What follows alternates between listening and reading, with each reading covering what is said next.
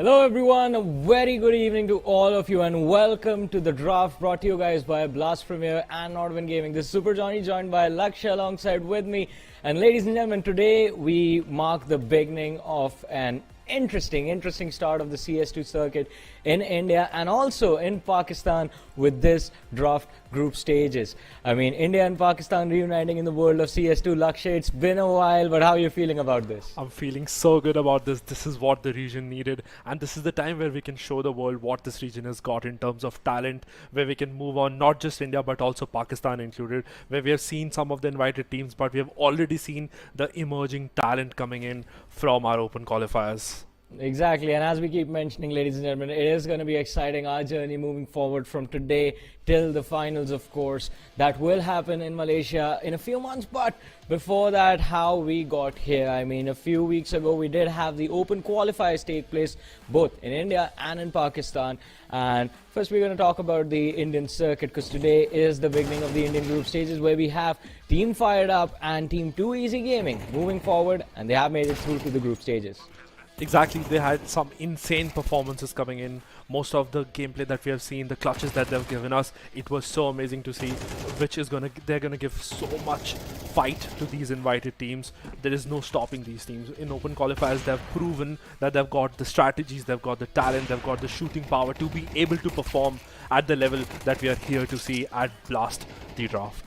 Of course, and the history of these two names themselves in the world of Indian Counter-Strike has been phenomenal. They have been there for a long time. And as we talk about the open qualifiers, I mean, the start was interesting because Too Easy, they were off to a much stronger start than Fired Up, who ended up losing their first map against Random 5. But from there on out, I mean, we did not see Fired Up drop any more games. They had a pretty phenomenal run from there on out, even taking on the lads from Too Easy in the finals, and not just in the finals. As of today, the record is still in the favor of Fired Up Gaming. So Too Easy, they are going to face off against their rivals from the open qualifiers in the matchups today as well, and it's going to be an exciting game to see if they finally get their revenge or not.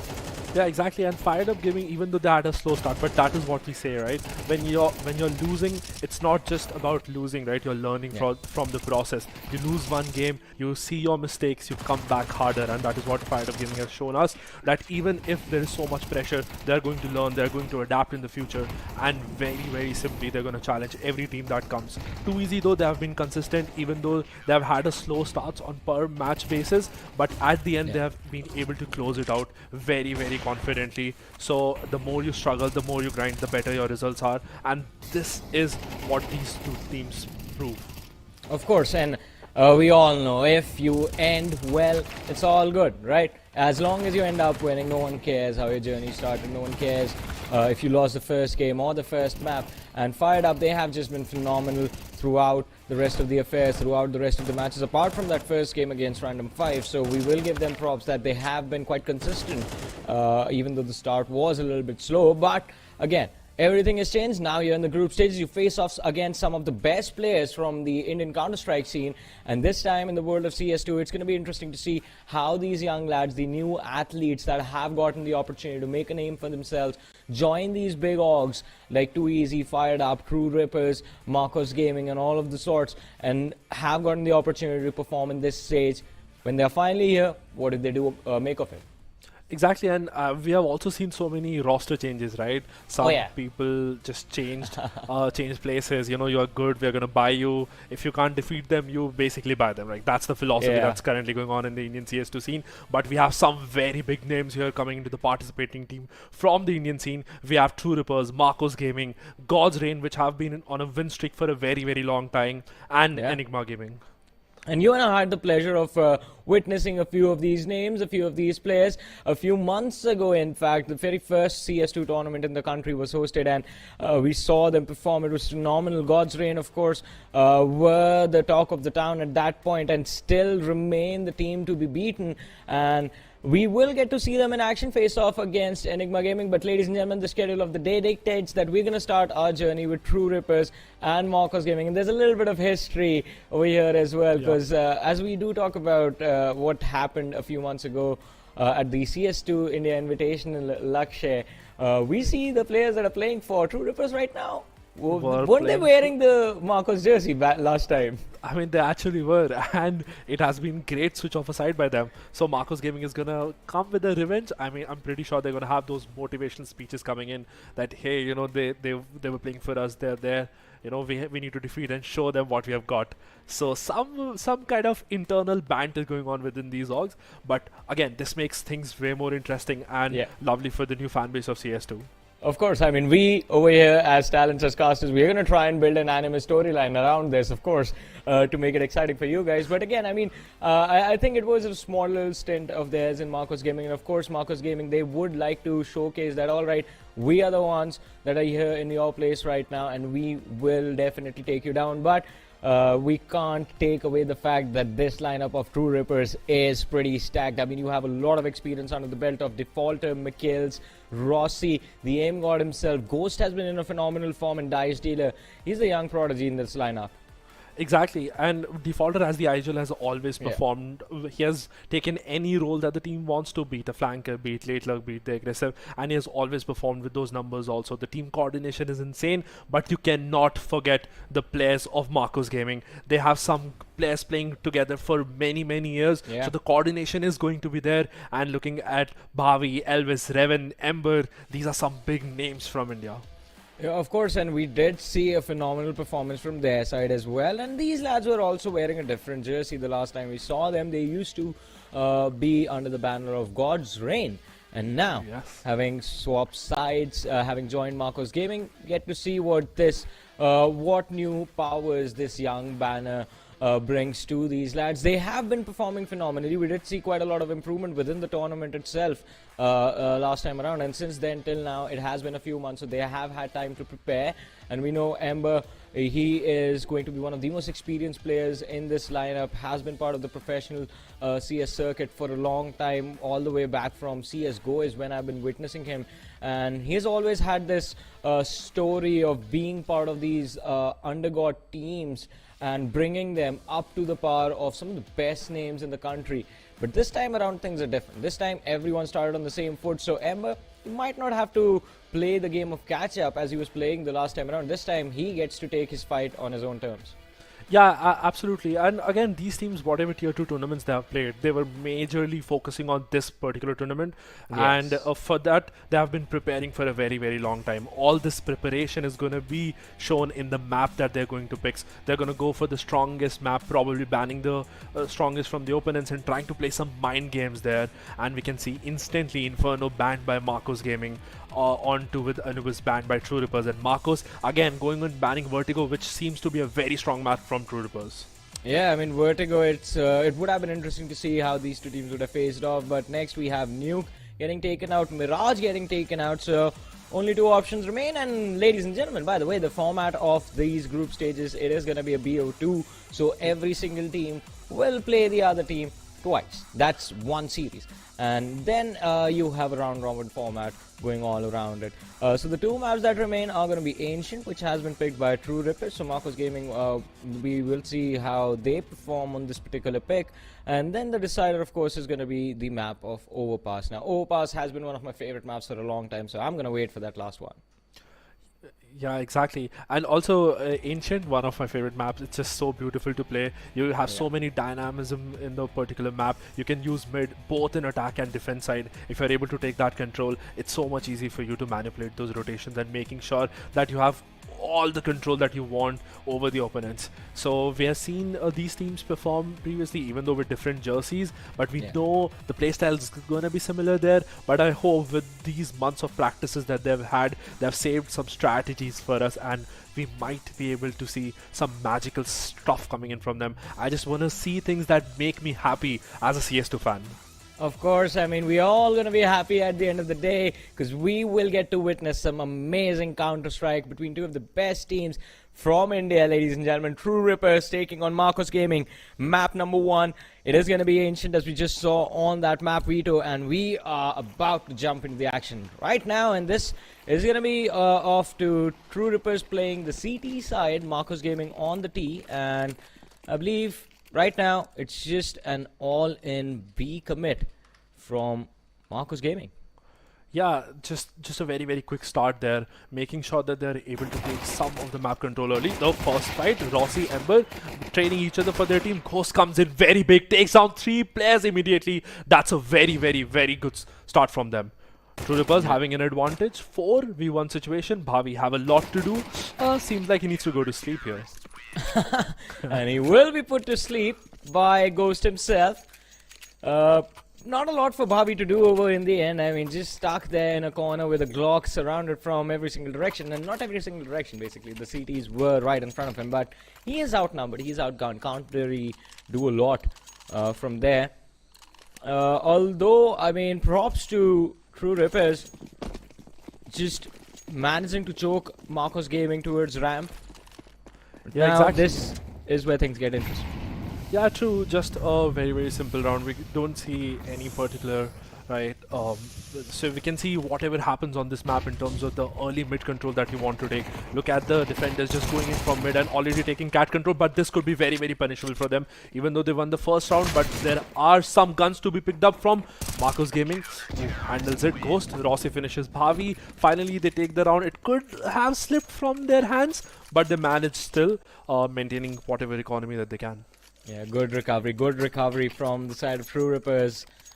Things definitely could have got on our hand, as you said, but I think Marcos, they are just still going to settle for this. They will have a complete buy in this round, and that is what they were hoping for. The AKs do come online. One Galil on Elvis. It's the utility I'm going to be a little bit worried about, but let's see. From the side of True Rippers, early mid control, trying to contest elbow. Yeah, this is what we're going to see throughout the game. This is what the standard play is. Oh, Miguel's taking full advantage of that flash from Dice Dealer, going a little bit too aggressive, and Elvis making sure that that over-aggression is punished.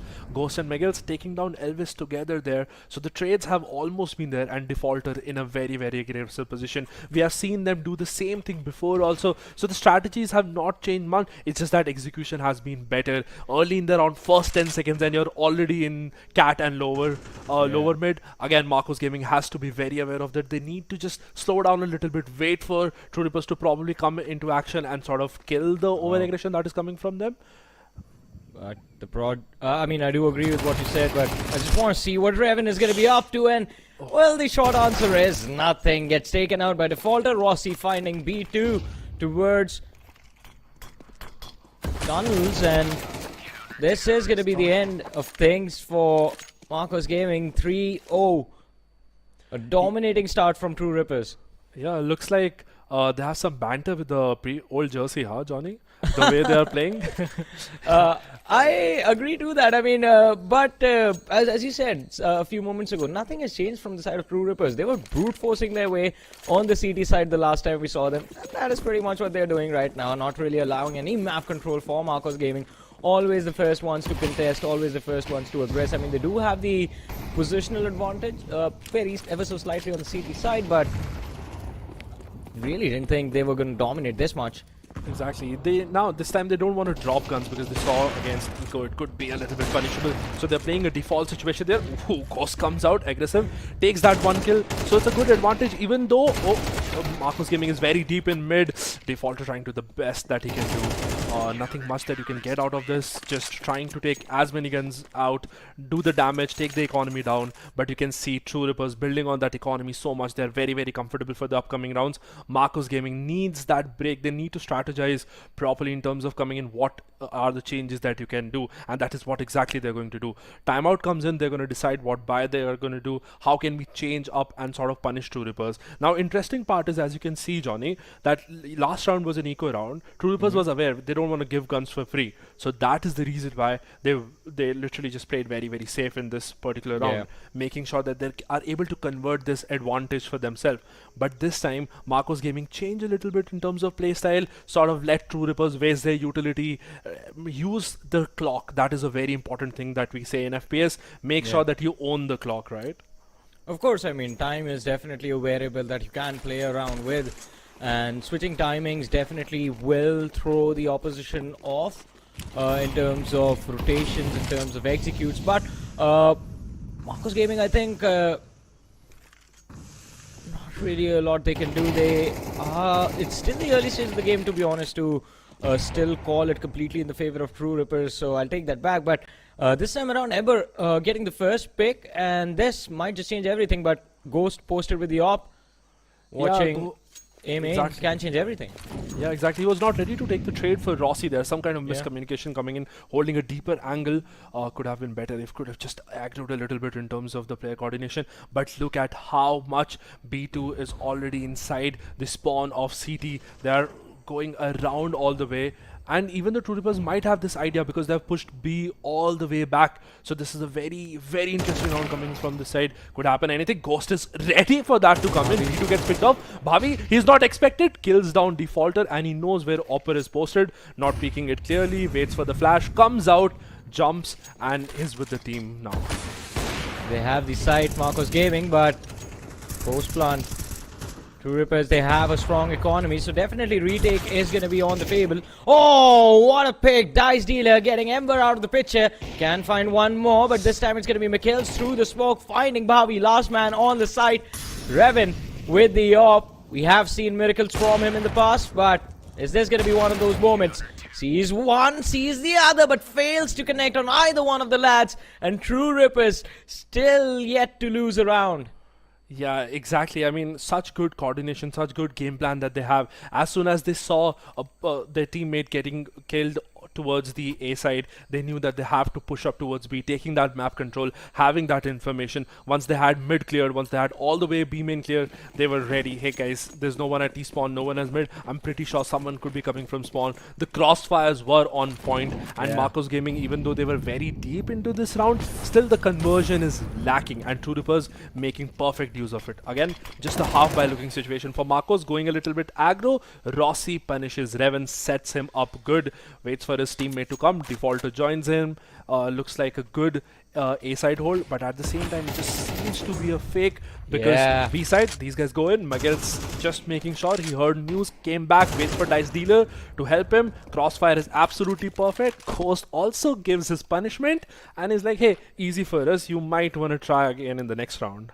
Hey, I mean, here's the trick to selling a fake.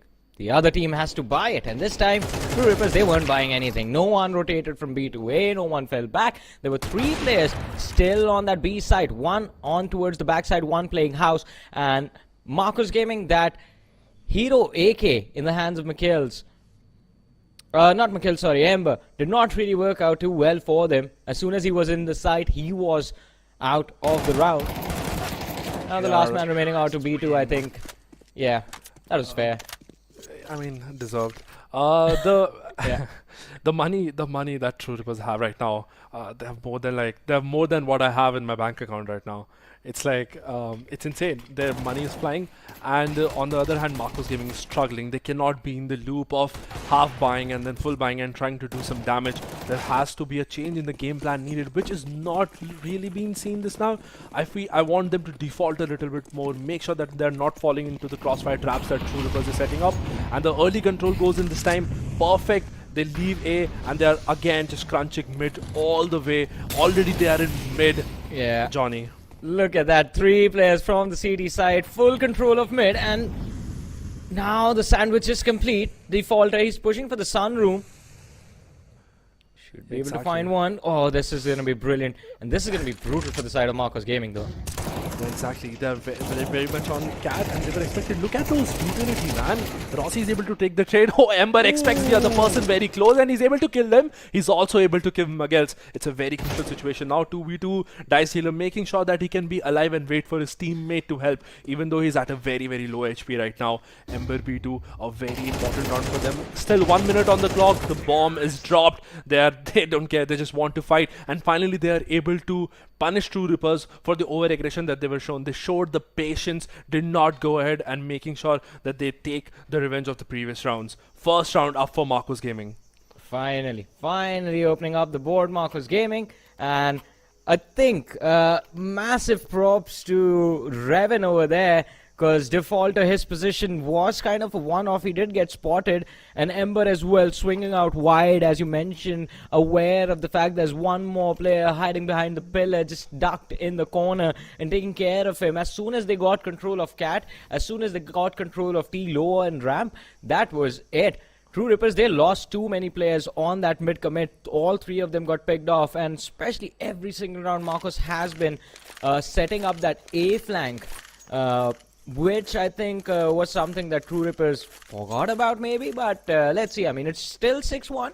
True Rippers, they get 2 more rounds in the bag. After that, they can play a few rounds pretending this is just a pug game.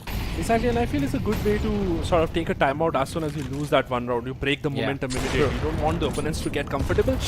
Nice shot by Revan. Oh my god, that's a confident peek from Rossi. And he's able to take Revan down. I did not expect that coming in from here. That's a very, very confident. That shows how much confidence the team has. True Rippers, after the timeout, they decided we don't want to change our plan. We don't want to overthink, even though we have lost one round, but we are going to believe in the strategies that we have come up with. And it shows that it is still working for them. Ember can make those hero plays 1 or 2 times in the round, but not every round. This is what we are seeing. Again, they have a man advantage, even though Defaulter is on a very, very low HP here. Of course, and Elvis right now trying to juke it out with Defaulter himself. Has to be extremely careful. Both the players extremely low. Yeah, Defaulter, Rossi, 4 HP, 17. Elvis also 20 HP. This round could still go anywhere. 54 seconds still on the clock. The bomb with the players stepping up, moving slowly towards the B side. It will be very crucial for them to be able to live on those areas, but Rossi takes down Elvis, and it's Bhavi to do the magic for them. He peeks one, knows one person is there. They change places without seeing each other. Ghost helping a little bit towards Marcos. He's like, hey, take a gift from me. I'm gonna kill my own teammate for you. Yeah, for the old time's sake. Yeah, just like, hey, why not? I mean, might as well. Making things that was. I mean, it was a good read, and Ghost quite lucky that he fell back right in the nick of time. Managed to avoid quite a lot of damage from that nade, but still a 2v1. The op posted towards that A side. The C4 has been planted, so Bhavi did a phenomenal job getting that C4 down, making sure that that extra bit of cash will be available for the lads of Marcos Gaming in the next round, but it won't amount to much because it is still True Rippers who end up winning. They had the advantage, and they did manage to close it out quite nicely as well. Yeah, true. It looked like it could get very, very close there. But again, just True Rippers believing in themselves. Look at this peak, even though when you know the offer is there, they know that the utility from their teammates is going to be there. They know the support is always there with the teammate. This shows the teamwork that True Rippers have come up. They have developed over the time, staying together. And this is what we say. A team that stays, the team that wins. I don't know how to rhyme that, but hey. We're going to figure it out. We have 3 more matches to figure it out. Hopefully get to see a little bit more Ancient, but this time around I think again the split execute from the side of Marcos Gaming, they've been trying and failing every single time. Although True Rippers, the switch up is there from their side. Look at that. For the first time in a long time, we see them take a step back. No one's pushed up mid. McKills gets a little bit of information, but I think that is going to be it. He is not going to commit for a fight.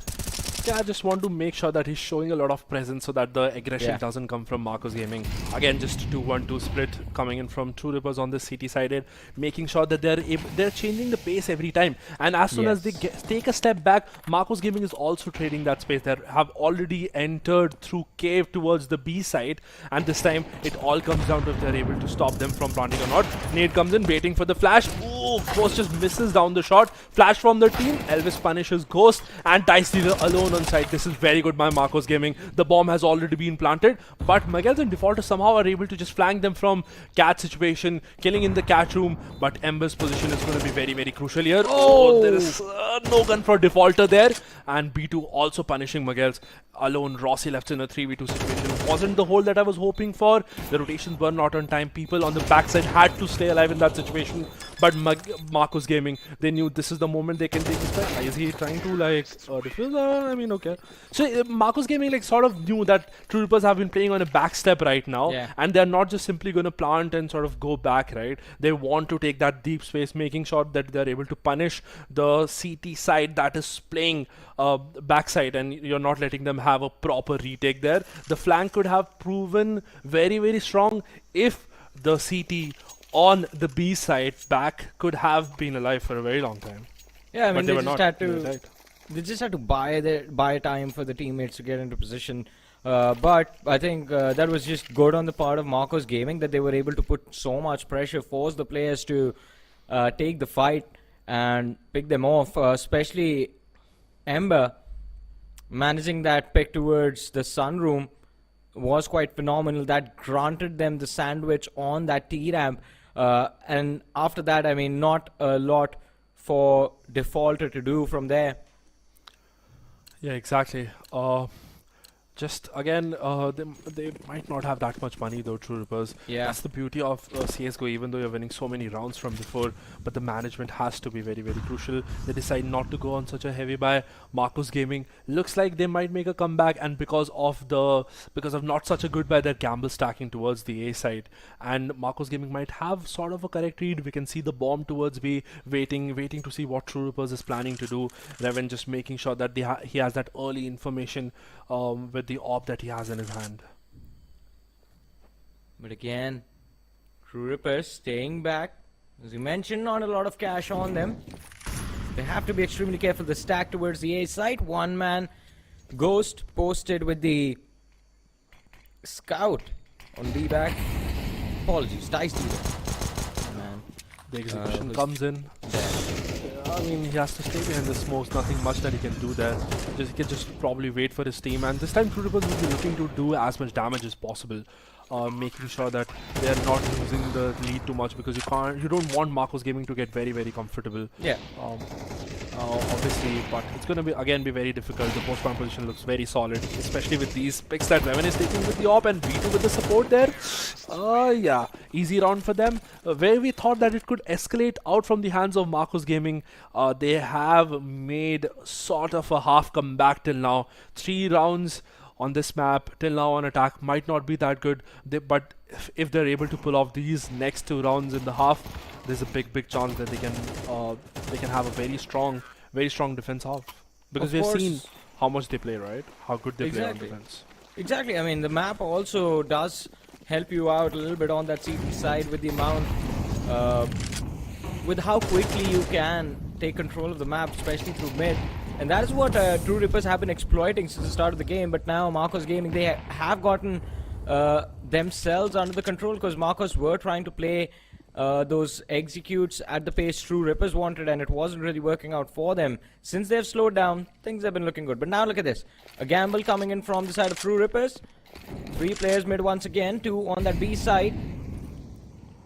But yeah, it kind of backfires, because now they are going to be forced to play A for that retake. They have controls of short and tunnels, but still, until they gain access to A halls and A main from mid, which is going to be quite a long rotation, it is going to be a very difficult retake, but let's see how this works out. It's still a 5v5, and now finally they still haven't planted the C4.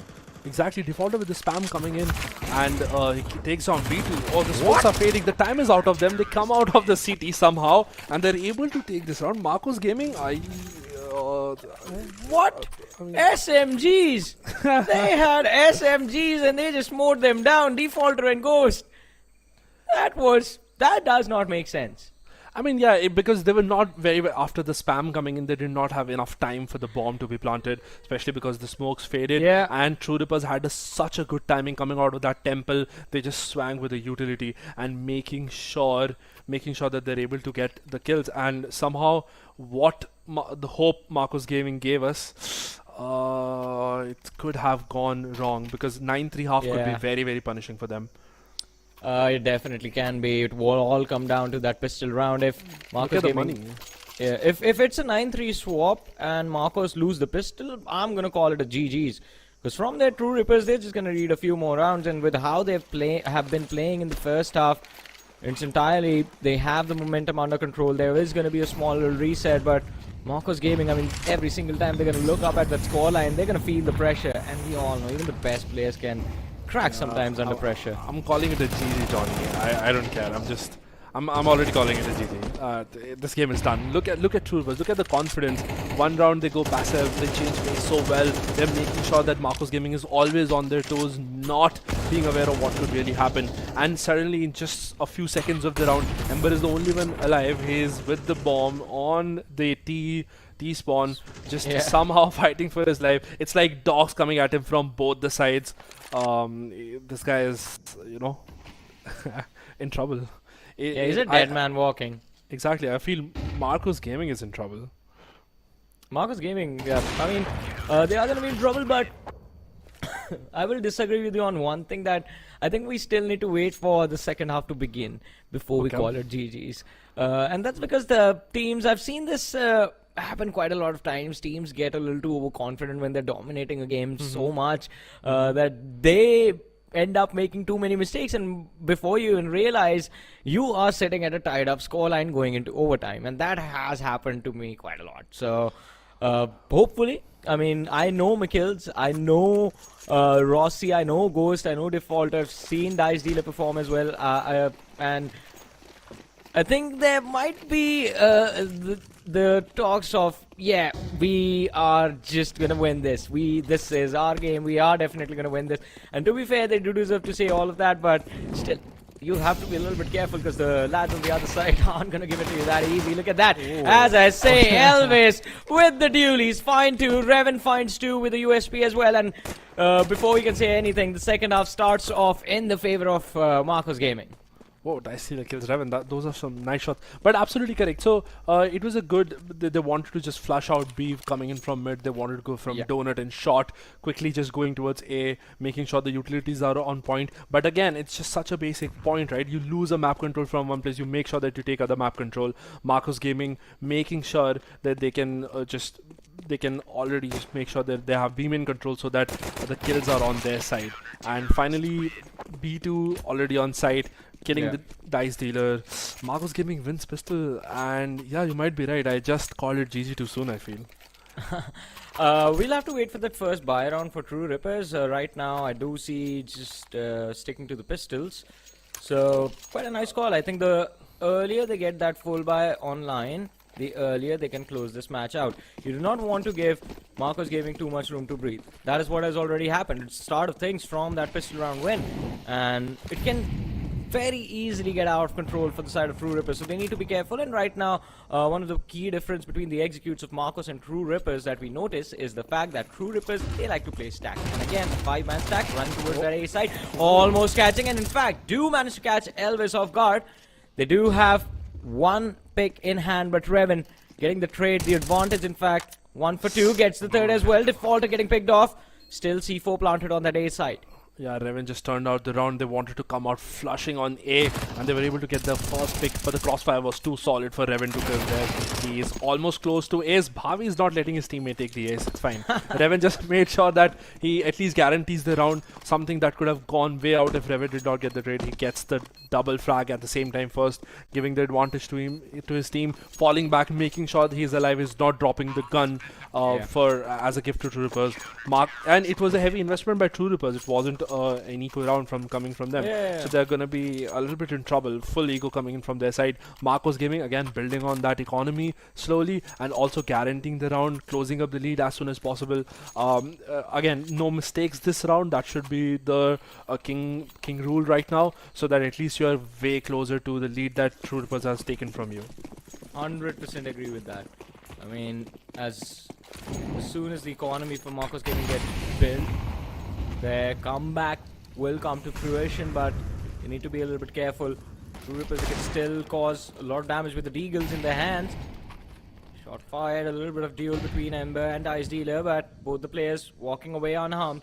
A little bit of a scuffle for that B ramp control, but look at that, the seesaw in play from the side of True Rippers. The players gathering pressure on that B side, while two lads from the side of True Rippers are slowly and steadily scaling up A.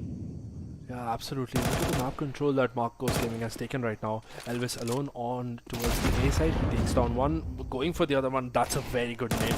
Takes so much damage, and his teammate is there to support him, pushing him back towards Amen there. The team is already a lot spread out. Crossfire is already set up. This is not going to be easy to take. Ghost though takes down Ember. B2 takes the trade. He is again in a very aggressive situation. B2 doesn't expect him to push and gets punished there. Marcos Gaming again handling the situation pretty much well. B2 doesn't want to lose his gun. Teammate is there for the crossfire. Smoke also comes down, making it a touch more difficult for Dice Dealer. B2 wants to just go back, stay alive, making sure that he has the gun. Slips. That was a good smoke. Oh, gives the sound. Wait, there could be a slight timing that Dice Dealer could be able to pull off, but no. Wasn't ready for B2 to be peeking there. Again, a very, very comfortable 6th round for Marcos Gaming. And now the game will become interesting as True Rippers goes to the buy round this time. I want to see some different strategies coming in from them. The pushes haven't really worked for them till now. In the first 2 rounds, they wanted to flood in A, one time from Donut, one time from main, even though they're able to get that one frag, but the trade of the others are not able to be saved. So this time, some change in philosophy should be coming in. Looks like they are interested to just push B, yeah? I mean, that has been the plan. This is going to be the first time that we see them go for an all commit on B. They have been trying for that A execute for longer. Oh, Revan sees McKills, takes him out without a delay, and now he's going to look for the second, but Rossi answers back in kind, and finally, True Rippers, they're going to start things off, or start off their scoring board on the second half, hitting double digits. They have the advantage. And they have complete side control, good positions for the post plant as well. Plus Marcos Gaming, look at that. No control on mid means you can't really flank from the ramp or the lamp room as well. They're gonna have to go for a straight retake from the back halls. And this is where things get interesting. Almost whiffed it, but brings it back. Still a 1v1. Ghost, can he find it? And yes, he does. A nice little headshot. Ember goes down, and True Rippers, they have their double digits. That is such a close round coming from both teams there. Such good positioning coming in from True Rippers, making sure that they're able to get the trade. It was a very good start for Marcos Gaming. They were not able to stay alive on site, giving the backside to True Rippers. Took full advantage of that, but still, I'm a little bit fishy about these post-plant positioning, right? Because even though with the man disadvantage, True Rippers was able to kill these people, so they're not ready, not communicating that well. That could be a good signal for Marcos Gaming that they're still not out. True Rippers again changing the plan, going very, very aggressive on A, and they're already on the A side. Marcos Gaming wanted to show a lot of mid presence, and that is why they're stuck on the donut area. Has given a lot of damage though. Molly comes to the donut. They are smoked off also. They're stuck in a position. Maggots take down Ember and B2 towards the spawn, making sure that Marcos Gaming have no other way.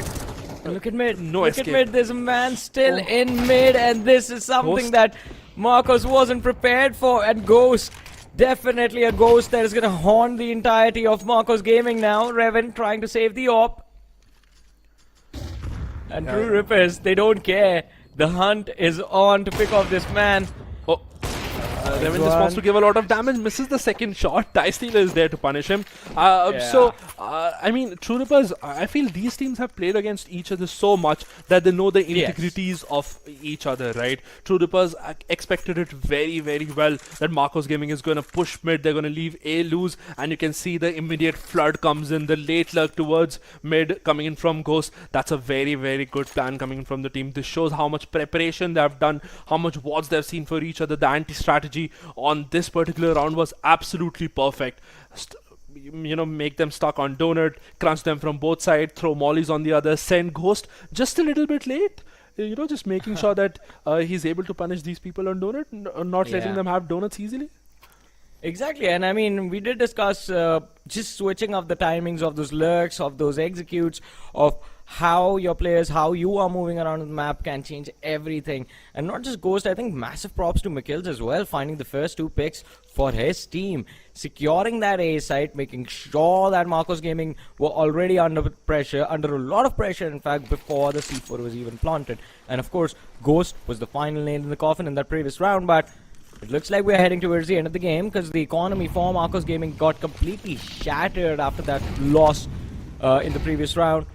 And now True Ripper's on the verge of hitting map point. Yeah. Yep, they are on the map point here, and again, just very very close to that situation. Again, Marcos Gaming, because they have a bad buy, they don't want to do something extra. Gamble towards the A side, left one person alone towards B. True Rippers, just feeling what's happening on the map around, trying to just have Marcos Gaming aggress somewhere. They threw a lot of utility towards the B side, wanted that A push coming from True Rippers, did not really fall for it, Marcos Gaming, because of the bad buy that they have. Just again making sure that they have a very very good stack towards A, and looks like True Rippers is falling for the trap. Maybe you can see them going towards A. No pressure, no one towards B from Marcos Gaming. That's a very good read coming in from Marcos Gaming. This round can go anywhere. True Rippers need to have some signal that there are a lot of players on A, and the quick rotation has to be there. Stepping out slowly towards the A side.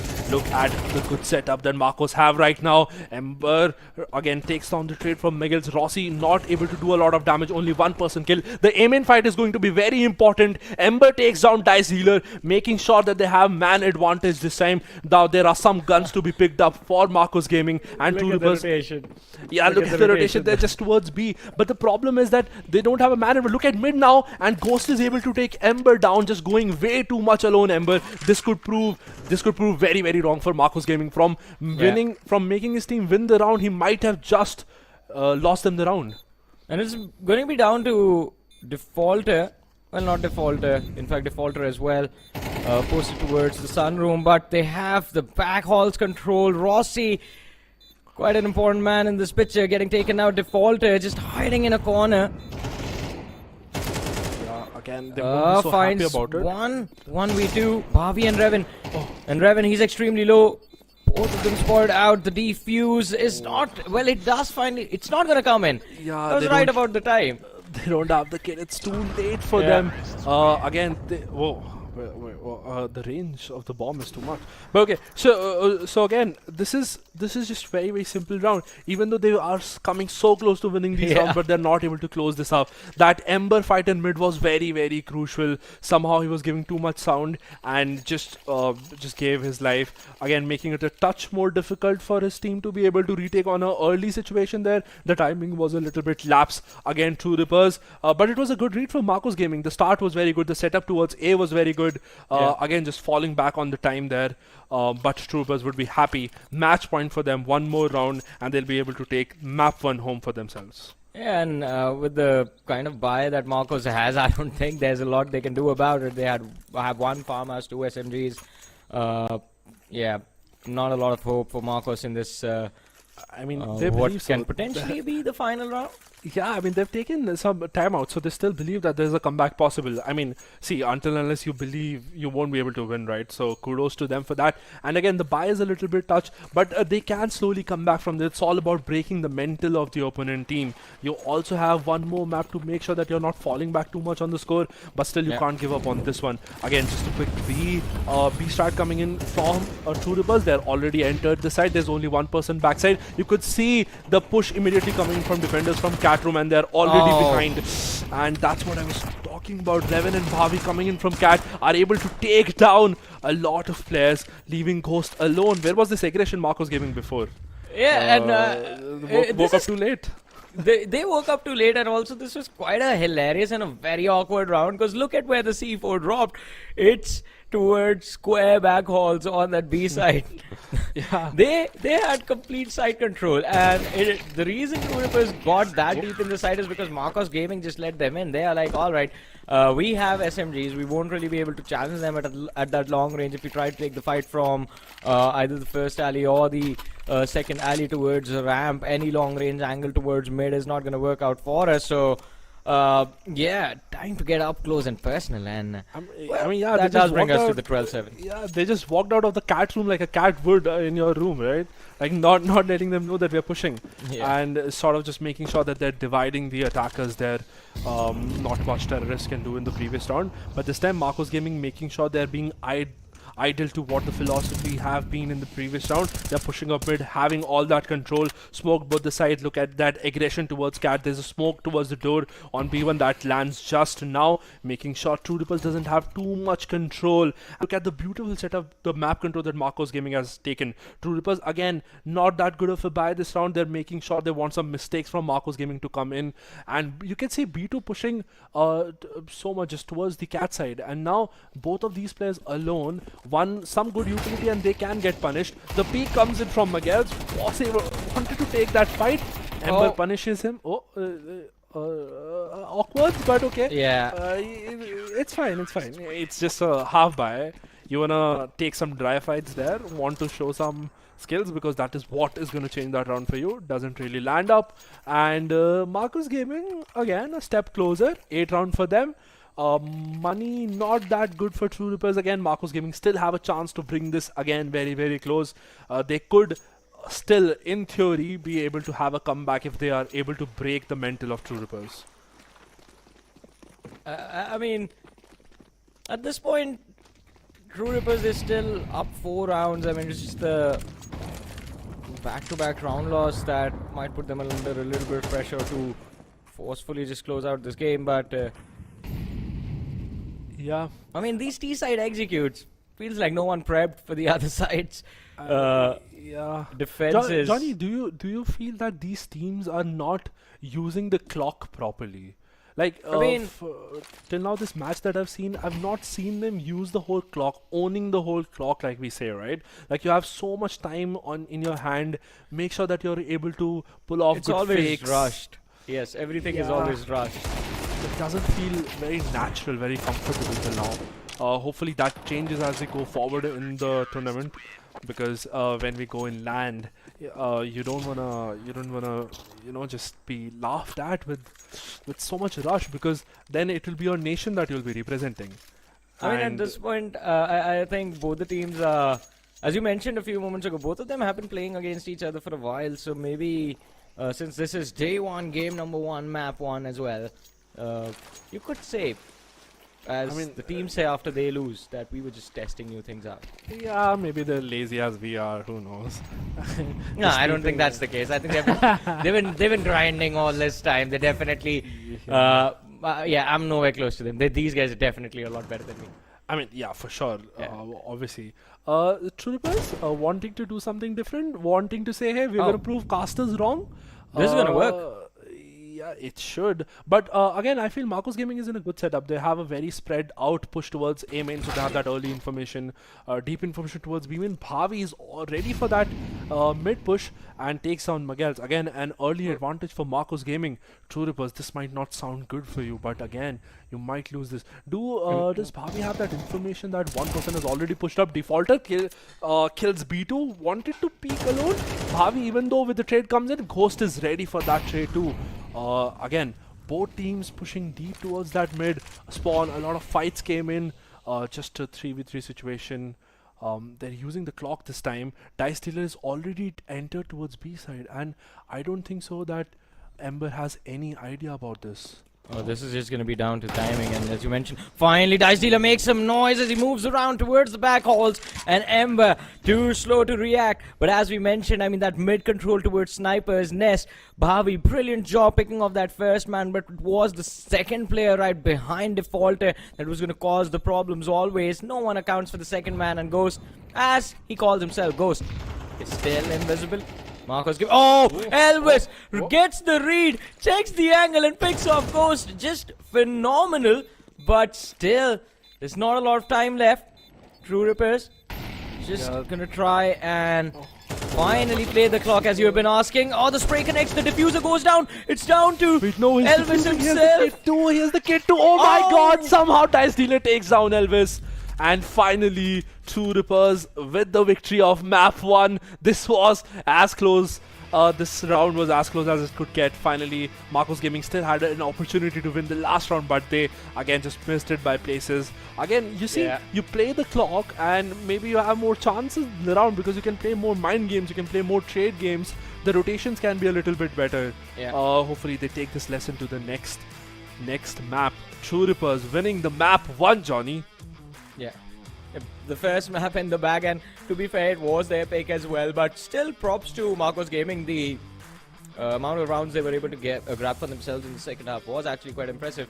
Because True Rippers too dominating in the first half on that CT side. T side, I think they were a little bit more reactive, just playing on the fly. Because did not see a lot of proper executes up until that last round where they made sure that, alright, if you give us mid, we will make sure that we have complete control and completely collapse on either one of the sides wherever we find the deep entry, as you mentioned, which was towards that B side in the end. Apart from that, every single T round, it just felt like a pug game where you would have those default smokes going out, just a pop, flash and peek strategy going on, executing duels that way, just simple setups. Trying to make them work, did work out a few times in the earlier rounds, but as soon as Marcos Gaming realized, like, alright, we have played against this 1,000 times, and with different teammates as well every single time we play the game, so might as well just play default to block them, and it did work out for the side of Marcos until True Rippers started playing their true colours. But overall, a very fun game, I have. Yeah, exactly. It was decent for day one, right? I mean, these teams are just warming up today. It's a long tournament coming ahead. There are so many days that these teams will be fighting each other, right? Making sure that they can show the potential that they have. I'm hoping this map to Marcos Gaming is going to come with a bang, because again, this was again a pick from True Rippers, I believe, right? Yeah. So, so the next map, Marcos Gaming's pick. Hopefully they are more prepared in that they won't fall for the traps that True Rippers have been setting. Better crossfires and post plant. Marcos Gaming at least need to get that bomb planted, right? Just use the clock for themselves, making sure that they can go deeper into sides, punish the backside, kill the defenders, peek a little bit together, not make some silly mistakes. But again, Marcos Gaming, even though they have shown that potential, they were not able to convert this round, and True Rippers seemed way comfortable on this map. Some of the hiccups, again, we both can just ignore, right? We can see in the highlights the amount of control that True Rippers was taking on the defense side. They were going in early. On the attack, you see they came with the philosophy of making sure that they can flood in towards A side, get those early kills. They were successful in that, but good hold coming in from the plays of Revan. Ember did some good plays coming in the few rounds, but again, you cannot always just be responsible on one or two of your players to always make those hero plays in one round. Yeah. That togetherness has to come in, Johnny. Of course, I mean, it is a team sport after all, and you have to play as a team. Communication, timing of peaks, how you set your teammates up, utility timings, every single detail becomes very important when you're playing at the highest level. And of course, there were a lot of lackluster moments from either sides, but it seems like the experience from the side of True Rippers did allow them to adapt a little bit better to Marcos Gaming. And Marcos Gaming, I mean, always going to be a slight difference between the winning side and the losing side, but this time around, the first half, I think, put them under a lot of pressure. And of course, when you go into a second half with a 6-round deficit, you will feel a lot of pressure. It is not going to be an easy game for sure to make a comeback in. So it is fair for True Rippers to walk away with the 13-9 scoreline, but they need to be a little bit more careful on the next map. Yeah, look at Ghost's performance on this map. He has 27 kills and only 11 deaths. He was phenomenal. That is like good teammate. But again, it's just not him, right? His teammates have given him good utility. The flashes we see from True Rippers are always on point. They're making sure that, you know, I can flash from B, you can peek from Cat, and we're always sort of together. So that support coming in from the team in terms of mid pushes, the fights that Ghost wanted to take, that was especially on point. Marcos Gaming, it's not that diverse the score, but again, they showed some potential in individualistic rounds, but again, they want to make sure that they can close this out. They have those plays where they're able to convert the man advantage and not lose them so many times. But kudos to True Rippers. The support has been very, very good from all the players, and again, just a beautiful side coming in from them, winning this first map. Of course, I mean, it is a beautiful sight, and as we were looking at that scorecard, I mean, Ghost, you have to give him props for those late round lurks, especially in the second half, because I feel that is when True Rippers were actually able to shut down the momentum from the side of Marcos Gaming. In the first half, of course, the site holds did become easy with the amount of pressure that Marcos was putting in that mid, but still, that was just game number 1. We still have to wait for the second map to see what exactly are going to be the plans of Marcos as we head on to map number 2, which is going to be Overpass. I believe. Overpass, yeah, exactly. So many memories from that map, so many good plays and also funny plays that we have always seen. The highlights is like always there, right? Oh yeah. So I mean, yeah, we're excited for map 2. Yeah, but before that, as you mentioned, we're gonna have to go through the stats and the highlights and everything. It was phenomenal, but still, map number 2, it is gonna be exciting. I wonder what is going to be the start, who's going to be playing CT, who's going to be playing T, but all of that is going to be revealed, ladies and gentlemen, once we come back from the short break. So don't go anywhere, we'll be right back with map number 2.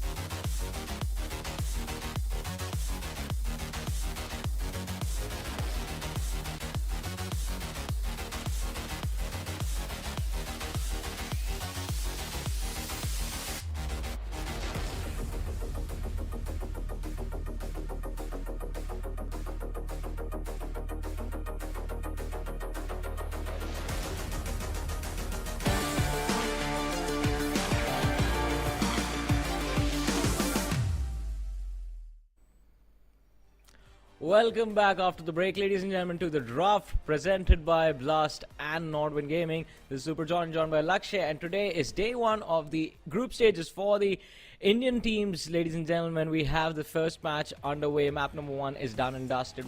True Rippers versus Marcos Gaming is the matchup. Map 1 was the map of Ancient, where we had Marcos Gaming take a loss to the hands of True Rippers, who were able to dominate in the first half. We saw a fight from Marcos Gaming, but now it is time to step into map number 2, map of Overpass. Lakshay, are you ready?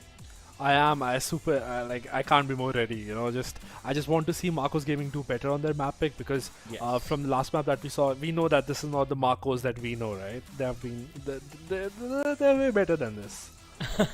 Yeah, that is for sure. They are definitely better than this, and we are going to be hopeful that Overpass, which is going to be the last map of this BO2 series, is where we see Marcos Gaming at least walk away with 1 point in the overall series. Otherwise, it's just going to be an easy win, a walk in the park for the side of True Rippers. And also, the more maps you lose, it makes it difficult as you go deeper in the tournament, right? Because other teams have a higher chance of qualifying, so you don't really want to do just lose maps on maps. And also because the different dynamism that Overpass brings in on the table in terms of what strategies you can bring out, what rotations you can pull off. There are easier fakes that you can also sort of have on this map.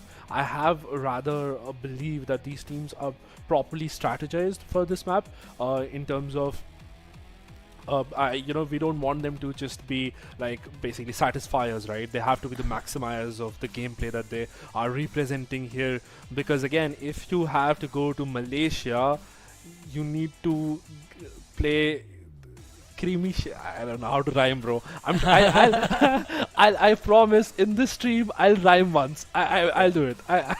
you're gonna That's a target. Spit some bars before we end. We have some time, Lakshay, so you have time to prepare. Yeah, and we I have need two to more make some matches notes. after this. But anyways, I do agree with you on the fact that I hope we will see some more fleshed out strategy, especially from the side of Marcos Gaming, because one thing was clear: they weren't really able to break down the pace of the executes from the side of True Rippers, and that became a massive problem for them on that CT side as well, because they were already dealing with the pressure of being down 6 rounds as soon as we started off the second half. But now this is the new map, ladies and gentlemen. Overpass has begun. This time again, True Rippers starting on that CT side, Marcos Gaming on the T side of things, and it looks like an all B execute again with just one player, the late lurker. He's going to try and make a play around the fountain mid through the tunnels area, but needs to be a little bit careful because look at what the CTs have done. They just stacked mid completely. Exactly, they're ready to like rotate fast whichever whichever site Marcos Gaming is interested to go. They had a very good run towards the tracks, stopped a little bit, wanted to see what True Rippers has in mind. Marcos Gaming, again, both the teams are playing this very well. As I said, they're using the clock still. Again, both teams have taken a lot of map control. Miguel's just trying to explore a little bit, and this can go anywhere. This fight that we are going to see here in just a bit can change the whole course of the round. This push by Miguel's is very crucial because they know what information they can pull off. The player towards the A side can go a little bit back and give that information as soon as he spots him, because it's a long range. Enough time for the rotations towards the CT side. A defaulter though backing off to dumpster area, and McKills, I was just about to say that look, the value of how much return he can get from it will depend on the timing, and his timing is almost perfect. It was just that one more player lurking in the backlines, rotating from the tunnels area towards the party, which threw McKills out, but still his teammates, they do find the pick down to defaulter. Rossi did find Raven a few moments ago, and it's down to a 2v4 where True Rippers, they have a heavy advantage to work with. But Ember, nice shots connected. Rossi picked off. Defaulter finds an important trade, but instantly gets taken out. And Dice Dealer getting that last man out of the picture. An all-out war between the two teams. Does he have time? Yes, he does. Yeah, easy defuse for them.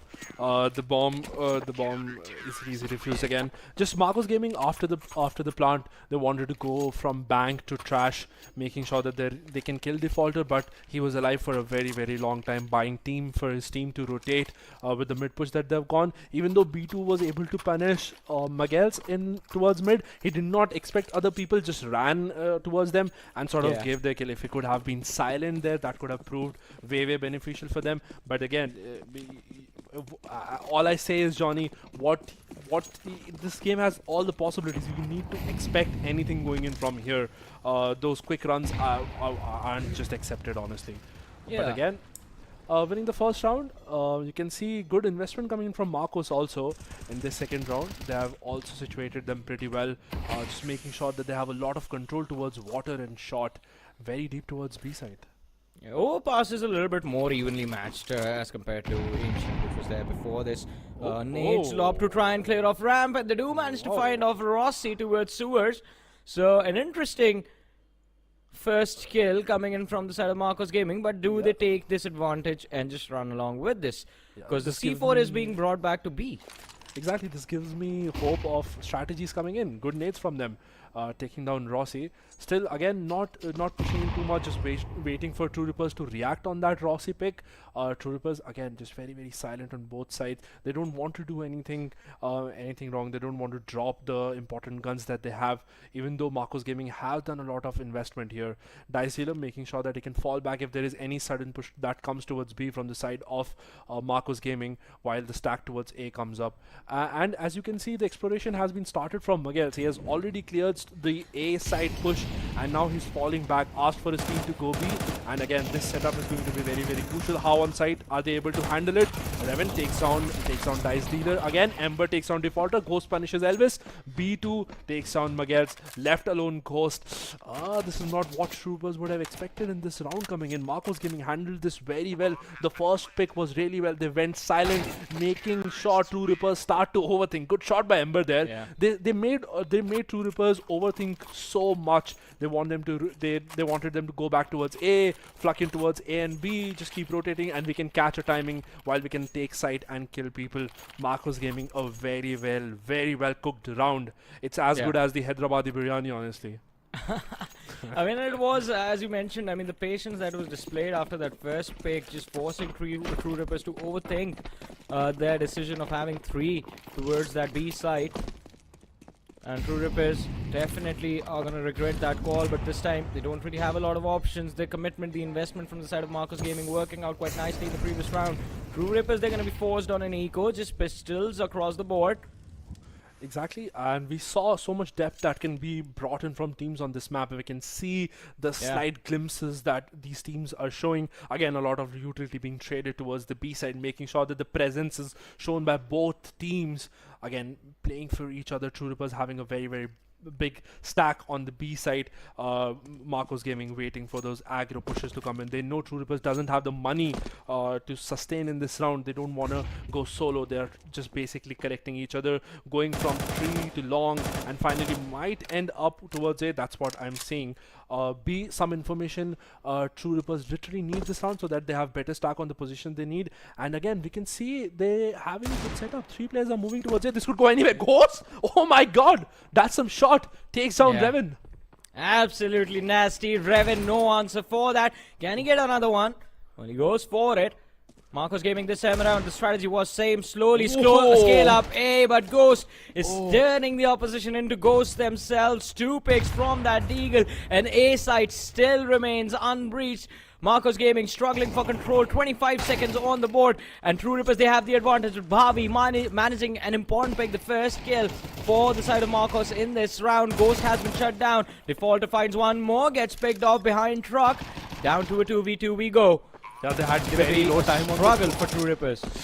Both had very low time on the clock. They somehow had to kill the bomber, but the bomb has been planted. Again, Miguel's just left alone. Ember on low HP. This round could still go anytime. The timing is insane. Miguel tries to peek. Oh, he stabbed the bomb. He doesn't have the location. He misses the grenade.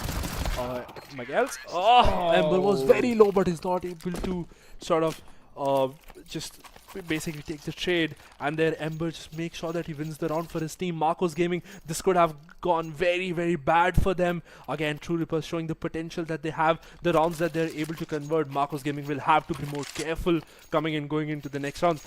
This map is giving me so much hope, Johnny. Of course, I mean, a lot of hope for Marcos Gaming, but you have to say that was way too close to the wire. Barely clinching it out, but still, True Rippers now. Again, a full eco. Investment into the pistols, the utility in the previous round, forcing them on the USPs. Ghost just showed us why he had most kills last map, honestly. Yeah. Those were some nasty shots. I wish I had the heal of that level. But hey, again, these players are on a different league. Again, coming in, very chill round. We can see the layers of dynamism that these teams are able to show. Defaulter wanted to take that fight. Revan very calmly punishes him there. Ember just takes on Ghost. Again, because it's not much a heavy investment coming in from this, and they can explore individual, try to see what they're able to pull off as hero plays that they can do. Again, nothing wrong with that. Just Ember making sure that he can have those eco frags on his name, you know, get his numbers up. But very well handled by Marcos Gaming. Third round on the board. True Rippers winning the pistol have shattered, and maybe not shattering their hope. Can we see a timeout coming in from them? Think a little bit of what's going wrong, what are the changes that we can do. But very crucial round as the op has been brought out by Ghost. And we know what he can do with that weapon. Yeah. The only question is, where will True Rippers decide to post him? And of course, I think in terms of odds running through the heads of True Rippers, I think just getting that first pick is going to be extremely important from their side. Because Marcos Gaming, I mean, it's just the last minute collapses that have worked out for them. Playing extremely slow. Look at that. Nice little spread coming from the side of Marcos again. Two players still towards Strax outside. Monster towards the B side. One in mid. Two taking deep control of A, in fact. Yeah, exactly. Ghost has taken long, but then the flash comes in, has to fall back a little. That was a good peek for that information. At least now they know where the op is located. Ghost, after showing his presence, fall back towards the side, still holds the same angle, and now Marcos Gaming is going to adapt accordingly. Will they fake B, end up going A late, is the question. The planning is process. He wanted to jump. See them, they're showing presence on B, but the bomb is also on B. So still 40 seconds. They're again using the time properly. This is what we wanted to see in the previous round also. And they have connected. Yeah, exactly. They have the connector in this round, and finally we can see this is the first time that Marcos Gaming is exploring towards the short and A split. So the split could be very beneficial. They know that the op was located on A, so the utility has to be on point for them to be able to pull this off. Miguel's ready for that. He takes down both players. Ghost also with him support. Marcos Gaming just a little bit fidgety in that particular situation. The lack of confidence in terms of information availability just made them sort of fall back on this round. Miguel's with that information wanted to push, takes down both players. Not coordinated enough this round from Marcos Gaming, and as soon as you throw some mistake towards the side of an opponent, I'm going to use that for my advantage. You cannot give me a pizza and expect me not to eat it.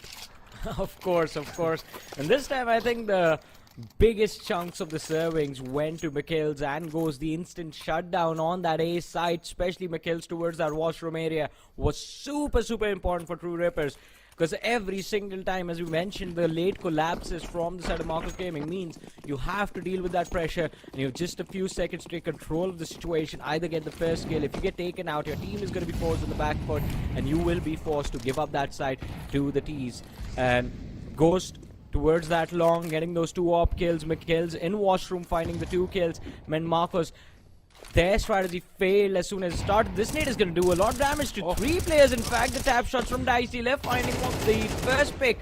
Elvis goes down, the trade comes in, but still True Rippers, they sit there with a massive advantage in hand, and it seems like even this round is going to be done and dusted, and True Rippers again find themselves in the lead. Well, not the lead, but the equalizing point. And now since the economy is going to be in a questionable position for the side of Marcos Gaming, True Rippers can gain control of this game and can find the lead. Exactly. Johnny, here, listen. Till this eco round goes on from Marcos Gaming, let's discuss a little bit, right? All right. The reason why these FPS games like CS2, Valorant are so good is because there are three layers to it, right?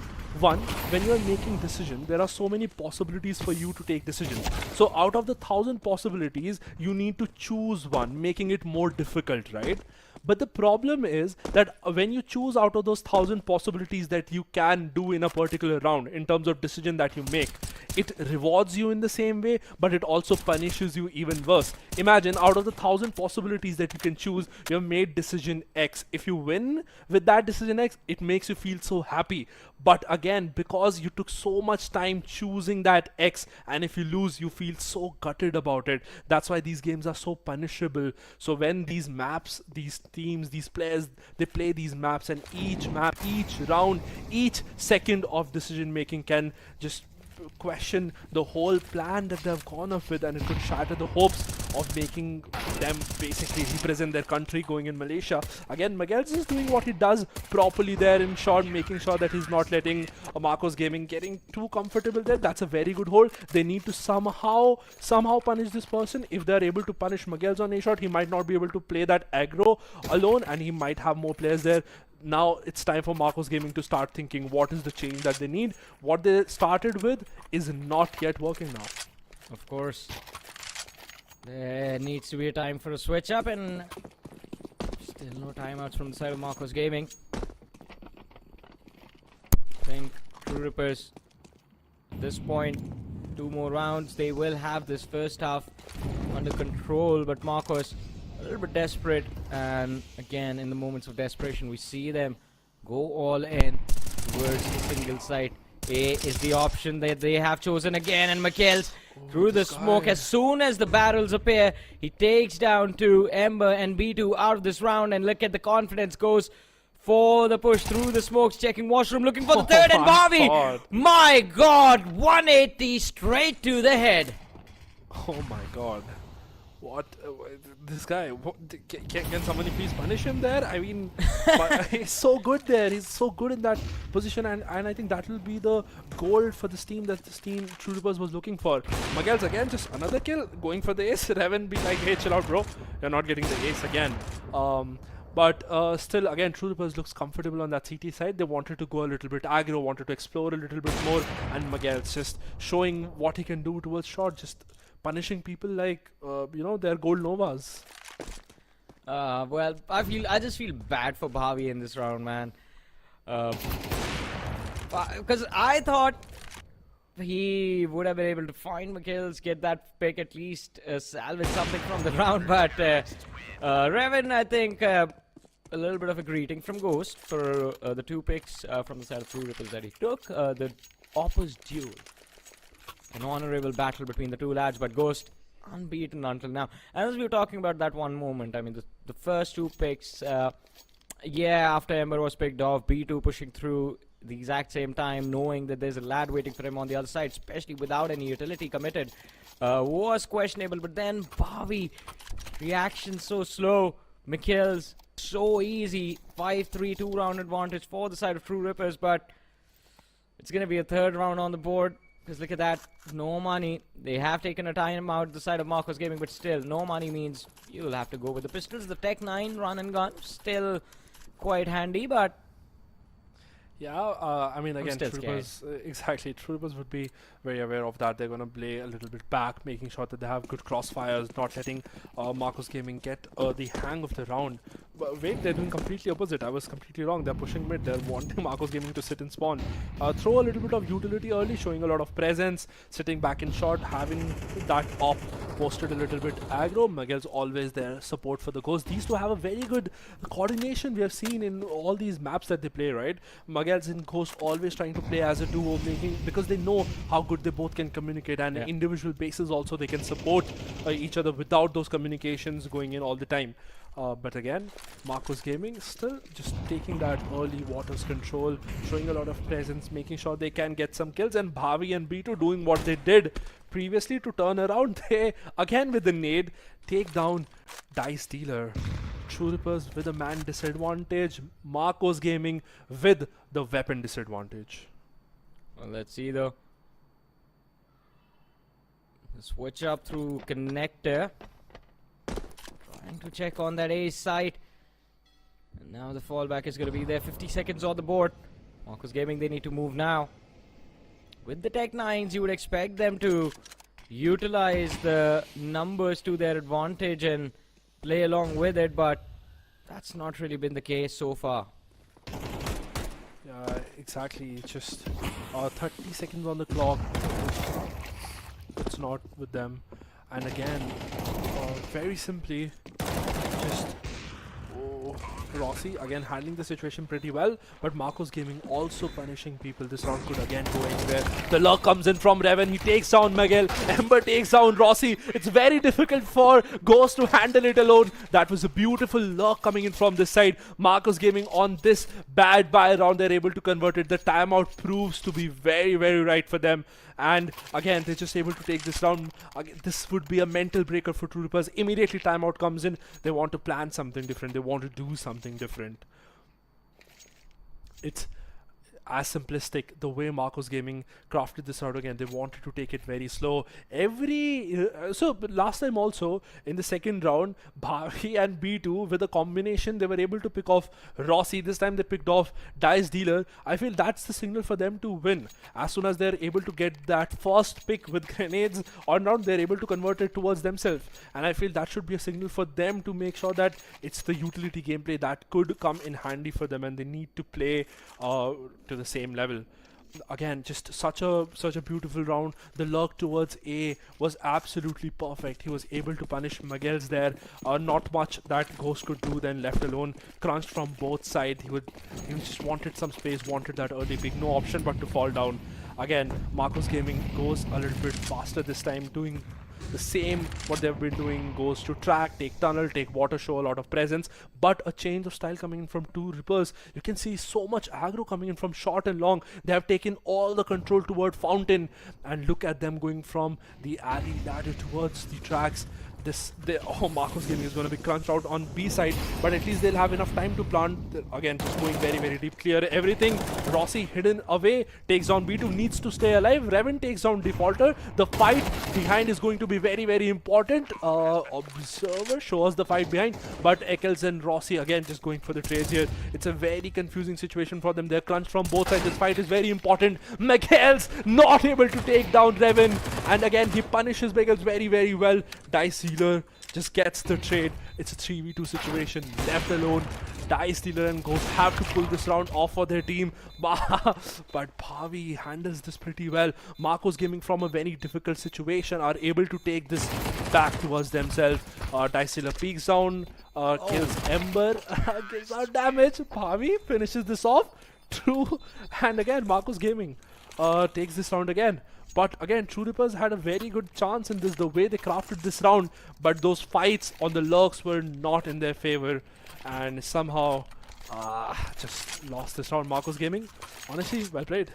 Yeah, well played till now, I think. Just bringing themselves back and making sure that they keep the lads from the side of True Rippers in check has been phenomenal. And of course, since we are about to head towards the end of the first half, it would be exciting to see Marcos Gaming in control of at least this map. First one, pretty one-sided, but now it seems like we have a fight on our hands. And even though it has been a little bit of a back and forth in terms of playing extremely slow, it seems like now finally, as soon as True Rippers adapted, Marcos Gaming again with the switch up, a quick scale of A long, and the stack from the side of Marcos Gaming towards that mid area, just because they have those pistols, is going to force them to play that retake. Unless True Rippers force deep positions for a post plant, I think they should be pretty safe. And Elvis, look at that. Elvis finds the backstab, makes sure his team is going to be aware of McKill's defaulter shut down as well. So not a lot for True Rippers to do in this particular round. I think you can already put on the board for the side of Marcos. This is 6-5. Absolutely. This round has been this half has been so good. Both the teams just making sure they're noting those integrities, just the small pointers that you can take every round, the steps that you can take every round. Marcos Gaming again falling back have stepped up. Dice Dealer punishes Bhavi there, will pick up the gun for himself, saving the economy a little bit for his team, because next round is going to be the last round for the team, and Marcos Gaming winning this round will have 1 round advantage. True Rippers would try their best to equal the score going into the second half, wanting to take that advantage. But again, well-crafted half, good CS2. I mean, it has been an exciting first half for sure, but Rippers We know T-side is what they prefer. Speed is the name of the game. And I think that is what they are going to be waiting for as well. If they can end the first half 6-6. Yeah. Completely even Steven. And then go on to win the pistol. I think all is going to be good in the hood. But let's see. Last round of the first half. Again. The A scale from the side of Marcos. But let's see if this actually works out. Or are they going to switch things up for B? Yeah, for sure. And again, just on a very simple basis, Marcos Gaming has made sure they're not giving too much to Ghost, right? Yeah. The AWP has not been successful. He has always just posted himself towards the A-long area, making sure that Marcos Gaming is not able to do much. Look at the AWP just waiting for each other to be pushed. And True Rippers, on the other hand, have stacked B pretty well, but Marcos just be able to break the whole stack coming in from them. Again, rotations pulled off, confusions pulled off, showed an early presence towards B, but this time they're doing something different. You can see them slowly going towards the shot. And again, Megils, would he be able to show the magic again that he's been able to pull off this location? He again pushes up for this information. Again, the fight in short is going to be very interesting. Step by step, checking corners, waiting for the correct time to be able to push. Just waiting for any kind of utility from both teams. 45 seconds still to play around. Boost up the wall. Yeah. Bhavi, can he get this? They're scared of Ghost. I mean, you know for a fact they do not want to be that man. And finally, Raven finds the shutdown. Ghost has been picked off, and Marcus Gaming. This gives them hope for this last round of the first half. Bhavi, he's standing on the Molotov for a good 2 seconds. And that does help Default to find the pick, but still the side control goes to the side of Marcos, and I think this is going to be the round in the hands of Marcos Gaming as well. They will be able to walk away with a 7-5 scoreline at the end of the first half. Dice Dealer, last man left alive, and well, he's not going to be alive for long. Yeah, exactly. That information was a little bit delayed that came in from True Rippers. They did not really know what was happening on the map, even though Dice Leader, Dice Leader already just pushed tracks a lot, and he had alley control also. That was too late. Ghost had to peek for that information. A little bit of information lacking punishes True Rippers in this situation. Marcos Gaming handling that very well. Just doing something different from what they have been doing in the early rounds. Instead of giving that utility and taking Water's control, they had a lot of presence shown towards B, but did not really play with the same philosophy. Just a little bit of default fake that they pulled off, and Ghost with the deficiency of info was picked out. That's what we love to see. Just a bit of patience game, what they want to see out. Again, losing this count of the first half with a 2-round disadvantage. True Rippers wanted to start the next half with a little bit of break. They had a timeout. Would be discussing in terms of what they want to do. Maybe they have a set strategy ready, because we have seen True Rippers want to play a little bit faster, want to go side, just plant, kill. That's what they do. They're restless. They're very restless, lads. Not a lot of time in the world, I think. They're like, alright, let's just get this over with, or at least that was their play when they start off the day. But this time, Overpass things are definitely going to be different. And look at that. B-shot control has been taken by Marcos Gaming, and I think preparation for the dualies. Elvis, to convert at least 2 frags, gets the first, is going to be traded out instantly. Rossi, good support coming in. B-side control taken by True Rippers. Yeah, but again, Marcos Gaming with a man advantage. Oh, I wanted to stay alive there. Miguel just punishes him. This could turn the whole round against Marcos Gaming. The bomb is towards B. They've still not planted this. They want to go a little deeper. Punish Dice Dealer there. He gave a lot of damage though, and B2 is in a very low situation. The bomb has yet not been planted. They want to push a little bit. Look at the position by Miguel. He has gone a little bit deeper and gave... he's literally on 0 HP. Like literally on 1 HP. But he's still alive for his team. That could just pay off everything for them. True Rippers in a very, very difficult situation. They're crunched from all sides. They don't know what to do. Spot one player towards the spawn. Get the peek together. Waiting for the team to come. Ghost takes on Beto. He was very low on HP.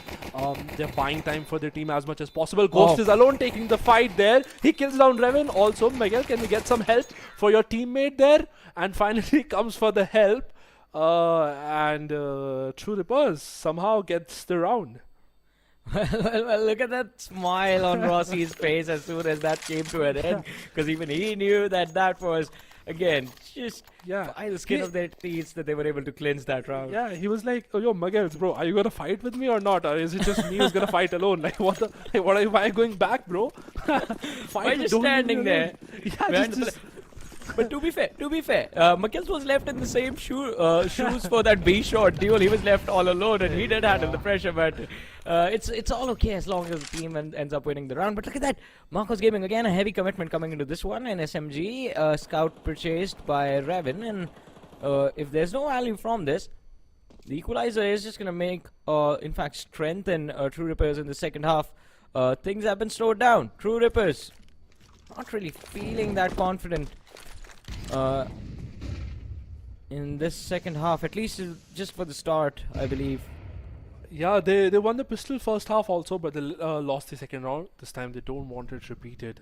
But again, Marcos Gaming, they have a lot of control towards long, so the B stack is very, very profound. Again, one person on mid getting that information, just playing it very calmly. B2 with that early kill coming in. Oh, the timing could be very bad for there. He just left with the scout, and but still B2 is able to get one. That should be enough. The rotation should be immediately pulled off towards B. Decisions have to be made, and True Rippers have decided to go towards B. Lurk is still being pushed by Ghost, and we can see a proper stack coming in from Marcos Gaming towards the B side. So this decision by True Rippers could actually not pay off. Yeah. That's a very good read by Marcos. They have to wait for Ghost to get into position as well. The utility is going to be lobbed to put additional pressure. He's trying to fake on A. Yeah, but there's no one to buy that fake. There was absolutely no one from the side of Marcos waiting on that A side, and they fall to those SMGs. The crossfire, as you mentioned, was just perfect, but finally the lurk comes in and goes. Will he check Graffiti? There's one more man there, one towards Graffiti, one towards short, and before the C4 could be planted, Defaulter is going to be forced out of position, brings it down to a 1v1, switches over for the AKM. And they both are just one bullet away from each other. Yeah, but time. Oh, the time. No time. Damn, no time. I was so focused on those fights that I missed the time. But again, Marcos Gaming just wins that round. Wait, how did no way. So just Ghost wanted to like go alone and sort of fake towards A, but Marcos Gaming had such a good read. They already stacked B. The crossfire that they had towards the shot and barrels was insane. That paid off everything. And again, True Rippers was not able to enter the B side, not able to plant the bomb. Good setup by Marcos Gaming. True Rippers need to rethink, need to think. I would say the exact opposite. Don't overthink anything. Just all in, commit towards one side. I mean, imagine had Ghost been there a few seconds ago. Instead of that A fake, just had it just been a simple late lurk coming in from the side of True Rippers, it would have worked out. But again, a lot of what ifs could have happened, because I mean, it was a good decision to clear the side before he moved in. Otherwise, he would have been picked off had anyone been there. But had anyone been there, then the B push would have just completely worked out, because that is where True Rippers would have had the numbers advantage. But then again, all of this is just theory. Such a beautiful game. You take these decisions, you take these calls, depending on what do you think the opponents are gonna do. And Marcos Gaming just had the correct read. That's what we all hope for. Those are the mind games that we are looking at, and we all are here for. Those are the implications that we have in our real lives and also in game, while we are just pushing all the boundaries to win these games, to win the tournament, and also to play for your country. It's a dream when you are at a LAN in another country and you are representing your country, be it any sports. They're playing for that honor. Both the teams giving their 200% to be able to take them out. A little slow start from True Rippers. They don't have much of a buy this round. They've entered the short area. B2 punishes against towards the long side. And B2 fighting alone. Ghost. Someone take that deagle off him? Wow. Yeah, he doesn't they need to play took the any other gun. deagle. They took the deagle, gave him the M4. He does make sure Raven pays for that. He's like, why were you looking at me for a good 2-3 seconds? Raven stood there and stared, wondering what Ghost will do. But yeah, that's not how things are supposed to go down. Hey, I have a suggestion for True Rippers. Why don't they have the strategy that every round they give deagle to Ghost? Yeah, I think that's the way evens out the game. Yeah, that evens out the game. Yeah. Ghost has been too good so Yeah, far. with that gun, yeah, for sure. I mean, this guy has been throwing a lot of DMs, I feel, right? Of course. But yeah, Um, again, solid round from them. Yes. They had a good split towards short and long. Good trade coming in from Ghost there on B long, was able to pick up the gun also. Now this will also benefit the economy. Marcos Gaming taken a little bit back. This is going to shock them on the economy perspective. They won't be able to have a good enough buy. But again, True Rippers just taking it slow, was able to convert this round. This is what they want. They want to read what Marcos Gaming is doing, not fall for the traps, not go that aggressively. Dynamism of the map, how many splits you can have on this map. It's such a beautiful, beautiful layout of CS2 that we are able to see. So many mind games able to see on this map. That's why, Johnny, we both love this map. It's so good. Of course, I mean, you can play a lot of mind games on Overpass, but again, there's going to be a mix of that aim duel aspect, getting that first kill, because you don't really have mid laid out in a way where it allows you to sandwich either of the sites. It does grant you access to both A and B. A, you still have to take that deep control of washrooms, and long to be able to call it. To be able to be in a position from where you can actually put pressure on the CTs. If they get picked off a little bit early, if there is a CT playing a little bit deep towards long and they get picked off, then definitely they're going to feel the pressure of the Ts, taking control of that map area, gaining access to that A site, and then just getting the C4 down.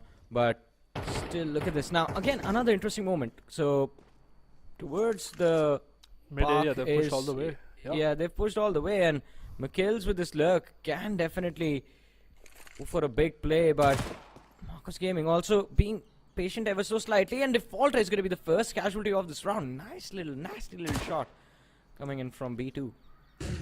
Yeah, exactly. And again, we can see different philosophies here coming in both teams. You see how True Rippers on CT had an op posted towards A long. They didn't really push that. But here, Marcos Gaming, they're very, very interested to take those early run-ups on A long, A short, and having that mid control towards themselves for that early rotation that they can pull off from mid towards B. And that change of philosophy has not proved correct to them, because True Rippers is very, very aware. They're able to kill these. Reven just goes back. Might get punished here. Want to take one down. Misses the shot. That was a very crucial moment in this particular round. He'll have to fall back very, very far away. But these guys are not expecting one player towards long, and that could prove everything. They should wait for Bhavi to make a play. Rossi takes down Reven, also alone on site. He's fighting. Oh my god, he takes down Elvis also. Bhavi's alone on long. They might not expect him behind. Wants to kill him from behind, misses. Yeah, Rossi takes him down. See, I get it. From behind, it's impossible to hit. Like, Yeah, definitely. it is. I mean, of course, I mean, you're going to duck your head. That's the first thing you do. But still, I mean, valiant effort coming in from the side of Marcos Gaming. True Rippers, this was, I'm going to be honest, a little bit expected into the second half. That True Rippers, they will run away with the momentum, but Marcos Gaming, Bhavi, you can see the emotions. The slam on the table, drops his camera. Yeah, I mean, they had to. I mean, it's not his mistake. They had to stay alive on site, I feel, because he was already in a very good position to be able to surprise True Rippers. So the other players from Marcos Gaming had to stay alive and not die on site from the hands of Rossi, right?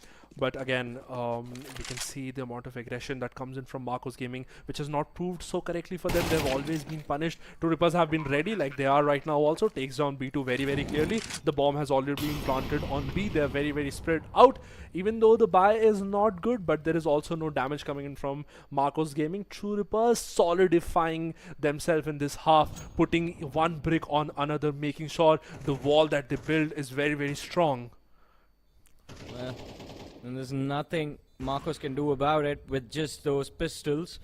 So another round in the back for True Rippers. Quick one done and dusted, taking advantage of the fact that the opposing team had been forced on an eco, and just the calculations running in the heads of True Rippers were on point. They brought in that SMG on Defaulter, and he just ran through the opposition, just mowing through the first few individuals who stood in their way.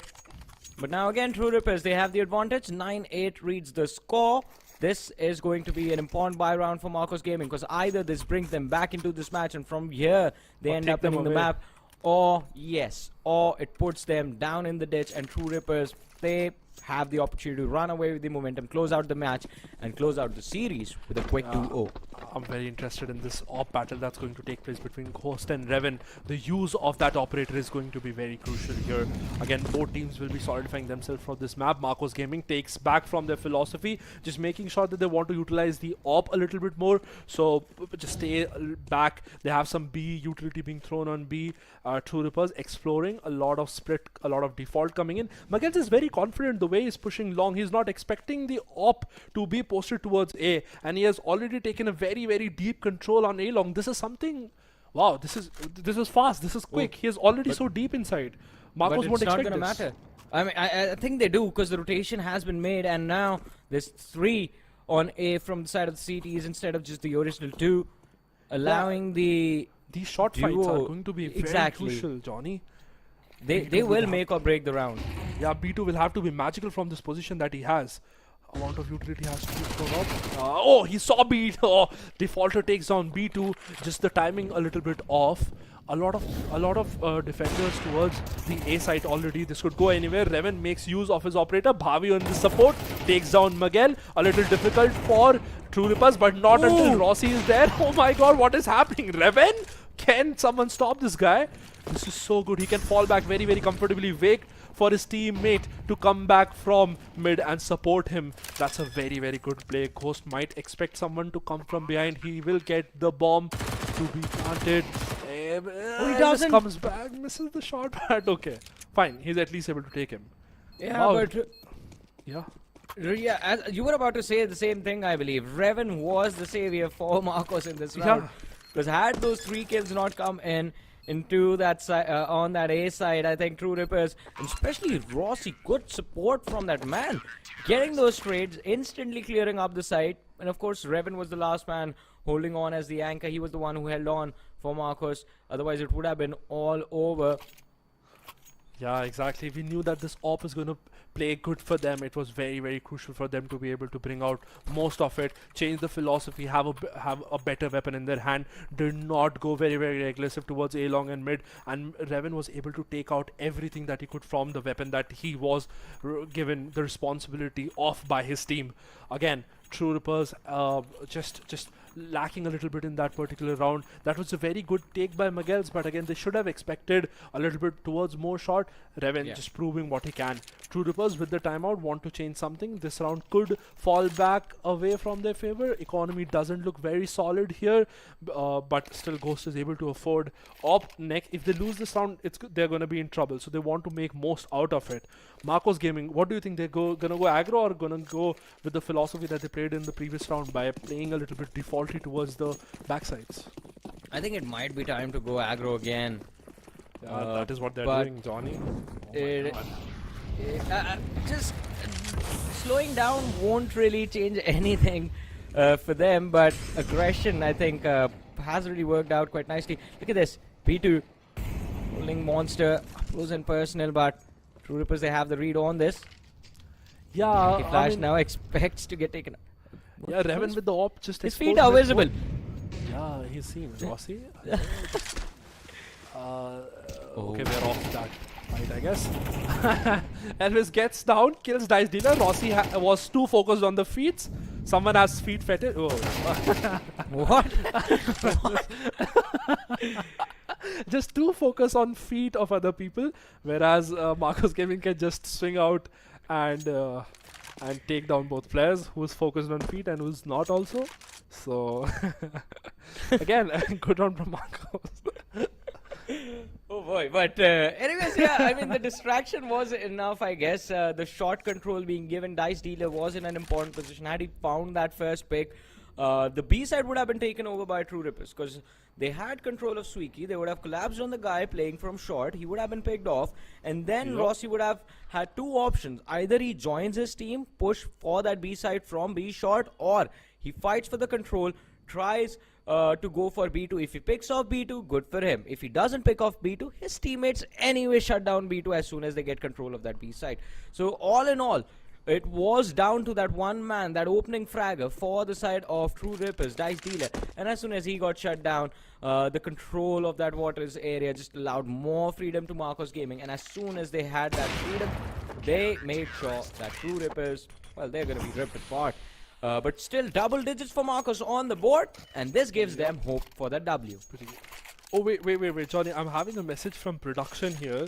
They say that it's just a little bit of lag. They're going through technical some issues, right? So there's a little bit of lag on the stream. They're trying to solve it. It's just that we don't want to break the momentum of these players, so that we don't want to have a tech pause and sort of take so much time in terms of having these players get out of the form that they are in right now, because the game is very close. It won't be nice of us to sort of stop the game, right? So we are just trying to solve it. Please have patience and stay with us here, because this is a very close game. Could go any side. True Rippers, even though not such a good buy, the magical orb from Ghost is still in his hand, and Marcos Gaming doing what they were doing before. Oh, the stand was good. He gave a lot of damage here. Yeah, gave a lot of damage. Shot off his head, but Icedealer is still standing still on his feet. Important round for True Rippers. Either hit double digits or accept your defeat. You're up. Going to be a key player in the hands of Ghost. Rossi has been in a phenomenal form. And again, being one of the experienced players on the teams, there's always going to be pressure on him. Oh, timing. They've been risky, but falls back right in the nick of time. Kills overcommitted towards long. Is going to pay for that. B2 finds the opening. And this might be it. This might be the play that Marcos Gaming were looking for. Yeah, not a good sign for them. True Rippers would not be happy with this. Just losing a player early with such a disadvantage in the weaponry that they have, and a good stack towards B, a good setup coming in from Marcos Gaming on the CT side.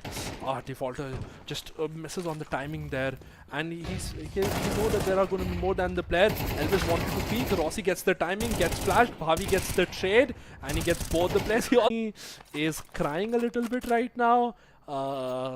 Johnny. Yeah. Yes, Papa. So wait, so basically, wait. This is the first time I noticed this. Your name is Johnny. Wait, Johnny. Yes, Papa. We can do that. Okay, whatever. So there's another. There's a Hindi song that goes. Yeah.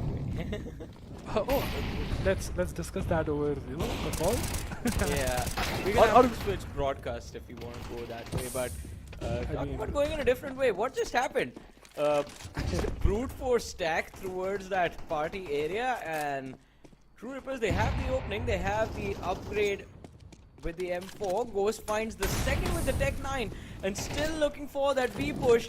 If he gets the third, then maybe, just maybe, True Rippers hit double digits on the board again. Yeah, Ghost just again pulling off magic, what he does. Elvis has a lot on his responsibility, but he's fighting way alone, and Rossi is obviously going to punish him, going a little bit forward, making sure that he can take that space close, picks up a better weapon in his hand, was not able to pick, I guess. And now again, True Rippers have a lot of man advantage, even though Ghost has a very low HP. He's in a very good position with the weaponry that he has. The bomb has been planted, the clock is ticking. Bhavi and Rever don't seem so interested in this one. With the AWP, it is going to be a little difficult for them to be able to retake this, and that is the decision that they are going for. I feel they're falling back. They would want to save on this particular round. He's trying to get as many guns out from True Rippers in that post plant, and True Rippers, of what we thought, goes completely opposite. They don't care about the economy, and it is also double digits for True Rippers. Hey man, Tech 9 round, you get the sight, you get the C4 down, you pick up 3 players from the opposing side, recover 2 weapons. After that, I think, yeah, might as well just heat of the moment. You're feeling yourself, you know you have the flow, everything's going right. Peek the offer, it's okay, doesn't really matter. But still, overall, I think it was the individual play made from Ghost that allowed the freedom and that allowed True Rippers to win that round. Those sort of plays do not really work out every single time, so you need to be careful. And again, just one round away from hitting map point, Marcos Gaming need to be a little bit more focused. In fact, stay focused. Yeah, exactly. And timeout from True Rippers, wanting to make sure that They don't want holes in the walls that they had created, solidified in the second half, going in early. Marcos Gaming changing philosophies when they understood what they began with was not working, paid off for them. And again, just a good solid comeback from them. Also, very close game. True Rippers will have to think about what differently can we pull off, how can we confuse Marcos Gaming. I want to see more of fakes coming in from True Rippers in this particular situation, not just the direct hits. But look at Marcos Gaming, Johnny, they don't care. They've pushed mid all the way. They've already taken connector control and they're already in very close to waters. 4 people already towards the B side. What should True Rippers do? Probably not push like that and probably default a little towards there also. But okay. Well, let's see now. Now the connector both guy has left-handed? been pinned and picked off. That is actually nice to see. Defaulter fails to find Elvis, but still the advantage in the hands of True Rippers. The play towards connector, allowing them the freedom, but Elvis taking it all back, and 3v3. Still B-side control, not in the hands, but True Rippers, they want to fight for it. They're not moving away. Yeah, good damage control by them. And again, oh, Elvis just peeks alone. B2 is also alone towards that side. Rossi punishes that solo peek coming in. Was not absolutely required. He had support towards B, but that's the luck that comes in. Oh, look B2. at B2. Yeah, exactly. This timing could be absolutely insane. Rossi might not expect them. Ghost is not aware at all. He kills one, also goes for the second, but Rossi is too good for him. Just gets the trade. Wait, Rossi is very low. He's going back from waters. Oh. He drops the op, switches for the pistol. He has given so much damage, both very low.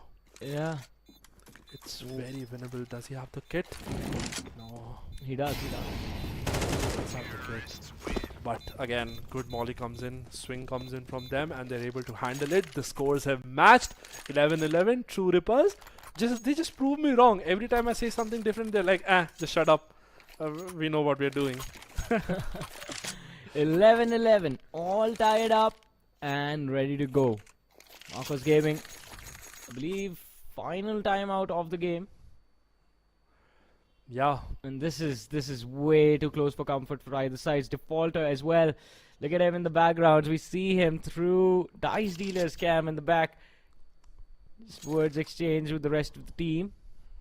Yeah, just making sure that everyone is on the same page, and again, they're not going off from what the target is in terms of the planning that they have done towards the back end against Marcos Gaming. Again, we know how both of these teams, when they are playing on a comfortable map, what they can pull off. Marcos Gaming again has shown the potential that they have, the dynamism that they can bring out. Again, just being too stagnant with what they were trying to do. They had very good control towards B. Some of the solo peaks that came in from them might just have taken the round away from them. Otherwise, that round was theirs with the kind of positioning that they had. Again, the round starts. True Rippers going a little bit different plane. Just a little bit utility thrown towards the B side, making sure that he's showing presence. A lot of stack going towards A long. This fight is going to be absolutely crucial. It's B2 towards A long, right? He's just holding with the deagle, trying to get that information early. Revan Miguel's take down B2. A side is absolutely clear for them, but the good part about this map is that the defenders can literally rotate within 2 seconds, and that's what's happening. Marcos Gaming is already City.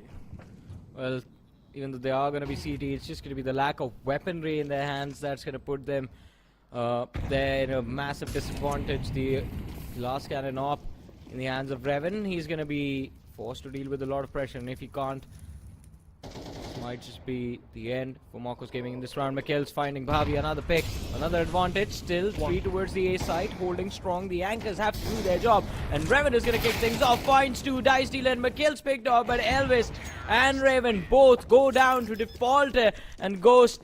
Well, every single round this man has to get one, so he does his job, and True Rippers, they are there again on the map point. They won Ancient, and they're almost there on Overpass as well. Yeah, exactly, and again they're on match point, and with the match point we also have a good news for everyone. The lag on the stream has been fixed, so all are good to go here, and we can very easily sort of like continue to enjoy this very close game. Again, the round has already started a little bit. Aggression comes in from Marcos Gaming, changing how they were playing this time. They have decent gun this time. A lot of presence they have shown early. Don't want True Rippers to take that early control. Good information towards the monster, and also a very good control towards connector. In a good position, Marcos Gaming. True Rippers have a lot of question marks on the map that they will have to clear slowly and steadily with the utility usage that they'll have. Again, a lot of damage has already been given to Dice Dealer and Miguel's. Also, look at the health of Defaulter. They're all on half HP. Marcos Gaming in a very good condition to sort of not let True Rippers take this home and take this game to overtime. Again, walking a little bit slowly towards B. Rossi wants to find something for his team. Not at all. No control for True Rippers towards mid and A long. They'll have to craft this round from the start. Make sure that they have the correct ingredients to not lose this round, not take this to overtime. True Rippers will have to pull off a lot of magic in this round. Good positioning from Marcos Gaming. On towards B. They have a good hold. Looks like the action could be now. It's only 35 seconds on the clock for True Rippers. Oh, but still no miracles. Rossi finding Bhavi. Elvis gets the trade but makes the mistake of re-peeking. And the man waiting for him on the other side is going to be Ghost. Another opportunity, and finally Ember managed to get the shutdown. They have the upper hand, they have the advantage, and they will hold on to it. Marcos Gaming on the verge of taking us to overtime, and there it is, 12-12. Here we go, ladies and gentlemen. That's an overtime for us. That is amazing. True Rippers looks devastated there. They didn't know what was happening. The reclear was not there, Johnny. I feel. Yeah. Again, Marcos Gaming just very well handled. Ember did a great job. But I feel the problem was that once they got stuck in the spawn area, you have to leave Fountain. You need to get that information out for yourself. But they just were stuck in a particular position. Marcos Gaming had the perfect read. They had the perfect setup for what True Rippers is going to do. This overtime is the time to show what you have prepared. Bring out the guns. Bring out the strategies that you have been saving for probably the future, because every map is important, every map is crucial, especially with the way it's going on. True Rippers again on attack, following the philosophy that they always have. They're just gonna rush, and that rushes are not gonna fall good for them, because Revan is again just gonna take Muggles out early in the round, and early man disadvantage for True Rippers in the name of Revan. Again, a solid start from Marcos Gaming on this map. Well, it is a solid start indeed, but have to be able to close it out as well. Not looking easy so far. Look at this. Now finally True Rippers switching things up. They have slowed down. Brakes supplied, but 3 stack on the B side waiting for them. Is this where they want to go? So far no intentions made clear. Utility is available, but nothing being set up for the execute. Yeah, exactly. They're fortunate to be able to win those rounds on attack when they played pretty well in terms of the A splits that are going on, wanting to force towards B a lot and getting that punishment that they deserve. And Marcos Gaming have been pretty solid in that sense, making sure that they're not letting True Rippers take it all from them. Just want to have a good 1-1 map score. But again, they've trusted in the philosophy, doing what worked for them. True Rippers already towards A short, and a lot of push from B2 towards A long. So this might be a good crunch coming in from Marcos Gaming if they are able to use this pretty well. Ember had to do a lot of work towards the A side. He dies. It all comes down to BC. B2 and True Rippers is wanting to check A long. B2 kills both of them. He takes down Rossi and Defaulter, who wanted to clear him perfectly. Ghost takes down Bhavi in the lurk. Might not expect other people to come in. He was not ready for that by Revan. And again, left alone Dice Dealer in a 3v1 situation. Marcos Gaming, a solid CT side, half from them coming in this overtime. Will have to do everything for his team. Wants to get down first kill, takes on first kill, but peak comes in from Revan and B2 together, takes him down, and an easy round for Marcos Gaming. B2, oh my god, those were very crucial kills. True Rippers will be disappointed. They were not able to kill B2 towards long. Good positioning by him, good control. Marcos Gaming on 13, Johnny. Yeah, they are almost across the finish line.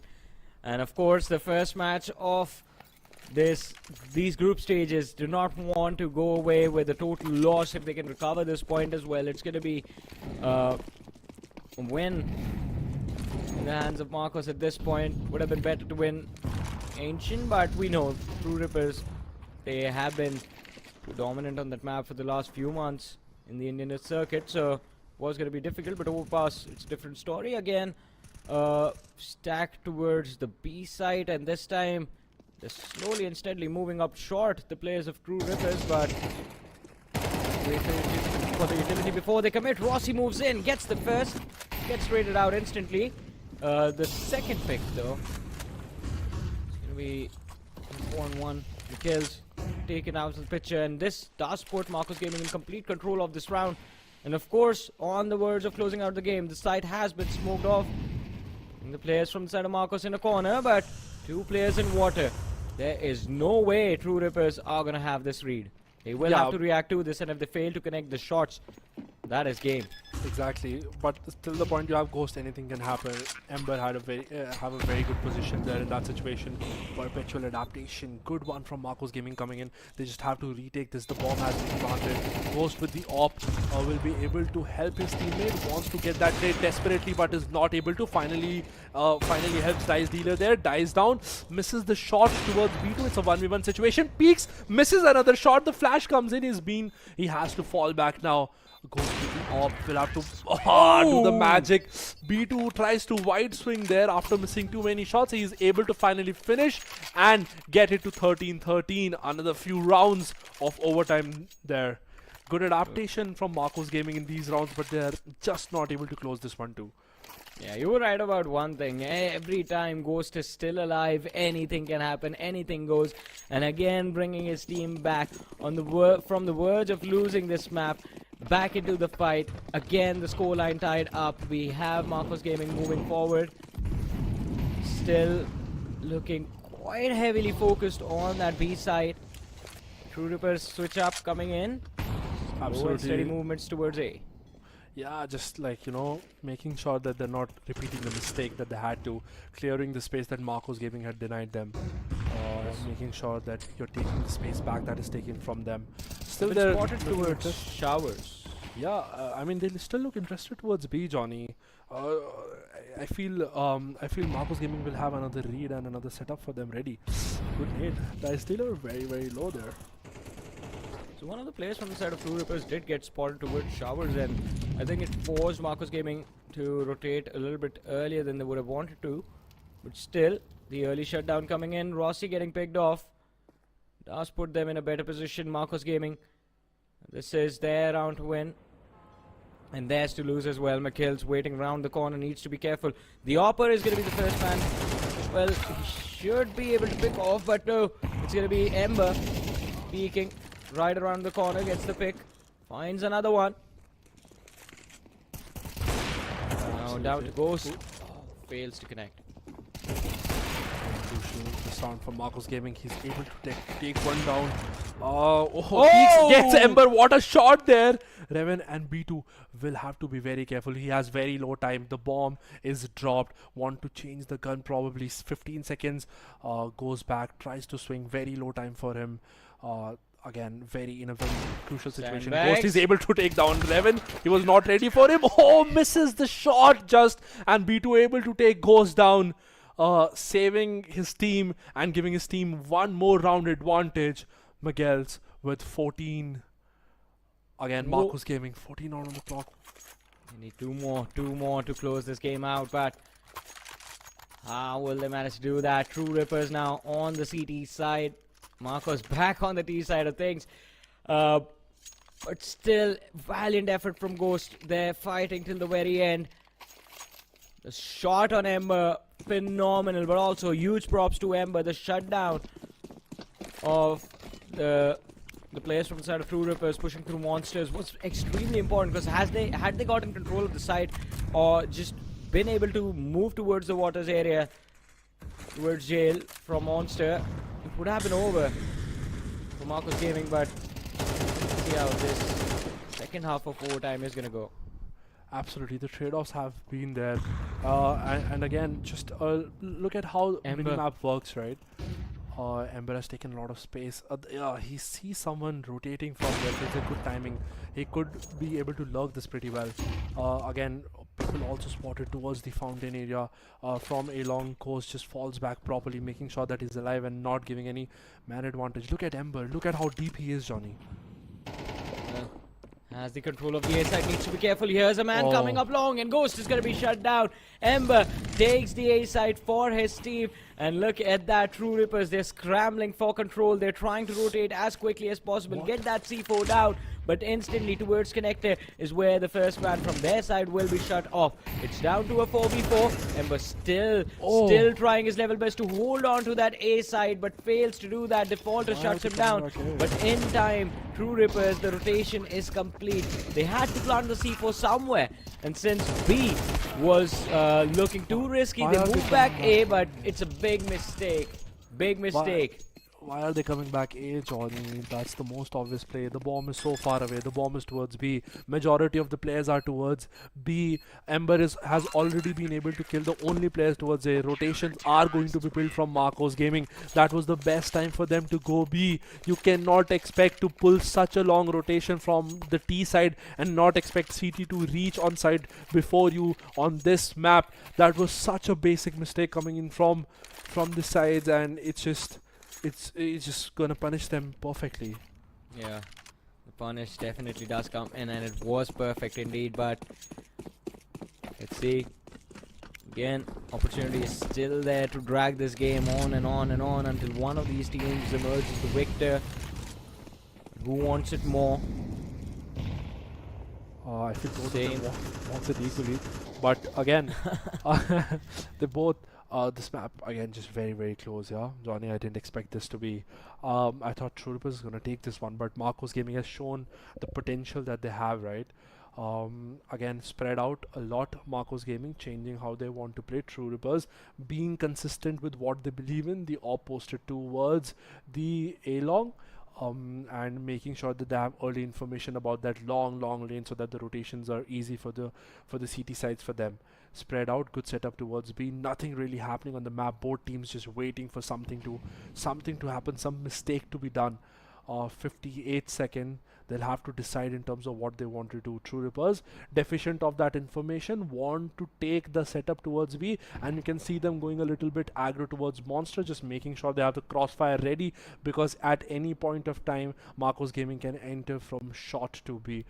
Just making sure that they have setup ready. Very, very deep has been Miguel's with his play. And this is the time to react. It's a fake. Look at that, because washrooms is where Marcos was keeping their eyes on, and they finally have control of the washroom area. And because of the Z connector, they will be able to get access to that A side. But Ghost, right in the nick of time, does manage to stop. And in fact, slow down the early push. Default to find in the second. Ember also getting picked off. It's down to Raven and Elvis. Elvis taking a lot of damage. 4v2. Make that a 3v1 situation. And Raven, only one option remains. He has to fall back, save that op, and save his life. The defuse is going to be extremely easy, but at least they got the C4 down. I think they're going to be happy about it. I mean, yeah, but the problem is here, Johnny. Again, the approach was correct. The fake was absolutely on point. It's just that the execution was very, very poor. The presence of Miguel's in shot, again, proves to be very, very crucial.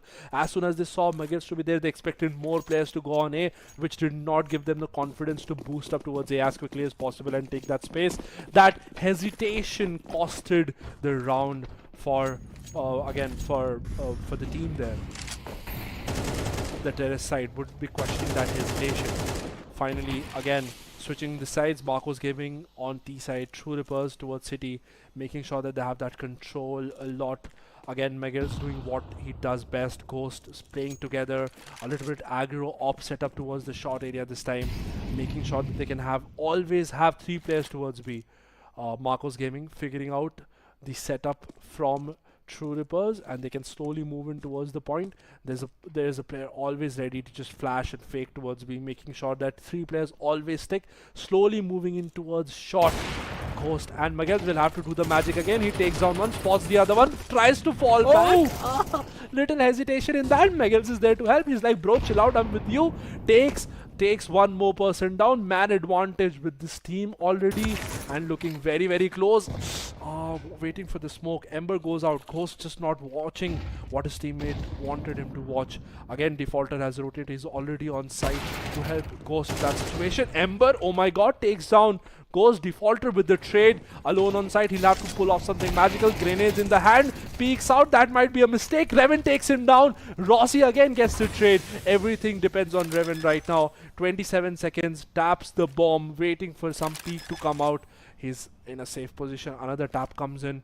Just don't want to do anything very, very heavy. Peeks. He also takes down Rossi. Oh my god, misses the shot. And somehow True Rippers wins this round. Oh my god, Johnny. True Rippers takes down map 2. Oh my god, what a game, and what a series. In fact, map 2, a extremely intense, extremely close fought battle between the two teams, but yes, True Rippers, they do manage to close it out. And again, the hold from Ghost and Mikhails on that A side, turning it into Fort Knox, impenetrable for Marcos Gaming in that overtime situation. That last round got extremely intense. And Ghost, he is so lucky. He should be thanking his stars that he did not get picked off. But did manage to find the first pick, but as soon as he tried to turn around and run away, he almost got killed. Yeah, that was so good. That was such a beautiful map, Johnny. We wish to see these maps. We want these teams to get this close. We want them to sort of show the potential that they have. Some of the fakes, some of the strategies, some of the double grenades that they were throwing and killing players, right? I mean, pulling off some magic. I mean, see, you do see that utility quite often, but it was the fact that it happened twice, and I would say that is something extremely rare, because usually that utility pickoffs are extremely one-off during the games. But still, I mean, True Rippers, you have to give them props. Playing a lot of mind games with Marcos Gaming, and Marcos Gaming as well, doing exactly the same when they had the opportunity on the T side.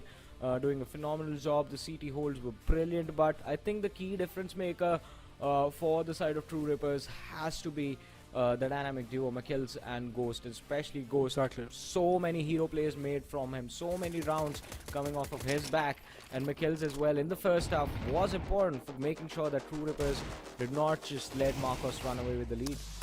Yeah, absolutely. And I mean, the one thing that looks like very, very defined for True Rippers is that these two players are always going to be together, right? Mikhails and Ghost, they'll always be posted up together. They'll make sure that they'll take responsibility of half of the map, and then other three players just have to take the responsibility of the other side of the map, making it a little easier for the IGL also to sort of call in some way in terms of the strategies that they're trying to create. But also kudos to Marcos Gaming. They show the potential that they have, right? These are the plays by Mikhails that were like so good, that able to just shut down Marcos Gaming at all. Marcos Gaming was not able to do much towards the A side just because of those beautiful holds that came in from Mikhails on that side. Again, a beautiful set of gameplay shown by both teams. Better than Ancient, I'll have to say. Showing that how slow gameplay can also be so interesting. You can pull off the rotations. Some mistakes, but yes, a lot of improvement, and True Rippers will be very happy going in both maps. Let's see.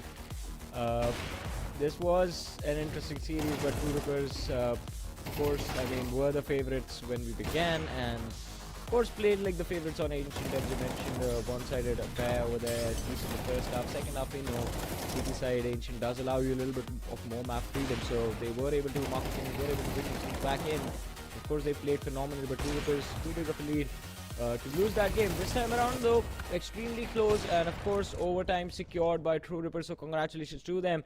The first victory of the draft this season 1, and now it's just left to see how far will they make it into the tournament. Will they be able to make it to the playoffs? Will they be the part Super 6?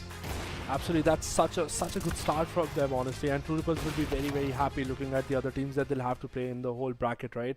Again, any team that would have won this would be super, super happy. Looking at the score, very, very close game for this team. Ember just showed what the potential that is had. Revan on the other side also showing so much of potential that these guys have. But on the other hand, look at these two guys. Look at Ghost. Look at Mikhails. Ghost is always up there, Johnny, on the scoreboard. Yeah, I mean, Ghost has been phenomenal throughout the day. Even in map 1, we were talking about after the game came to an end how important he was, especially on that op. managing to take control and managing to hold on to that B ramp position every single round. He was one of the reasons why Marcos Gaming was so hesitant in heading towards B side on Ancient and heading towards the A long position on this particular map, because you never know. I mean, op duels between Raven and Ghost, I really enjoyed these two players and seeing who would come out on top every single time they went head to head. But Ghost is going to be the MVP of this series as well, ladies and gentlemen. A ratio, KD ratio of 1.9, ADR 187 over 2 games, and average kills per map 28.5. Those are very good stats. Yeah, I mean, he played that super well, right? If you see, again, a comparison of Ghost and Ember, again, solid. Both had a phenomenal performance on this map. Ember shows what he's able to pull off. He switched back to Valorant for a bit, but as soon as CS2 came, he knew he has to go back to the game that he always loved. In terms of CS2, and shows the amount of potential that he has in this game. Again, just a beautiful set of gameplay coming in from Ember. Yeah, of course. I mean, he is, again, as we were talking about him, the most experienced player on his team, has been there, part of the community, part of the top tier Counter-Strike in India for a long time. I mean, I've been seeing him for 5 years. I've been following him for 5 years, and he's been there for way longer than that. Has had an exciting journey throughout, but hopefully in the world of CS2 we see him achieve a lot more success. Yeah, absolutely. I'm pretty sure with the way he played in this particular map, there is obviously a good style for them, and also for Marcos Gaming, we have seen the potential that has come in from them, and I feel they have probably some good matches ahead. Yeah, I mean, this was just the first game of the day as well. We still have a few more matches lined up. And the next one is, again, going to be another exciting game, because we have God's Reign, a team that, as we were talking about them at the start of the day, everyone is keeping their eyes on heavy favorites to move on to the Super 6 as the top team from India.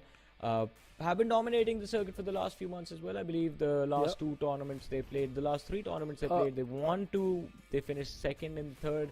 So they have been in phenomenal form, their peak form. But the contenders on the other side are the people who have been loyal to Counter-Strike for a long time. They didn't go anywhere.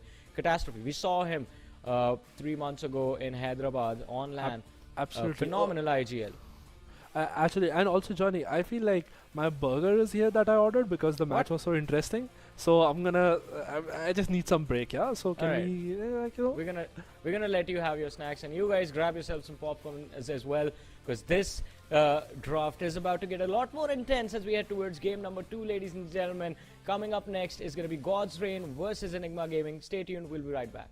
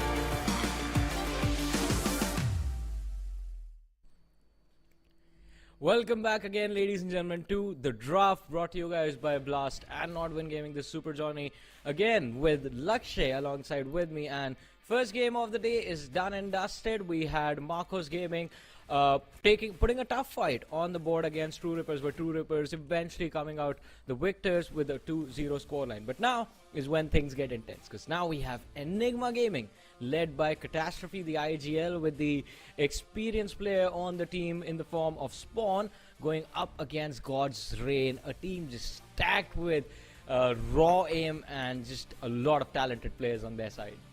Yeah, absolutely. And again, just the coordination that comes from Ghost Miguel. We saw it in the previous map also, in the second maps also. It was so good. Also, the next match, we know how talented these players are. We know how big these orgs are, fighting for that glory. Enigma Gaming here. Of course, Enigma Gaming on our screens right now. Benzene, again, another brilliant player. Ghost on this side as well. And this one is also an AWPer. He has been phenomenal. Alright, Spawn is the IGL and Catastrophe has been moved to the entry. Now, this is an interesting switch of things. But it does make a lot of sense, because Catastrophe, even during his IGLing days, was quite phenomenal in terms of his raw aim, always finding the first picks for the team. This time on from the side of God's Reign, if I would say, players to focus are definitely going to be Fired Up and Clouder. Have a lot of experience under their belt, but Crazy Gamer, as the name suggests, he is crazy indeed in CS2. So can't really wait to see what these teams will bring to the table this time. Yeah, exactly. And we've seen the potential that these guys have shown, especially Godin coming in with the new squad, sort of, right? They have shown trust on this team that came from open qualifiers in the previous some tournaments, and have shown what they can do. Also, we move on to our map Veto, and Overpass, which looked so damn good in the previous match, has been banned by Enigma instantly. There goes Nuke also. I think this time around we might get to see an Inferno. Ancient has been taken out. Ancient has been taken out. I think. Let's see. We are going back to basics, I feel, right? Is Anubis on the board? No, Inferno gets banned. Anubis is on the board. Damn, 100% we're gonna see an Anubis now. I mean, I like this map. There are multiple things that you can do. Can also get stagnant sometimes. But yes, we are ending on Mirage, the classic. Again, just, I mean, Anubis I'm okay with. And Mirage I absolutely love. Again, just a very, very classic map. So many possibilities of what we have seen teams do. And it's just such good strategies that we can be pulled off. What are your expectations, Johnny? Let's put that out on the table. My expectations, I don't know what to expect, because the more I think about this matchup, the more confusing it gets. God's Reign, a very good team, but then Spawn, he's such a big threat. Like, you don't even realize how this man has been phenomenal and quite consistent, not just over the last few months, but over years. He's been quite consistent in the world of Indian Counter-Strike. So, and combine that with the talent that we saw in Catastrophe in the last tournament you and I were in. I mean, things get more and more intense. But look at this pistol round underway. Clouda from the side of God's Reign finds the first pick, but Cyclone gets traded out instantly. And it is going to be towards that B side where we see the C4. Yeah, absolutely. Again, wanted to have that start coming in from them. But God's Reign on the CT side have a good hold towards the B. Clouda takes another one down, swings together, takes Benzene down, and God's Reign just have the first pistol round in their own hands. Yeah, kind of a haywire execute towards the end from the side of Enigma. Desperate to get themselves on that B side, and God's Reign taking full advantage of the situation. Do manage to find the picks and the round, in fact, but let's see how the rest of the game is going to turn out. Yeah, absolutely. Again, having both teams making sure that they understand each other. These guys have been playing against each other for a very, very long time. Crazy Gamer gets out with the scout, tries to get some picks. Again, Enigma, they did not buy on this round. They just want to go a little bit, which might prove for them, as Crazy Gamer has been taken down by Hattie God. Man disadvantage for God's Reign early in this particular round. Again, good start in this round from Enigma. Well, let's see though. They have a good start, the first pick in the bag, but towards mid is where the pressure is going to be felt. You'll see the CTs, they have control of bridge, and as soon as the smoke dissipates, things will get interesting. In fact, before that, Cyclone F from bridge does manage to find one pick. In fact, Hattie got picked off. The T's, they don't react. Ghost just standing there behind the smoke. And this can help Enigma play a mind game with the players of God's Reign. As you can see, the rotation towards that A side, but the slow scale through mid 4B. Clouda needs to find one, needs to slow down the initial impact of this execute, and if he is able to do that, he can be the reason his team gets that second one on the board. The scout is still in play. Clouda looking for the second, switches to the pistol, runs out of ammo on that M4, but the pistol is going to be good for one more. The last player, you see him, knife to the chest. Catastrophe, take that. Yeah, I mean, whoa. It's fine. It's allowed. We give them this fun that they're having, because you know what is important, Johnny? Mental pressure that you're creating on the opponents. That's also a very, very crucial part. So seeing this BS, I feel Enigma might get a little bit triggered, but that's what God's Reign want. God's Reign want to play with the minds, right? Just making sure that you knife them, shoot some guns after they're dead, just making sure that they get angry so that the thinking, just goes down a little bit. They play from their heart and not from their brain, right? Yeah, that's you what try to trigger them. Try to Exactly. trigger them as quickly as possible. This is what I do. Every time my teammate is in a clutch situation in a 1v1, I'm going to start spamming all chat. Because I want your chat to go, basically be there on your screens, a little bit of a distraction. Does not really work out that often, but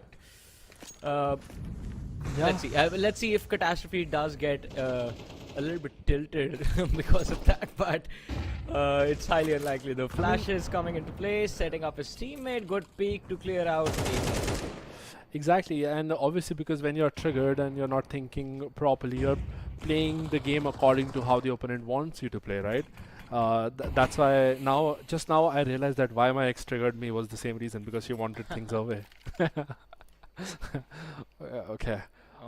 That's sad. Good. We just share stories here with each other. Having it's not just a game; it's an emotion. Exactly, just wanting that information towards the long side. Push up a little bit out of B, kills Catastrophe and falls back. Cycling left, a big responsibility on his hand. Beats down, help his teammate, takes down 2. Spawn with the trade, 2v2 situation. Hattie got with some low HP. Again, Godred is looking to win this round with clear numbers, which they also can, especially after this. It makes it difficult for them. Fired Up will have to do so much that he's left alone on the CT side. Hattie God, even though low, the bomb has been planted, and just Fired Up Gaming is waiting for that peak to come. He'll have to move ahead because God's Reign and again Enigma's players doesn't look like they're going to peak, give kills to Fired Up, especially with the op. It's going to be a little tricky for him to clear these angles that he wants to. Goes down deep, checks everything, comes out. Double peak comes from the side of Enigma, and the first round is on board for them. First round on the board for Enigma Gaming, and quite a nice little hit. Moving in from Connector, taking control of that B site. I was a little bit worried because Connector is like extremely difficult choke point to force yourself through, especially not a lot of utility committed on the actual entry, so Enigma could have been in a lot of trouble over there, but still managed to fight the picks and the site. In fact, does give them the opportunity to play the post plant as they wanted to. Yeah, absolutely. And of course, God's Reign losing that op also will be a big factor, but Finn finding Catastrophe, so the initial start again is good in the favor of God's Reign. The game slows down a little bit. Just again, the teams trying to understand each other, just trying to see what gameplay are they planning to plot out. This is a long game again. It's very important to understand those philosophies.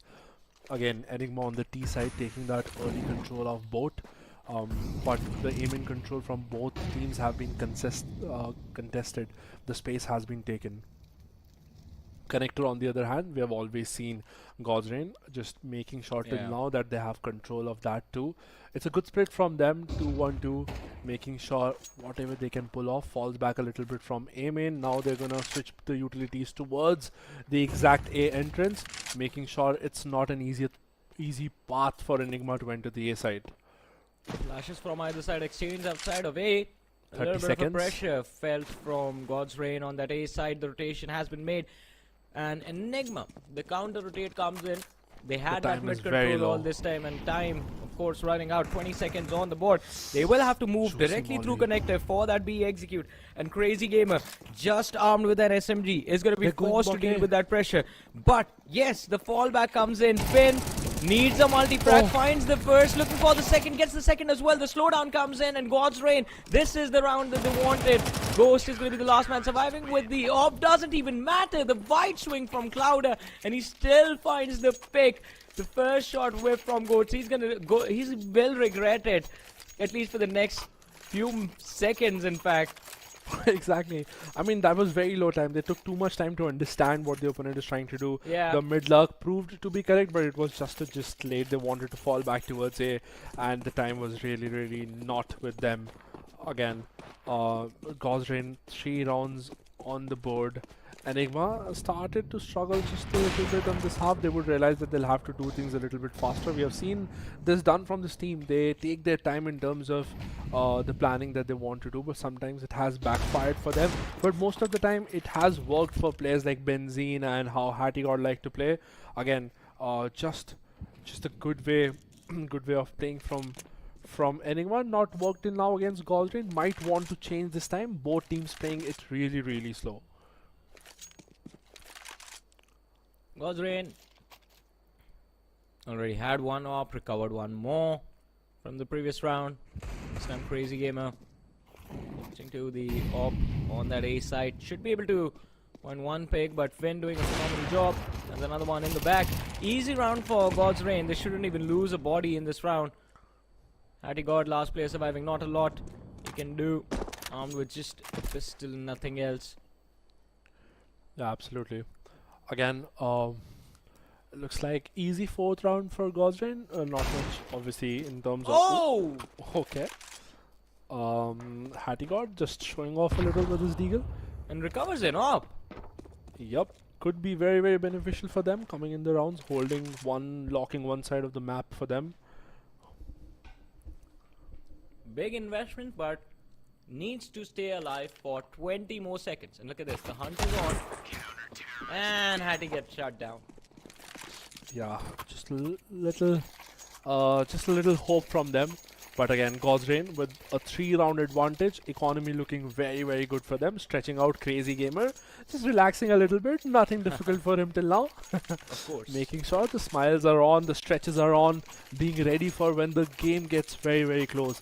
Enigma Gaming, I feel, Johnny, this team always has this start which is a little bit delayed. I mean, they're just trying to understand what the opponent is doing, and when they come back really solid. So I believe that is what Enigma Gaming players are able to do. They have this particular talent of coming back later in the half when they have understood how the opponents are playing, and I'm hoping that we get to see the same thing. Ghost finally picks up the AWP, trying to give some hope to his team let's see if he's able to do something out of this weapon.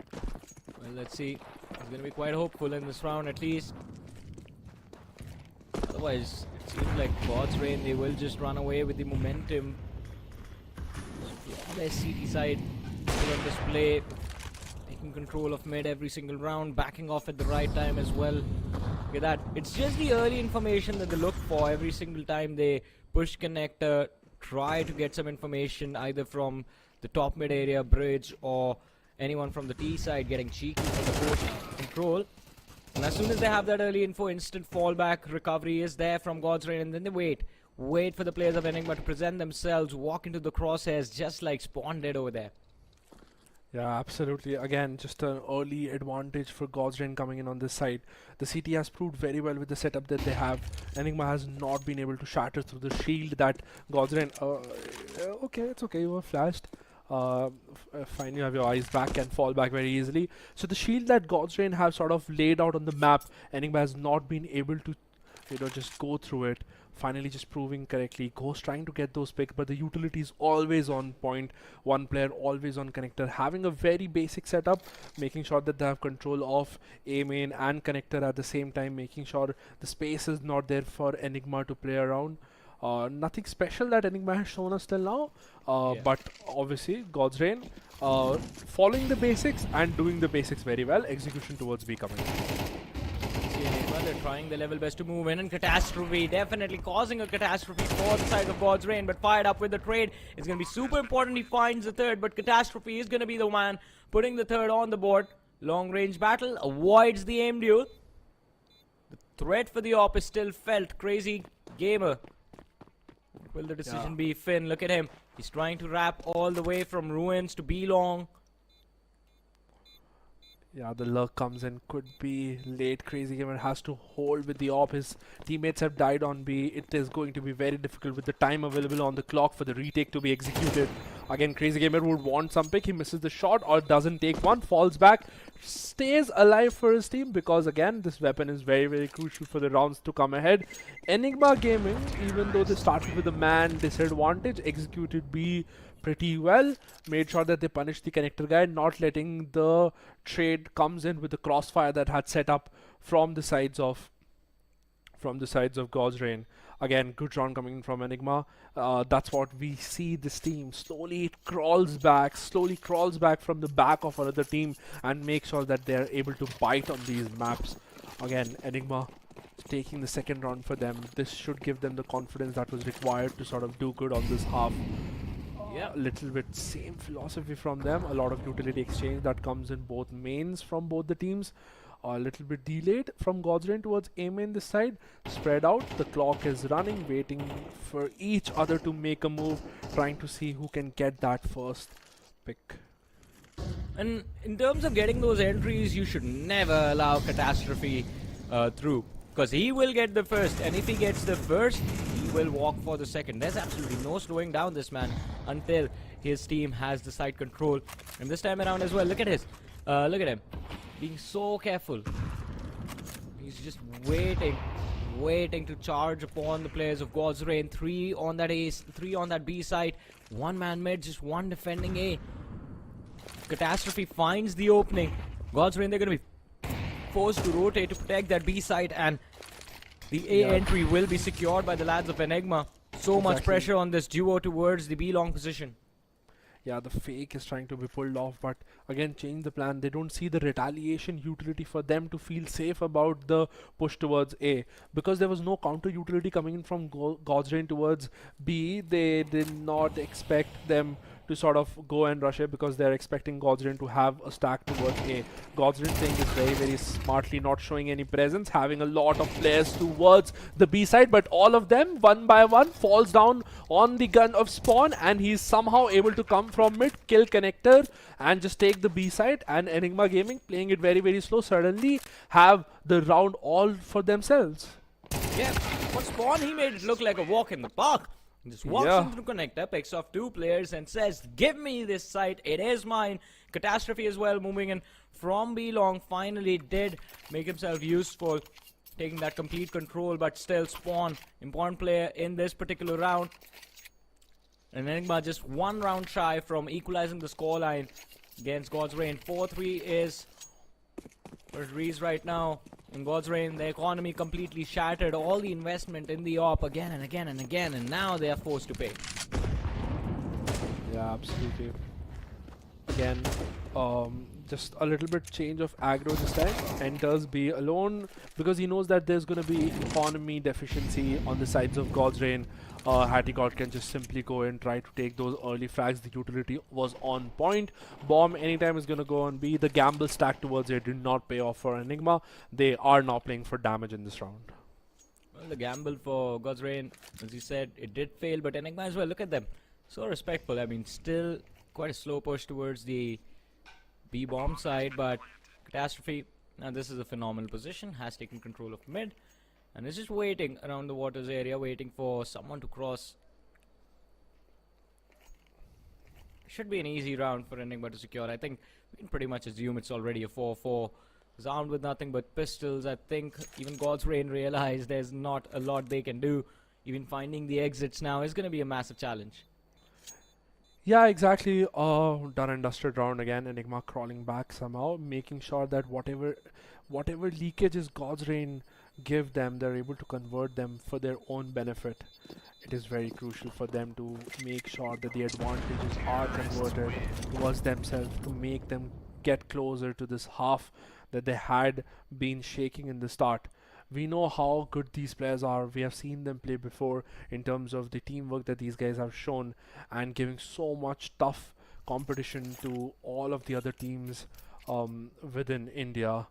Again, for obviously Enigma Gaming, especially we knew, Johnny, when we saw them play before, that if you give this team more time, the amount of coordination and play strategies that this team has, with time they can prove to be so much better. And I feel so after so many months later, this team for sure is going to show us something different in this tournament that we might not have been expecting.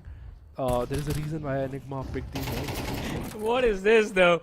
The jump peaks, the aggression towards B long.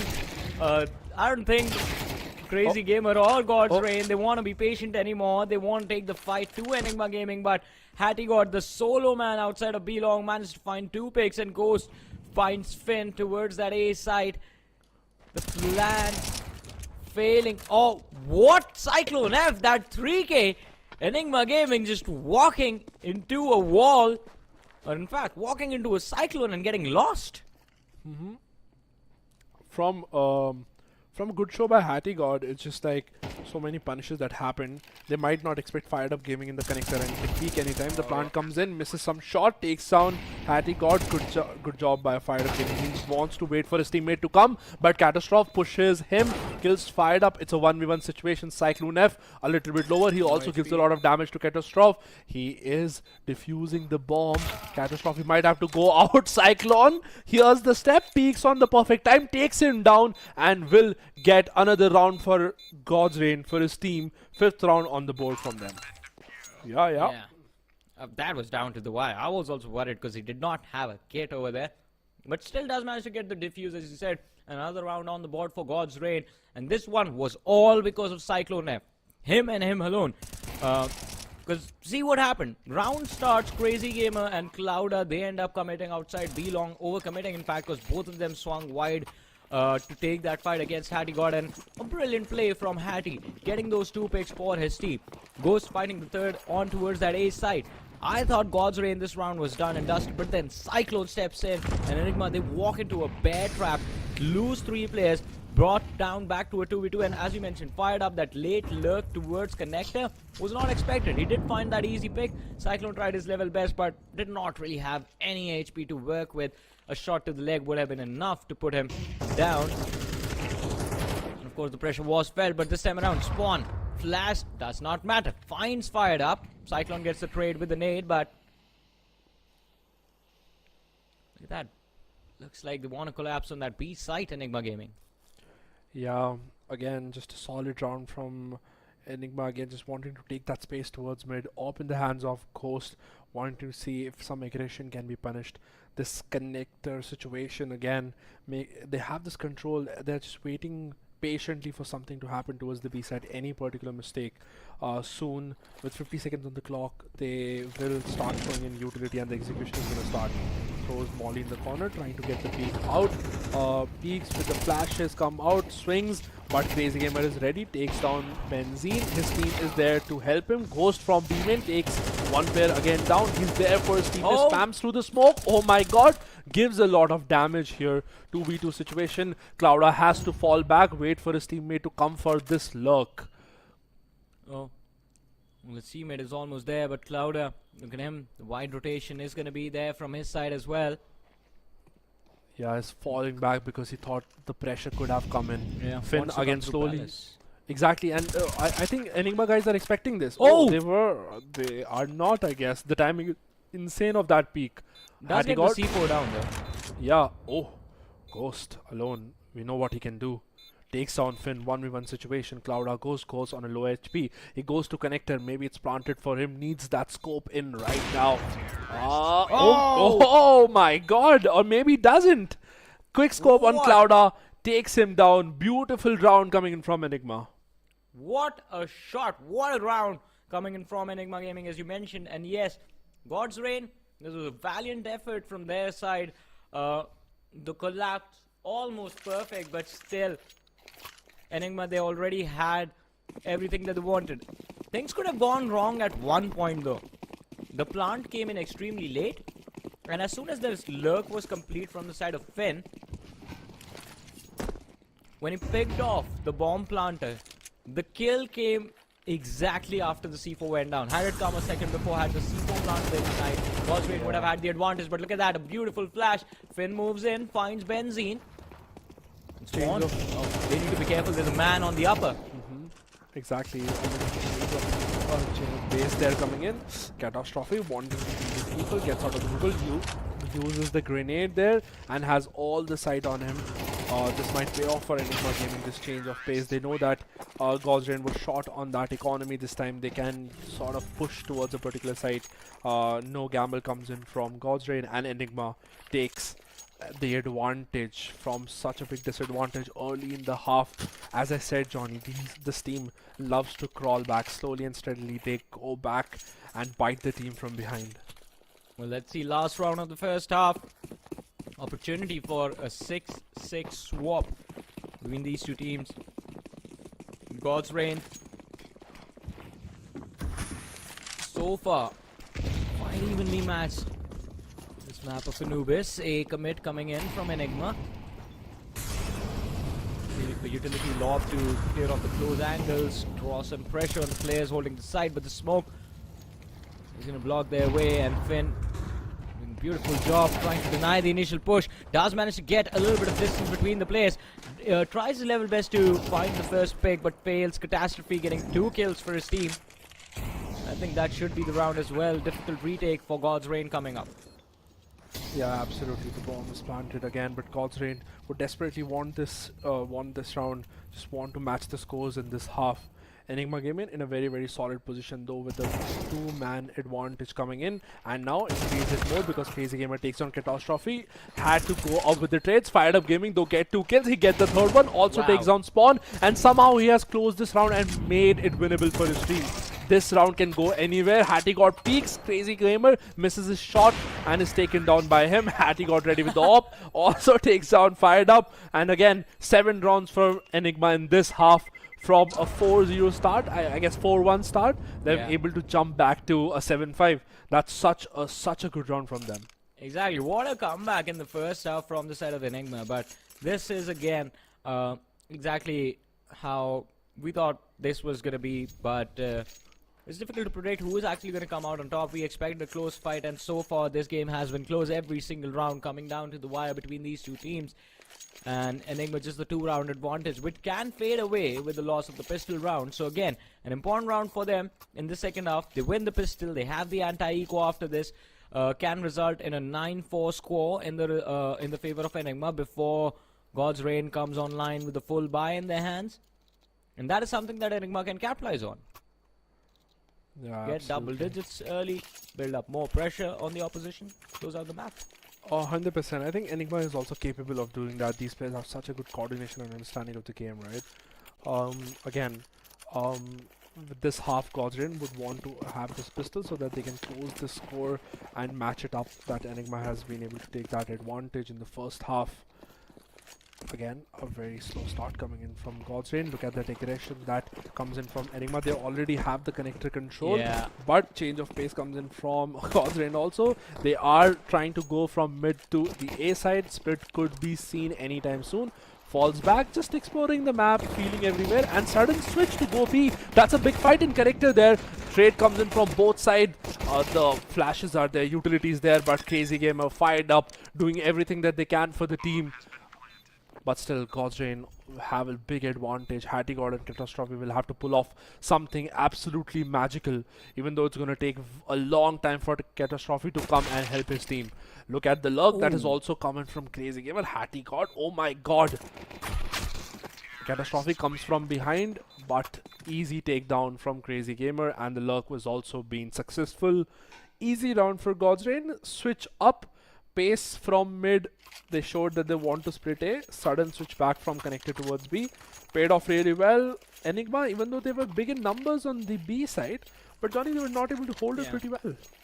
Again, I mean, it's all about how quick the collapse is. If your players, even if they know that, all right, there's the team, oppositions are coming for me, what can you do? It was a 5v2 situation, a 4v2 situation on that A side in particular, and all of them just forced the players from the side of Enigma to take that fight. One man was hiding behind a pillar, nowhere left to go. If he stays there, there's going to be utility lobbed in his face. But look at this Finn. Need to work with 3 players lined in front of him, and he gets confused.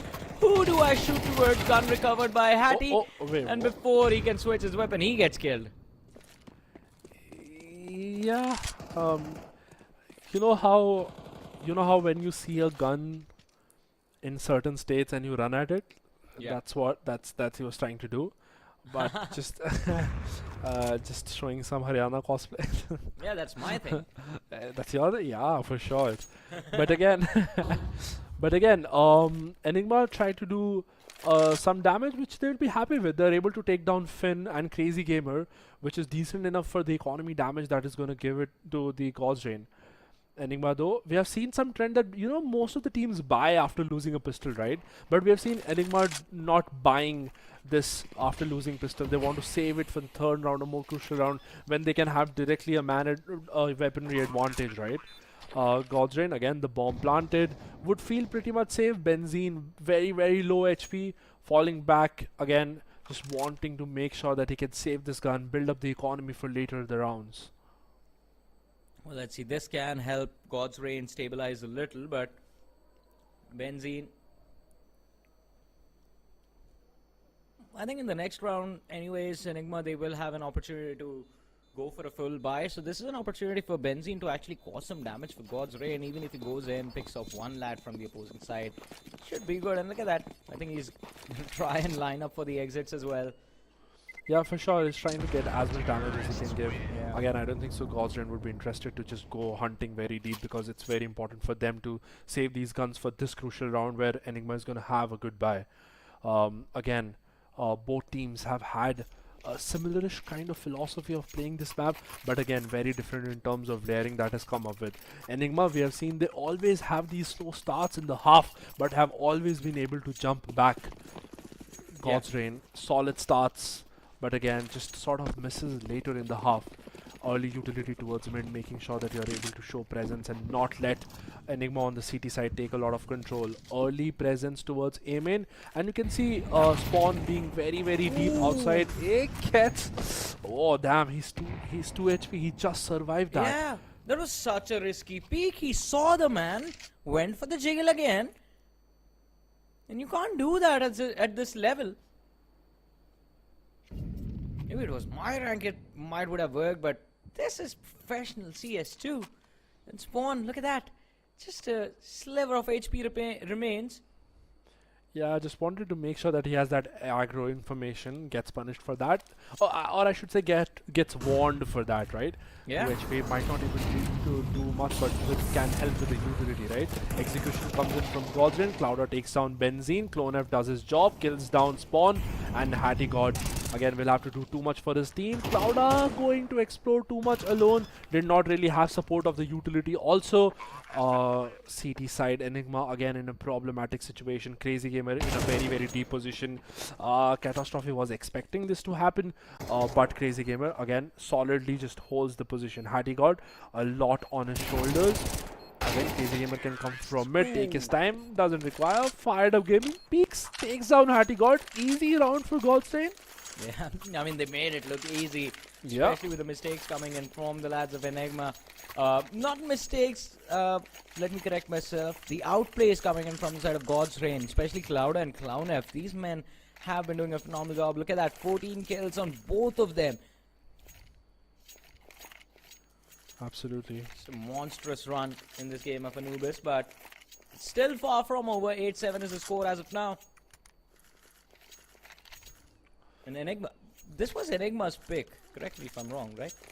Let me check. Yeah, I'm gonna confirm. please confirm. And I feel, I think Enigma still has the potential to come back, right? The timeout comes in from them. Discussions are gonna go on. God's Reign, Enigma. Such a big matchup this is. Both teams we have seen in terms of the rivalry that these players have for each other, even though they're Right. friends of the game. I have Yeah, who's confirmed. pick? Yeah. It was God's Reigns pick. Ah, God's Reign. Okay, that makes sense in the way of the preparation that they seem to have on this map, right? They have these layerings of terrorist rounds that they're able to show with the utilities going on points. You can see Clown F Yeah. just having those setup lineups for them, smoke mid so that they can get map space, flashes come on time, good peaks here and there. Again, Enigma doesn't really have a good buy this round, so not much expectations from them until unless there's something magical done by some of the players from the side of Enigma. God's Reign defaulting, just wanting to see what Enigma does, just waiting for some mistake to come in. They do deny the vision, as you mentioned, the early utility coming in from God's Reign. Every single round we see that mid smoke being lobbed, but we really haven't seen them make any plays around it. I think it is majorly to cause some early panic in the players of Enigma, deny early information or threat a crossing play through mid, but we haven't really seen it in action, and I think even that has become a little bit confusing for Enigma. But look at this, the B side hit is on, the players waiting in corners. One pick is going to be in their hands, the hands of God's Reign, Benzene, but they haven't checked the corner, and this is where the surprise is going to be from Spawn. Will be good for one, but fails instantly. Yeah, just 3 players alive from the side of Enigma Gaming. Another good comfortable round looks like from Godwin. Again, as we said, just eco round coming from it. We didn't expect much from them. Solid round again from Godwin. This initially again they have this basic default, right? They deny A main information, they deny mid information, try to explore a little bit towards the utility, and they are very ready to switch back early wherever they are able to split. So we have seen the instant like A hits coming in from them mid of the round, and the switch back from connector towards B have been very profound in the philosophy of God's Reign's attack on this particular map. Well, let's see. How far will this take them, do you think? I think this could honestly just take them far enough. All the way? Yeah, I think so. Yeah, all the way. But Enigma, I don't know why, but I feel like this team, Enigma, these players, this team has something different, right? Yeah. They can come back at any point of time. They understand how to adapt. The perpetual adaptability that this team shows always puts them in an advantageous situation and position, which they're proud of, and they also make sure that they're able to use that to their full advantage. They show the trust in each other. This trust shows in these players. Ghost with the operator, again with the op, just gets a little bit hefty. That's a solid molly, takes him down. You knew that you gave a lot of damage. This is going to be very crucial. Crazy Gamer's position is very interesting. He heard people rotating, but damn, that's a molly from Benzene. Takes down the Lurk, takes down Crazy Gamer. The bomb has been planted now. Retake is on. Clone F takes down Catastrophe. At the same time, Hattie God punishes fired up. They are all crunched on site, getting crunched from both sides. Finn just pushes the CT, kills down Benzene, and it is all come down to Spawn and Hattie God to do something magical for his team. And I believe Johnny, they decide to fall back, let God's Reign have this round, put them to double digits. No money in the bag for Enigma, and they will be forced to fall back, save that off one way or the other. And there's the bonus exit frag on Cyclone F. But anyways, I mean, one of the most interesting picks in this round has to be Finn. I believe it was the aggressive push, trying to see if he can spot on late lurkers. Finds a man just out on a casual stroll. Catastrophe was the man who went down, and I think that is when the possibility of a retake on that site were just out. They were out of options as soon as Catastrophe went, because their plan was to collapse from all 3 directions. But if 2 points are choked, your main entry gets picked off as well. You know you have to save the big green cannon and Ghost. There are very few moments when you see a man hold an angle with an op, and yet he gets out-aimed by the assaulter on the other side, especially at distance. Ghost, it's happened to him twice. Yeah, absolutely. And again, Enigma needs to figure out something in terms of how to stop these pushes that comes in from Godwin, right? They have really solid setup. They have good reactions also. As soon as they got to know that there is a certain level of flank that is coming in, they can instantly just push CT and punish the CT retake guy, so that at least they are comfortable from the people that are trying to come in from A main with the lurk. Again, just a quick switchback fight. I don't know what Finn was trying to explore there, but Benzene just takes him down. Good control towards A main. Ghost can get punished. Look at the position there from Cyclone F. If Ghost just moves 2 steps ahead, he's gonna get punished. They're waiting very calmly for this to happen. Each player down from one team in the name of your Finn. And again, this could be really good for Crazy Gamer. We have always seen him in mid. He's trying to lurk, take that timing off, but have not really proved that well for them. This is the game of patience here towards A main. But on the other side, we can see again, Hattie got to explore towards B main, so he's going to give information that, you know, it can be solid A. So Ghost will be ready for the peaks that is going to come in. Catastrophe just jiggle peaks, sees people in mid and falls back safe to be able to rotate towards A and help Ghost when needed. Let's see. As you mentioned, the information from Hattie will help his teammates understand the intentions of God's Reign. Ghost this time is going to be a little bit more prepared. First peek comes in. Cyclone F falls instantly. Numbers in the favor of Enigma. And now finally, the plan falling apart. Crazy Gamer, if he finds this opening, maybe things can change, but no. Crazy Gamer is going to be put down. Fired up, the last man surviving with a massive responsibility. Save the op. Finds the first pick. What a shot on Hattie. Nasty shot indeed, but also does have access to that B side. C4 still on A. Best hope for Hattie. Save the op, take it to the next round, and he succeeds. Yeah, exactly. 8th round for Enigma. Again, this is what this team does. It gives hope to the opponents and just start to crawl back a few rounds later, just understanding what the opponents are trying to do, adapting to the whole situation, and making sure that they believe in themselves. Johnny, I feel for some reason, God's Reign, even though the executes are solid and they're able to win these, but the mollies are not on point, and especially Enigma's retakes that we have seen, they've not been able to prove us. Oh, what? Just the confidence coming out from Spawn. Yeah, but that is not good for God's Reign. The op in mid, the main pressure point that they were trying to play around, that they were trying to use to gain access to that B side has been taken out of the picture. But still Crazy, they have 2 picks. Hattie finds the trade. 3v3 are the numbers right now, and this can change everything. Cloud are fighting. Hattie got another op out of the picture. Enigma Gaming, they lose their pressure. Ghost is still there though, along with Spawn, and they're trying to move in through connector. Although, look at this. What is the most important thing? The C4. And the C4 is still not planted. It's still in mid. It's still in T-spawn. Oh my god, yeah, they're gonna clutch. He might not expect the other person in connector. He's just staying silent over the pillar side. Ghost is ready to peek whenever he hears the tap sound. Doesn't check the left, misses the no scope, and finally kills Clouder. Is ready to peek on the other side.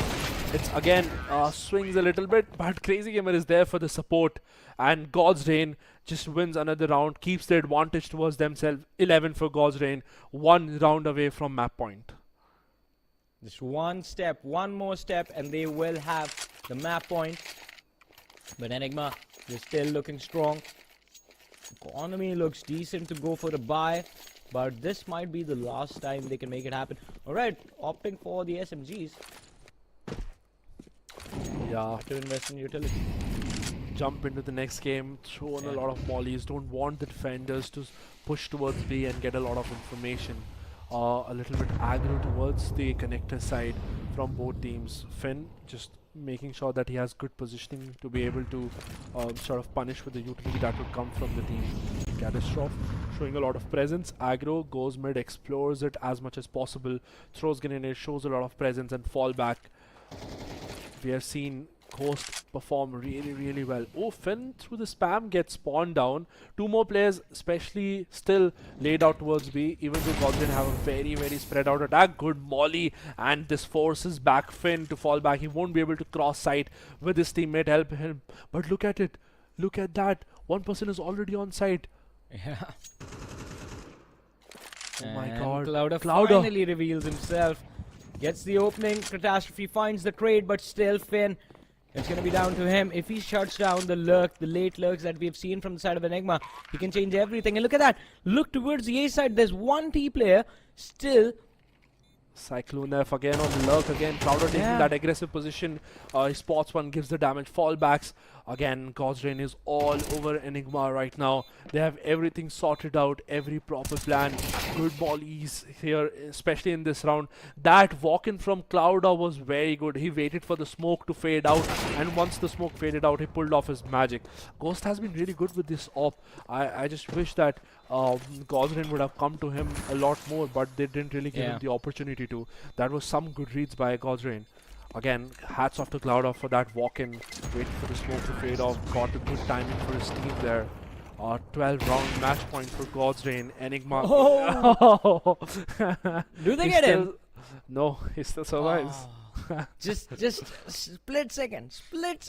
Two players missed. They had him from both the different directions, but I think that just showcases how badly Godsrain wants to punch down on the players of Enigma Gaming, wants to kick them while they are down. Like, you can't even save the op if you want to. And having the map point on the board, I think it is time to close out this first map. Let's see how quickly they make this happen. Or will Enigma finally bounce back from here? Oh, fired up. Nice shot. Fired up going aggro with the mollies. He thought the timing peak won't come in, but again, Ghost is doing what he does pretty well. Making sure that he peaks on time, gets the kill. A lot of utility towards A main. Don't want the other team to enter. But again, just taking that risk, Cyclone F has entered, taken some damage to the molly, given that information. The lurk is already there. Can you see Crazy Gamer's position? He's somehow come all the way back.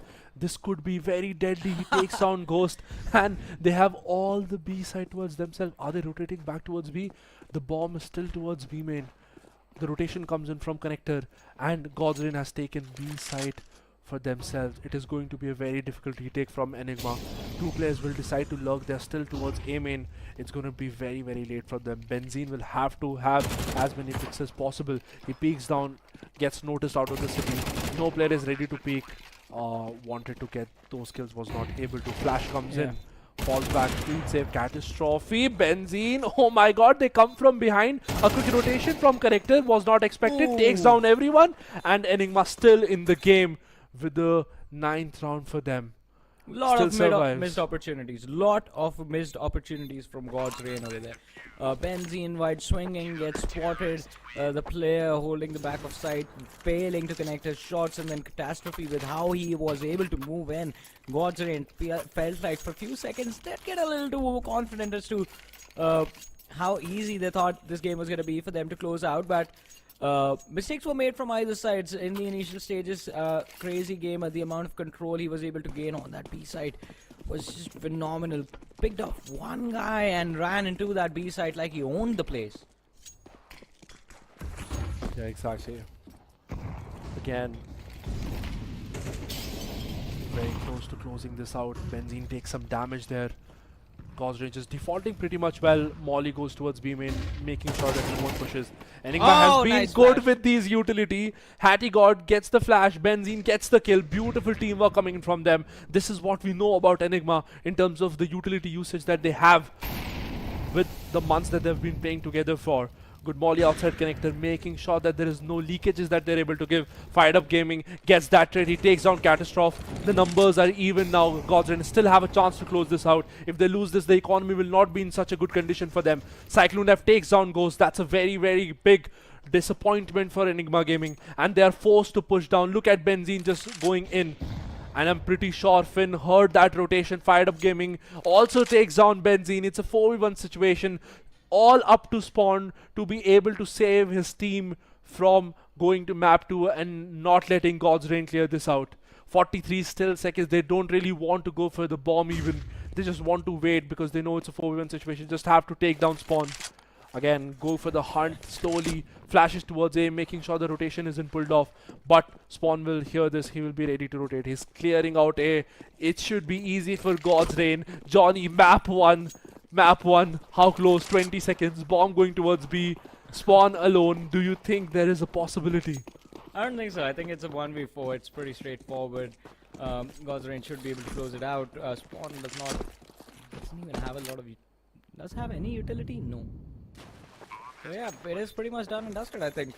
And overall, I think comfortable start for God's Reign. Enigma could have done a lot more, but it was again and again the failed opportunities towards the A main where Ghost was getting peeked. I think 2 times it happened where he was just hard scoped in with the op and still he got picked off.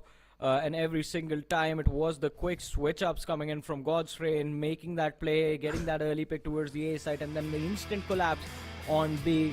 And of course, Lauda and Cyclone F.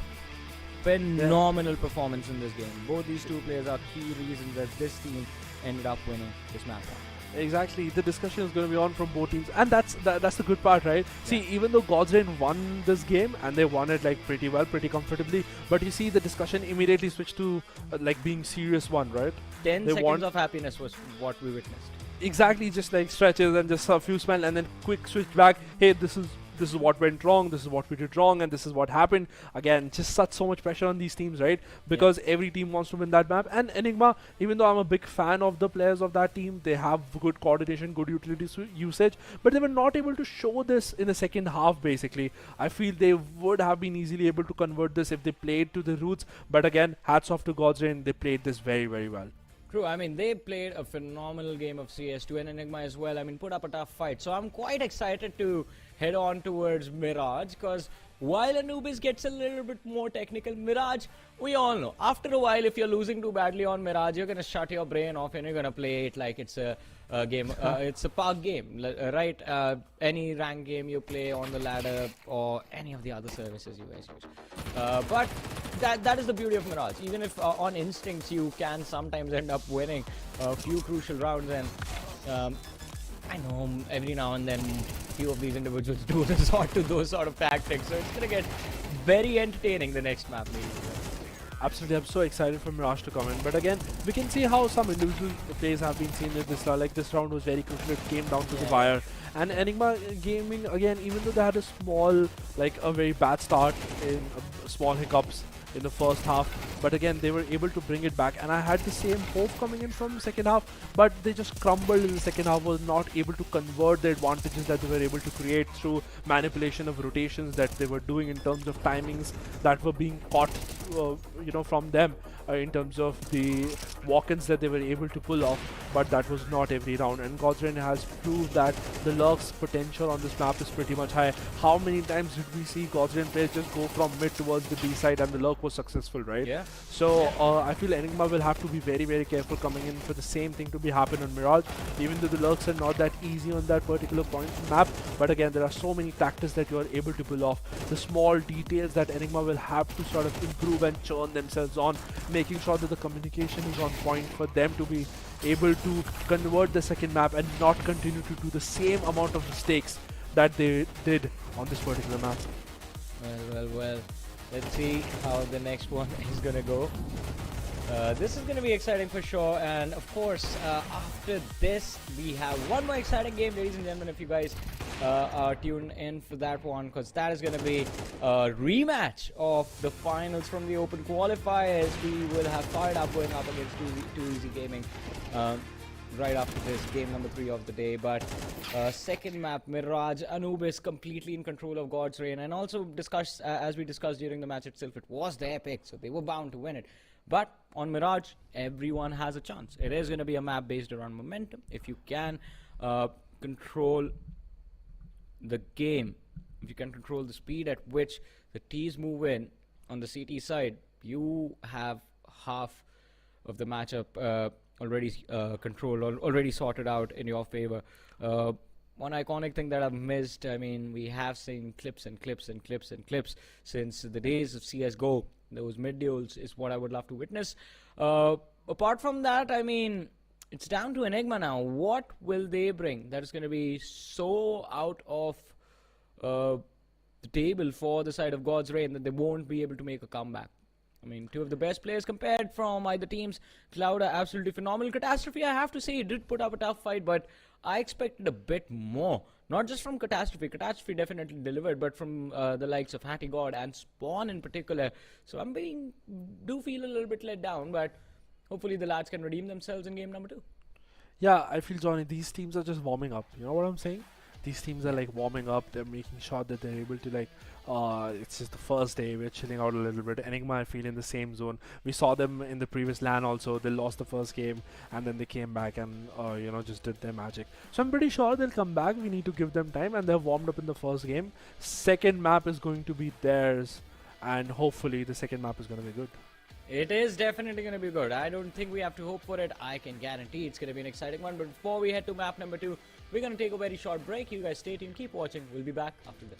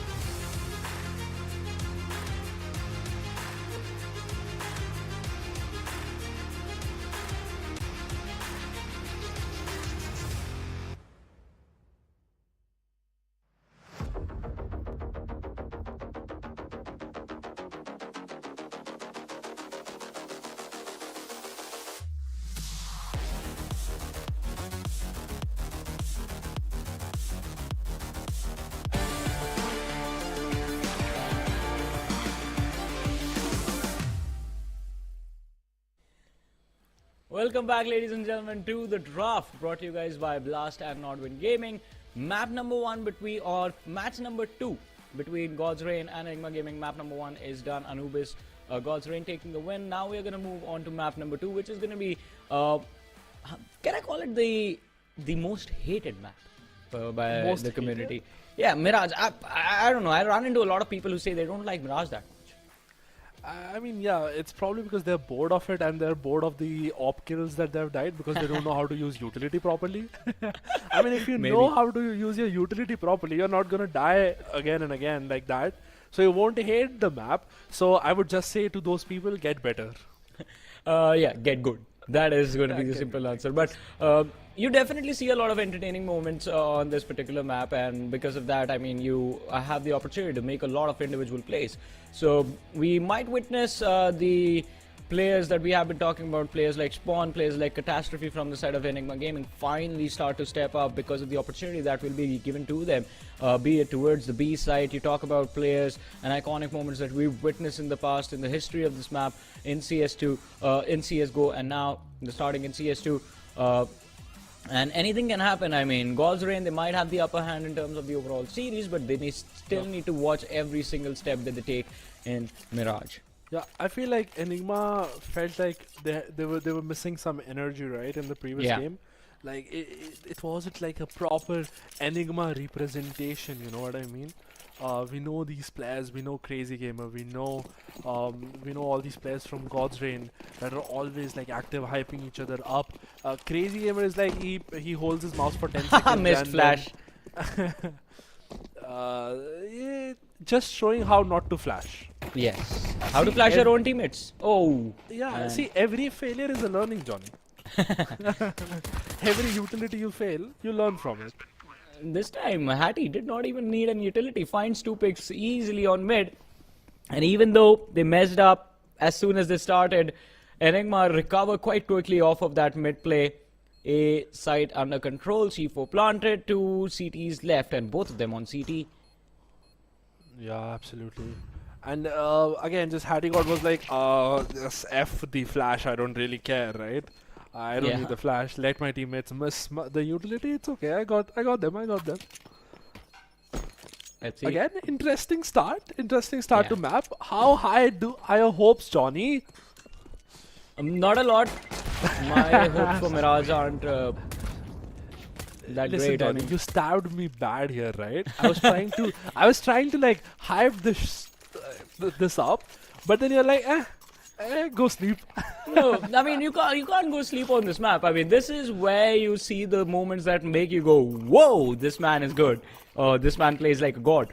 But also you see a lot of annoying stuff on Mirage. I mean, one of the most annoying plays that I personally like to use, and I've learned this from the man, the myth, the legend, Marzel himself, was cheeky little spots to hold angles with shotguns.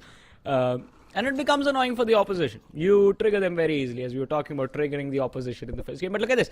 Benzene should be able to... Did he spot the player crossing? Yeah, for sure. I mean, there's no other player who can trigger better than Marzel, right? Like, he like triggers so badly. But again... god of making big brain plays. Yeah. Very, very irritating plays. For the opponents, obviously. For the opponents, yeah. You have had first-hand experiences of that. Yeah, pretty good experiences, I might say. But anyways, coming back to the action, it seems like once again the A site. Oh, look at that! They cross each other through the smoke, and Clouder should be good for 2. Finds both of them, and this is gonna be the play that he was hoping for. But there's one more man behind him on towards T ramp, and he's still waiting. What are you doing, Hattie? What are you doing? It's crazy. It's crazy around here again. Enigma just have a good start. They mess up in the second round. God's Reign proving to be why they are here and what they are playing for. Not giving any thin line. You make a mistake and they're gonna capitalize on it. Benzene left alone. Only hope for Steam. The bomb is down. Finn hears him, peeks on the perfect time, peeks, kills down Benzene, God's Reign 1, Enigma 1. Well, oh man.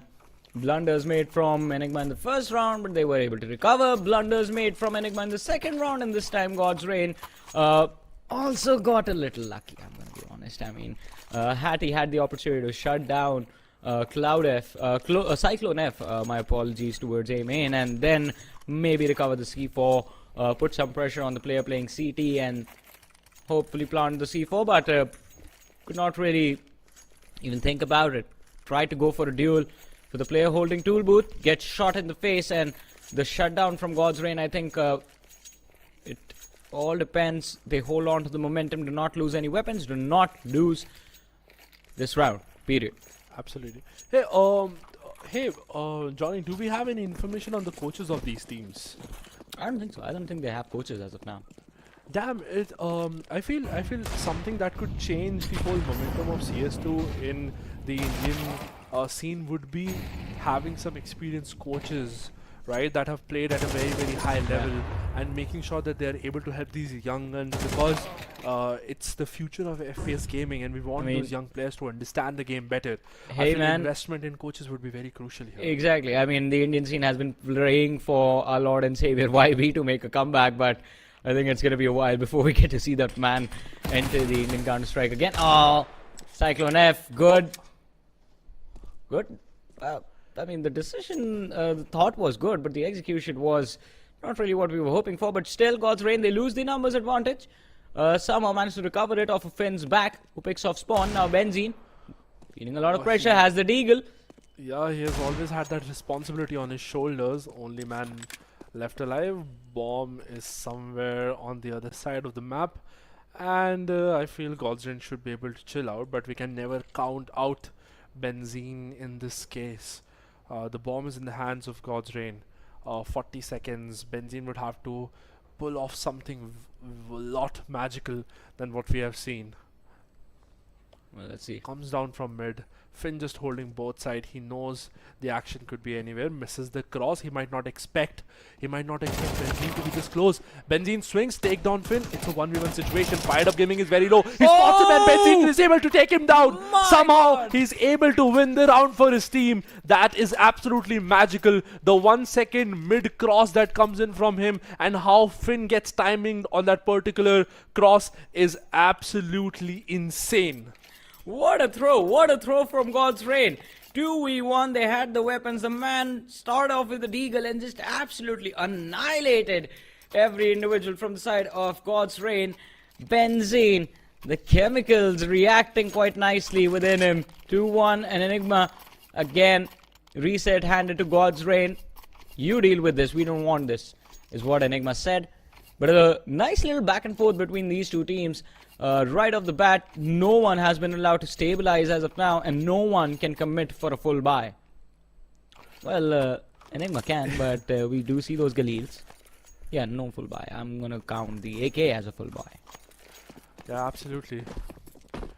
And I feel, Johnny, apart from how important these individual maps are, it's also very crucial for this tournament to be a success, and it's a very good stage for the Indian teams to be able to show what is the level of gameplay that they've got. If they're able to play at a certain level, they'll have more opportunities coming in the future to be able to represent them, not just at a local level of fighting South Asian teams, but maybe also facing one of the best teams in the world. But for that, the community, the players, the teams will have to prove that they have the potential to be able to fight at that particular level. And for that, the hard work has to be put in. So with that, the importance of this tournament just keeps on increasing and increasing. With that, again, Benzene just left alone. This guy has too many things on his shoulders. Every round, he has to do so much work for his team. His team is always having him put in these crucial situations where he has to work for it. There is no easy food that a person can earn. Finn knows the location. He's just waiting for the cross to happen. Here's the drop. Will probably move forward a little bit. Just holds the angle. Doesn't know. Starts to move forward. It's a perfect crossfire setup. It's a perfect situation for for God's Reign to win this round and God's Reign take this round. Yeah. As I was saying, Johnny, again, the importance of this particular tournament, draft by Blast and Nordwin. Again, such crucial for these teams to understand the importance of this particular tournament. Exactly. Because the world has their eyes on them. The world is watching these teams. The world is watching these players, and everyone is hoping to have sand put all over the previous incidents and give a fresh start to the particular CSGO community in India. We know there is potential talent in this community. We know there are potential talent in these players. It's all about bringing that talent out, making sure that you are playing with your 100% and able to show what you have got. Exactly, and this could be the perfect opportunity, as you said. One of the biggest TOs in the world and one of the biggest TOs, well, not one of the biggest TO in the country, collaborating and bringing this opportunity for the athletes of Counter-Strike in India. And of course, whoever grabs it and seizes it and makes it their own will reap the benefit. But so far, the aggression from Finn will get punished. The trade coming in from the side of God's Reign. 3v3. They have full control of mid, but can't really make anything of it. No one in apps, no one present towards A main. Slowly and steadily, the C4 being brought towards the A side.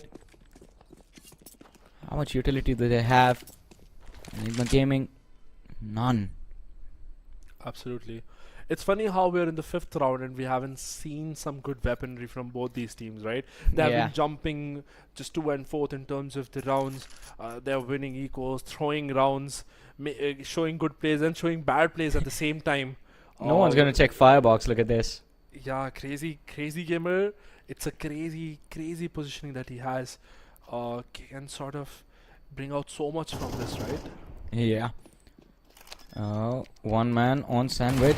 He can deny the plant, but no, goes for the guy in Sandwich. Finds the pick, finds the second, switches to the pistol, looking for the third, but Ghost goes for the shutdown. 1v1. The C4 was planted, and now Clouder, he has to go for the retake. Will he be aware? The threat is waiting for him towards the A main position, and it is planted for him. Exactly. Finally made aware. Taps the C4. Taps it again. Forcing out. Easily play from the ramp. Just jiggle peeking, buying time for himself. Clouder in a difficult situation. Very low. Oh. Ghost gets him. Wins the 3rd round for his team. Yeah, the 1v1s of these sort are automatically going to be won by the T-side player. As you mentioned, wasting time becomes an opportunity. And plus, I think Clouder, had he had a smoke, a Molotov or a grenade, anything but a flash, could have actually clutched it out. But how did Cyclone have died there? Crazy Gamer was on side. Clouder was buying time for Crazy Gamer to make a move. I feel the death of Cyclone have just costed them way too much, right? Yeah. Because Crazy Gamer was not able to turn out to the potential that he had. He had to take those fights, even though he got those 2 kills. But if at that point Cyclone and Clouder would both have been alive, the round could have been, you know, a little easier for Gosrain in that particular sense. That is true. Saying that, Catastrophe again just starting pretty well, gets the first pick for his advantage. God's Reign with inferior guns in this particular round, walking up mid, make sure you cut rotations with the smoke, not able to see what's happening on mid. Good start from Enigma in this round. Giving a lot of damage, just misses it. There's the panic setting in. Yeah. And he misses the shots. Violent effort though, and I believe this is the first time Enigma will be making a play through connector for that A side. There's no one there. Should be an easy take and should be an easier post plant. In fact, as you mentioned, Cosray, no weaponry in this round. Just pistols across the board, so not a lot of hope as well. Absolutely. Bomb gets planted again. God's Reign. Inferior guns, not much expected here. Might go for like late damage or just sort of try to stay alive in this particular round. Again, just some flow of game that Godsrain might want to catch back in this particular half, in terms of understanding how Enigma has started to layer their round, in terms of the utility presence that initially they are showing to cut off information to get those early peaks. Godsrain might want to decide for a particular position that they want to go aggro and take that map space from them. As defense, it's also not always good for you if you're just sitting back. it becomes important for you to have control. The more information you have, the better you are able to play. Well. Might be true for Around on the Enigma, basis but of information, right? yeah, I mean, might be true for Enigma, but it seems like God's Reign are just failing again and again, at least in the first 6 rounds that we've seen to make even the right setups work. And it's just gonna get more and more trickier for them. Look at that heavy commitment for A main to take the fight, and this time it works out quite nicely. Need to look for the third, but Ghost, the shutdown comes in right in the nick of time. One player on towards Palace. Finn finding one important pick. The spam shots also connecting. Managed to dodge the Stays alive. He might get this kill. Also just moves his crosshair from the position, and Hattie takes down him, but he did a good job. This is what we were talking about, Johnny. Yeah. They had to do something different, and this time they decided to go aggro towards A ramp and wanted to take those fights. Punishing Enigma early in the round has proved them. Finn did a great job from the side of Palace. Again, just Cyclone F making sure that he's supporting with the team. Should be an easy round end for God's Raid, which it is. 3 rounds on the board. Again, do something different, change the pace, make sure you have some control as a defensive team. Again, sitting in spawn, staying back might not always work. And again, God's Raid might want to follow the same philosophy. Enigma will have to change what they are doing. They'll have to sort of fall back a little, because now it's time for them to expect God's Raid to come at them and sort of take these fights. Early utility era. Flashes towards mid. This time they want to take aggressive control of the mid area. That means fired up. Massive responsibility on his shoulders to stop the initial aggression coming in from A ramp. And God's Rain, this time the read is perfect. Enigma Gaming, they push through. The nades lob towards Tool both. Up jungle, covering up connector. God's Rain, they decide to fall back. No one's trying to make a play through that T ramp area. Spam shots from spawn will dish out damage, but no pick secured. Finally finds the opening for his team. The first kill of this round is going to be Clouda who goes down.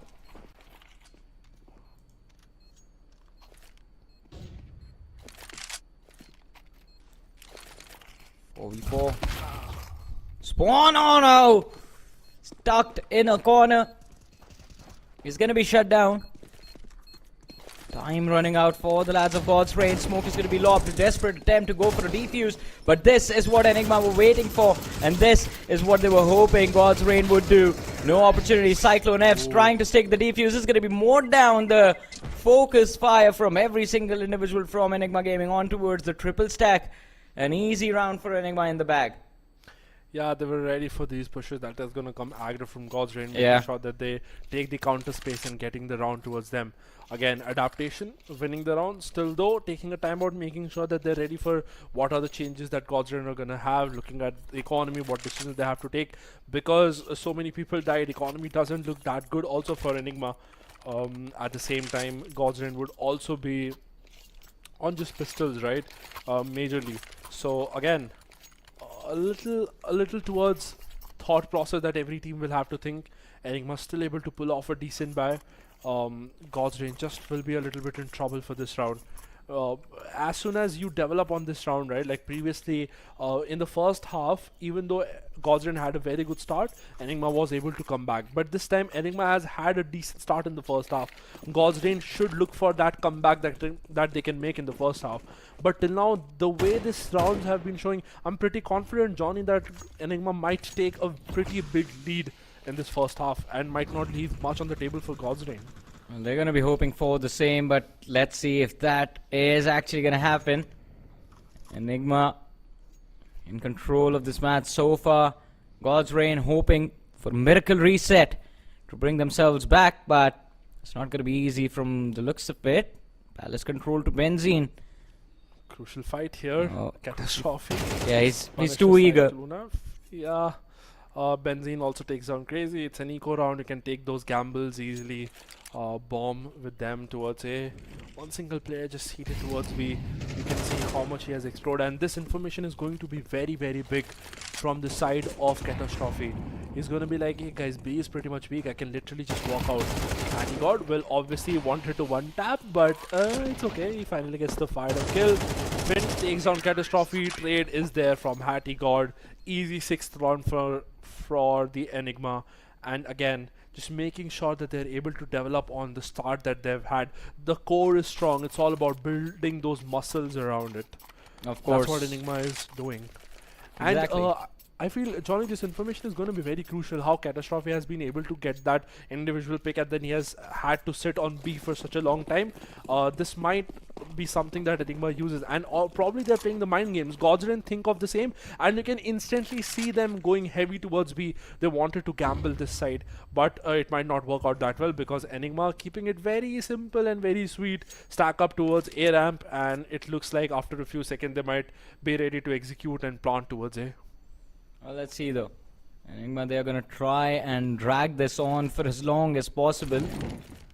Just keep the flow going, keep the momentum going, and Mirage is one of these maps where it becomes difficult to slow down the opposition. If they break your economy, and if they keep breaking it again and again and again and again. Let's see, hope is still there. Catastrophe shutting everything down. Benzene finding 2 more. Finn, last survivor, well not anymore, 7-3 on the board. Last 2 rounds of the first half, and are we in for a 9-3 swap again? Will Godsrain make a comeback, and we get to witness the 7-5?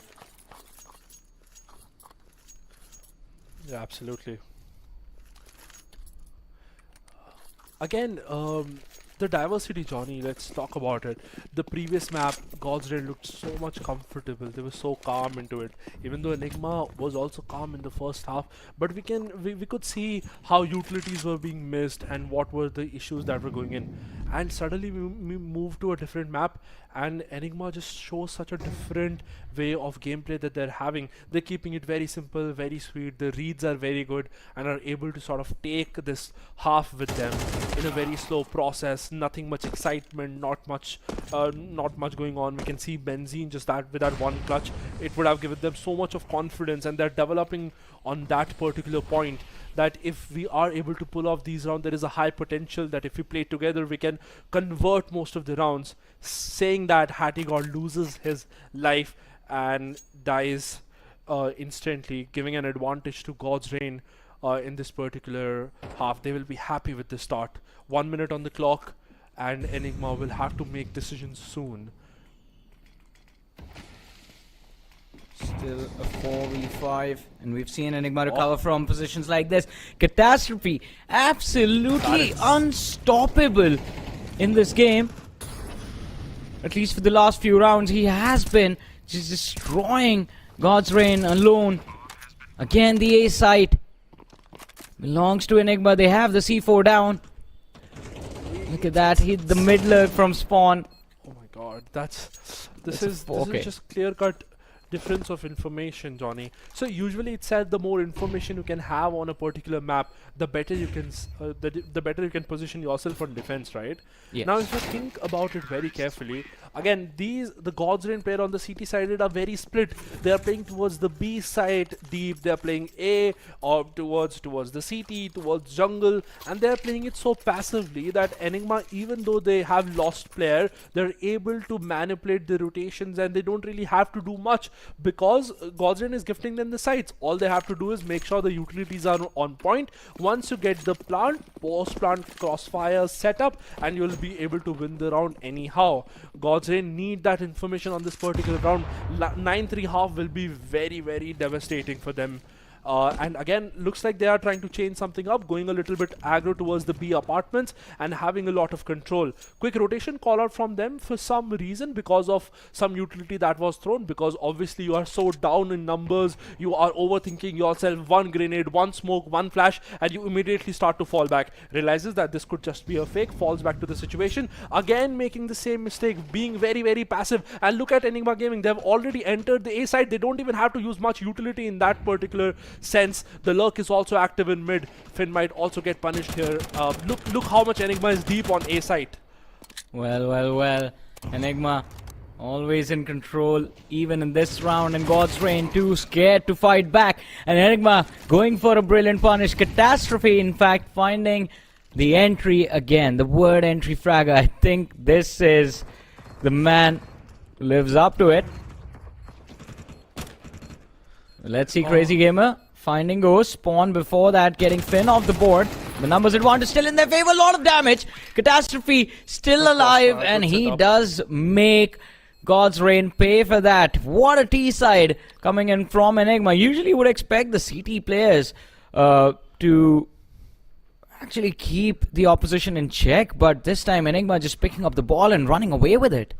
Yeah, God's might have to take the whiteboard out again. They'll have to recheck on the philosophy of CT on this particular map. It didn't seem like they had good enough plans to be. They were not taking any control. Only one round I saw them taking control, and they just won that round. I don't understand why they stopped pressuring Enigma in the start of the round. Johnny, did we just see a lack of planning and too much default, which were not even defaults? Because I don't believe that throwing smokes and mollies on A ramp can be called default. You need to take control. Can you go mid aggressive? Can you take control of the connector? Can you make sure that you're utilizing that boost position? Underpass has to be taken care of. Well, you're denying A ramp completely. You're pushing Palace, but nothing from the sides of God's Reign. It was as simple as any British dish, basically. See, throwing smokes. Why are you dissing other regions' food for some reason now? See, Where Johnny, did that come from? Yo, I'm hungry, right? Oh yeah, As I forgot. British food is very simple and bland. All they do is they boil something, they fry something, and add salt and pepper, or pepper, however they pronounce it. Like passing a boil of water. Half the people I know who work out eat basically boiled stuff with salt and pepper. I mean, maybe that's why they don't have tummies like us. I don't have a tummy. What are you talking about? Yeah, listen, I'm also going to the gym, so I miss food. It's okay, man. You get used to it. I miss food, bro. Let me talk about it, please. You get used to it. Right now, I think it's God's Reign who had a pretty healthy meal in this round, eating every single individual from the side of Enigma Gaming. Look at that. Nasty shot coming in from Ghost, but still too late for a retake at this point. Players are positioned in every single direction for that post plant. Hattie got shut down. 1v2 for Ghost. Should be an easy pistol. Yeah, a sunshine of hope for God's Reign. Those shots doesn't tell me it's a sunshine of hope. You can see the confidence lacking in players, but it's fine. We'll give it to them. They're still hyping each other up. They won the pistol, and maybe there's something on the board. That ray of hope is enough. Clouder looks a little bit tensed. He needs to make sure that he's still in the game, and the team has to sort of come back. There's still a possibility, right? Yeah, there is a possibility indeed, but will they be able to capitalize on it now? That's going to be a question. I mean, you win the pistol, you usually hope you can win the anti-eco as well, and especially being on the T side, I think God's Reign, they need to capitalize on this as soon as possible. Avoid any more conflicts from here on out, but things, as we know, are going to get tougher and tougher with every single moment that goes by. They need to be extremely careful with how they proceed. And Enigma, now this is perfect. If you are at a heavy disadvantage, either stack or commit. You find a pick, good for you. If you don't find a pick, you go down. Well, you didn't have guns anyway to begin with. Yeah, you just basically move on, right? Yeah, they didn't even have a lot of utility to dish out any extra bit of damage before they went in. Yeah, they had a good gamble on the correct place, but it just didn't turn out because God's Reign handled it pretty well.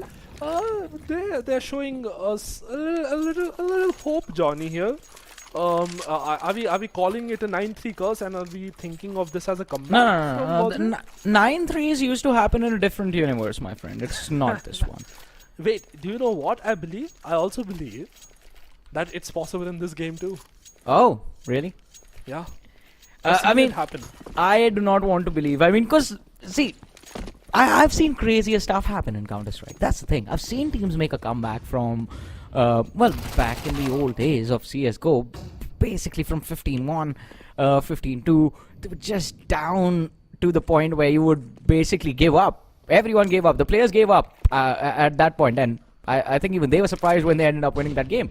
So, and all of that used to be common at one point, but now I think everyone's realized, like, all right, might as well buckle up. The scene is back with CS2, and it's time to chime in. But this time again, Aim battles going in the favor of Enigma until Fired Up stepped in. Benzene for the shutdown. Cyclone F still holding strong.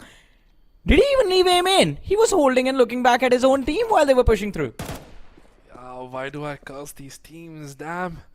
That's a big shutdown from Enigma.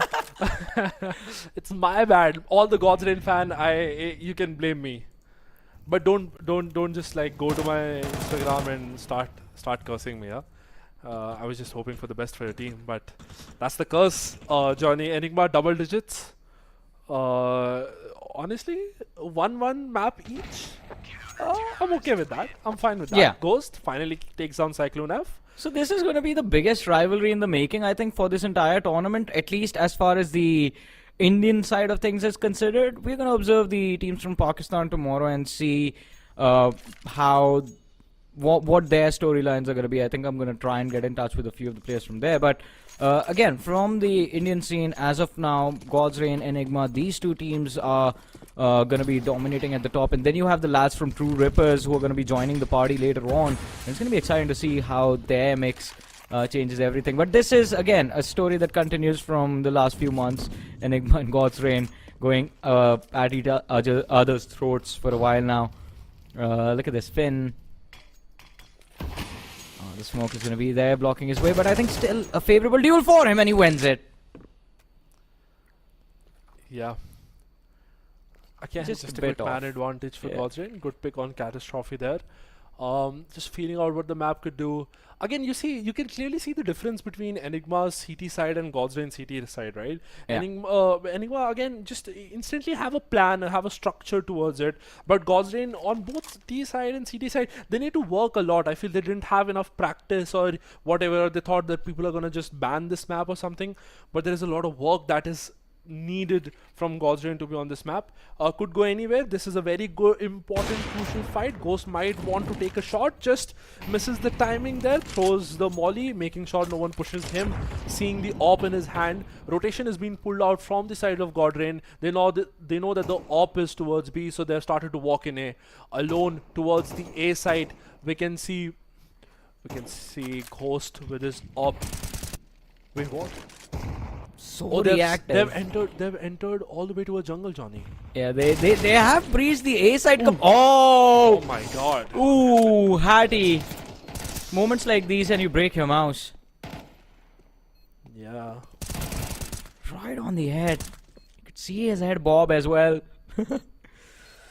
Crazy gamer. So lucky, man. But Benzene, extremely unlucky. Stands there, takes a shot, finishes off Clouda, but instantly goes down.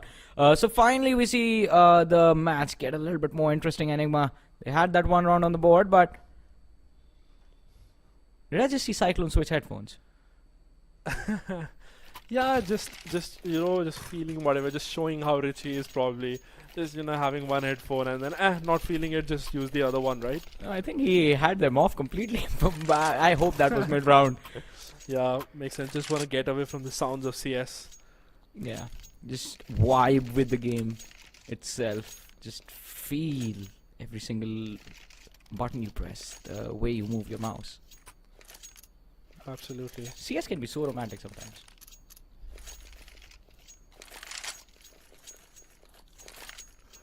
I feel again. No response to that. I guess. I guess that's how it is, Johnny. Yeah. Some find love, some don't. Some don't. Just Some have like- bad. Just Yeah. like Catastrophe finding the entry every single time and me failing and Benzene whenever just I try. being alone. Yeah, every Benzene round. just being alone in the end every round. Yeah, that's how life works. Sometimes you have the start, but people are not able to finish. You know what I mean? Alright. But let's bring ourselves back to the game. 6-10 is the score as of now. And I think even And though... Enigma, not such a good buy. God's Rain, Yeah. getting there's hope up. I told you, Johnny, it's a comeback. It's a comeback. Trust me. I'm telling you. Well, that's what God's Rain is going to be praying for as well. Let's see. Oh! Now that is why I am afraid sorry. of Deagles. I didn't mean to laugh. I mean, it's okay to laugh sometimes. I mean, moments like these are definitely surprising. And of course, you would never expect. They were prepared to peek A with full confidence, and yet Spawn just quick peeks. A main with the Deagle finds the opening. Now, there's one more in question. Oh, with the USP this time, Clouder gets picked off. 3v3, numbers equalized. If they can recover even one weapon, everything changes for God's Reign. Enigma, sorry. Yeah, absolutely. Oof. Oh, man. Oh my god. These pistols are scary. They are. DMs all just proved to be correct. Benzene needs to stay alive a little. He can actually go back. Oh! Teammate coming in from behind. Don't go back, bro. Just go kill him. Why not? Ooh, that was a nasty shot. And look at that. Would you look at that? They have the C4. Yes. Yup. And it's too much on Finn. Well, Benzene was able to do it. Maybe Finn can do it. He comes from behind. They are not expecting him. One tap, just a little bit. Takes his time. Catastrophe now. Again, he's left alone. 20 seconds on the clock. Enough time for him to go and plant. This could be very crucial in terms of timing. He might expect him Palace because the information is there for Finn. Oh, no, he doesn't. He doesn't expect him Palace. What? How? Why? I believe they had the info of Benzene being there, and as soon as Benzene got picked off, they forgot that there's one more player. They were expecting him to be connector or jungle. And that would have been the read because that is where he last was, and it is brilliant from the side of Enigma Gaming. That slow rotate all the way through mid, then moving through T-spawn, going back to Palace, stacking Palace with 2 players was just phenomenal. But let's see how far they can take this. Johnny, did I curse them again? I think so, yes. Now I blame you. God's Reign fans, don't come at me now, please. Don't come on my stream and just like call me a cursor. Cursor? Wait, Cursor. Yeah, cursor something else. Okay, looks like another good start of the round for Enigma on the CT side. Again, there's some structure, there's some planning towards there. A lot of apartment control coming in from God's Reign. They are still in the hopes that they have a slight bit of sunshine through the holes of the wall that Enigma has created here for them. The hopes of adaptability, the hopes of situation movability that they can have in particular situations that God's Reign has able to show in the previous map. They're able to turn things around pretty well in these rounds, but still it's look difficult looking at how good Enigma looks at this map. Crazy Gamer just peeks and guessed coast. That was really good. That was good timing from the round, and they balanced the whole round towards themselves. Every player is separated. We can see the CT also separated, 2 towards A, 2 towards B. The setup is there, the crossfire is there. Bomb seems to be going towards A. The timing could be insane. The flash comes in, and Crazy Gamer is able to take one down. Benzene with the trade on fired up. He's on. Oh my god, he's done. The molly comes on in. The smoke is there. Cyclona spamming, kills him, and Finn takes down Spawn. Somehow they're able to win this round. What is happening? Johnny, give me answers. Chaos. So much chaos. It's just reactive play. That is what this is. Both the teams just reacting to each other. I think again, today, since it is the opening day and all of these teams are observing each other for the first time in months, everyone comes in a little bit underprepared and they are trying to get a read on, alright, this is what they've done in the last few months, this is what they have done in the last few months, this is how much this individual has improved, and all of the IGLs right now are just thinking, alright, it is time to go back to the drawing board and trying to reanalyze ourselves and reanalyze what we think of the other teams, who we can beat and who will give us a tough fight. I think that is what is happening today. Today is just a day of testing the waters for every single one of these squads. But that also means that teams like Enigma, teams like God's Reign, Marcos Gaming, and all the 6 teams that have made it through to the India qualifiers, as soon as they turn in for day number 2 and the second matches that they have, because it is going to be a round-robin format, things are going to get more and more intense. The matches will be much tougher. Look at that, fired up. Finally, shutting down Catastrophe. And the danger man from the side of Enigma has been picked off. Should make things a little bit easier. But will they be easier? That's the question. Yeah, just a lot of like weapon disadvantage on the sides of Enigma, right? Yeah. And again, seems like Seems like the comeback is on. Johnny, seems like Godsrain might be able to just have this comeback again. Don't say that. Okay, fine. Enigma might have to change things up on CT. They don't seem so comfortable. They can't just rely on the retakes that they're able to pull off in some of the rounds. Again, a good control towards the connector from the side of Godsrain, and Finn just sitting in connector. He has a good timing, calls for the rotation, the bomb coming towards A. These guys can take the time pretty well.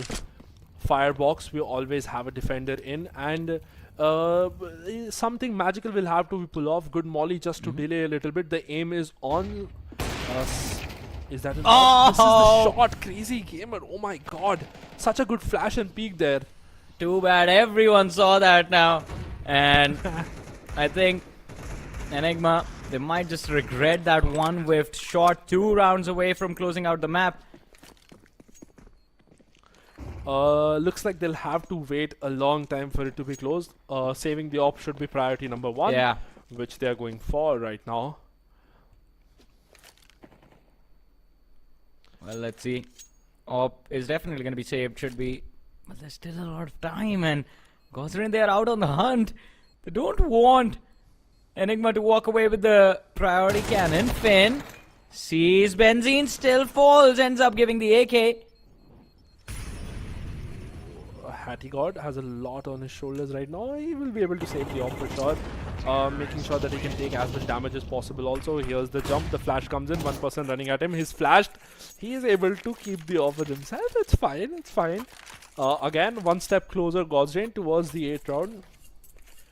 Again, Johnny, because this is like... we can't call it like a best of 2. It's like a 2-map game daily basis that every team is going to play with the other team. So it's a round robin format, as you mentioned. Yeah. So that is the reason why every map becomes important. Even if you lose one map, you still have the hope of winning the second map so that you are able to collect those points. Exactly. And that makes the format so good. Also you were telling me something about legends that are gonna play with them. Oh, on yes. LAN, right? Exactly. So, do you have some names that you can leak right now? I mean, there's nothing to leak. It has been announced on the website itself. We'll have Guardian and Freiburg who are going to be joining us. 2 legends already announced, and they're going to be there. They will join. So the way it goes is every single team will have 1 legend playing from them. So a total of 6 legends will be there present in the arena, and they're going to be part of the action as well. It's going to be so exciting. I mean, Guardian, I've been such a huge fan for years. Yeah, makes sense. I wish I got to experience it, but hey, I feel it's such a great opportunity for these players. They will be able to learn so much from these legends, right? Because they have had such a great experience. Okay, oh my god. Enigma wants to close this out. Hattie got Benzene doing what they do always for the team. Catastrophe. That's an insane shot, not fired up. It's a match point for Enigma Gaming. 1 away to close this out. 1 away to close out Mirage. Yeah, and I think they should be quite comfortable in doing so as well, considering they have 2 ops in their hands right now. Hattie is going to wield 1, and the other one is going to be handed over to the designated opper for the team Ghost. But still, what is happening with Godsrain? The economy also kind of in a questionable position. We see 1 Galil, 1 Mac-10, 1 AK, 2 AKs, apologies, and the op on fired up. Yeah. Important round. Lose it all or win it all from this. Exactly. You see how Enigma has been able to sort of make sure that they have these like mid infos and info aggressive towards like B apartments. Yeah. Godsrain was missing all of that. He's ready for that to come. Spawn, inferior gun, still is able to take Finn down. Again, takes a lot of damage, but it's perfectly fine. Crazy gamer. Waits for the drop from Benzene. Did not expect him to enter it like that. Just misses the draw. Spawn gets the trade. Spawn takes down another one. Clouda on again just takes down Spawn. 3v2 situation in an advantage. Hattie God might be disappointed the way he's missing these shots. I'm not gonna lie. 2v2 situation. Enigma Gaming very close to closing this round. Well, they are extremely close in both the teams, almost with a similar setup. God's Reign still have that. Alright, the Molotov is going to be lobbed to shut down jungle control. Take it away and delay the players of Enigma from rotating, but still Catastrophe. One peek at the right time, could have picked off the planter. Still finds it through the spam into the firebox. The last man playing the triple stack on site. And both the players from the side of God's Reign moving together. The AWP and the M4. They find the pick. The player spotted out and Ghost with a nasty AWP shot at point blank range. And Enigma, they managed to trade it out, juke it out with their rivals. God's Reign and both the teams, they end the series 1 each. Spawn, look at him, instantly grabs Hattie off his chairs. He's like, come with me, lad, we're gonna have a talk. Yeah, actually, I mean, honestly, these guys have like, I told you, these guys are not, they won't give up so easily, right? So they played pretty well this round. They showed that they're prepared better than God's Reign. I feel the issue was that God's Reign did not seem that much prepared. They did not have any strategies for the map. And honestly, kudos to Enigma. I have a slight bias towards themselves because I know what the potential that this team has. And I'm telling you, Johnny, coming in the future, in the matches that are going to come up, this team is going to do great. And for God's Reign, I feel it's time to prepare just a little bit more on some of the maps, right? Exactly. I think preparation is definitely going to be there from every single one of these teams because, as I said, I think right now everyone's just in the phase of observing each other and seeing, all right, how much have you improved? What have you prepared? What is your map pool going to look like? Luckily for us and the teams themselves, it's just a BO2 that they have to play, so no one has to reveal a lot. And I'm pretty sure they're going to be practicing in secret, having a few cheeky map picks available for themselves. Maybe a nuke every now and then would be quite exciting to witness, but let's see how things are going to turn out as the stages progress. But highlights of this game. This was one crazy game, and Crazy Gamer definitely living up to his name in this matchup. But again, Catastrophe, an absolute god in terms of those entries. Yeah, for sure. And then comes in Benzene with those important situations. He was always left alone in these crazy situations, and he has always been able to like give at least some damage, win some and then lose some. There were some mistakes that we saw from God's Reign coming in, some of the individual decision making that sort of punished them in early rounds. They were not able to have good enough economy. Enigma made sure that they don't lose the patience even if they're not able to have good buys. They still maintained the structure of the plans that they've had going into the game. In terms of taking it slow and sort of building towards the strategies, towards the defaults that they've prepared. To be very honest, God's Reign looked a little fishy on this map. I'm pretty sure other teams are also watching these games, and the vetoes are gonna be a bit easy for other teams coming from the next time these Indian teams face each other. Well. Can't wait for the last match of the day now. Because as of now, we have seen teams that were invited in action. But now we get to see what the qualifiers have brought us. This was, again, an intense moment. Crazy. Gamer should have been afraid for his life. And I'm pretty sure he was scared as well when the first shot connected. But fortunately for him, he stayed alive, managed to pick off the opposition, and then moves forward to destroy and annihilate Enigma Gaming while they gave him an opportunity to do so. Because as we progress further, Enigma, they just clenched their grip tighter and tighter on this matchup, just joking God's Reign at every turn. And in the end, it was them, Enigma Gaming, who ended up walking away with a comfortable win. Yeah, absolutely. And again, we know that these two orgs are such a big name, right? Yeah. And obviously winning one map each, they are sort of finding themselves comfortable in the group. Maybe not that much too, because they'll have to work hard in terms of making sure that they have the lead overall. Because again, if the points are equal, then your performance matters. But looking at the scoreboard, Benzene, again, as we saw how important the role was that he played for the whole team in terms of making, he was alive at the last and he was making sure that he can clutch those rounds. He has been insane holding sites and anchoring towards the B side. A good performance by him. And the MVP of the game, of both games, basically goes to Catastrophe. Such a good performance by this guy. Yeah, this man has been consistent, and I am impressed by him every single time I see him roll around on any single tournament, every single broadcast he's been on. He has been extremely consistent. Last time we witnessed him was on LAN, and he was IGLing his team, still managed to be the best entry at that entire event. And now the pressure of leading the team has been taken away, and his performance just goes up. But look at how closely he was matched by his competitor from the other side, Finn. The KD ratios equal on either side. ADRs we compare, Catastrophe having a little bit more. Of course, his aim was on point every single time, and average kill per map, yeah, 15.5, 16. That's not a big difference. Both the lads were incredible. Yeah, they had their own personal good performances coming in from both sides. And again, Johnny, what did you predict for this game? Oh, I did not predict a winner. I predicted a close match. It was 1-1. Let's certify this as a close match, right? Nice. What about the next game? Fired up too easy. Open qualifiers, both teams. Yeah, I think so.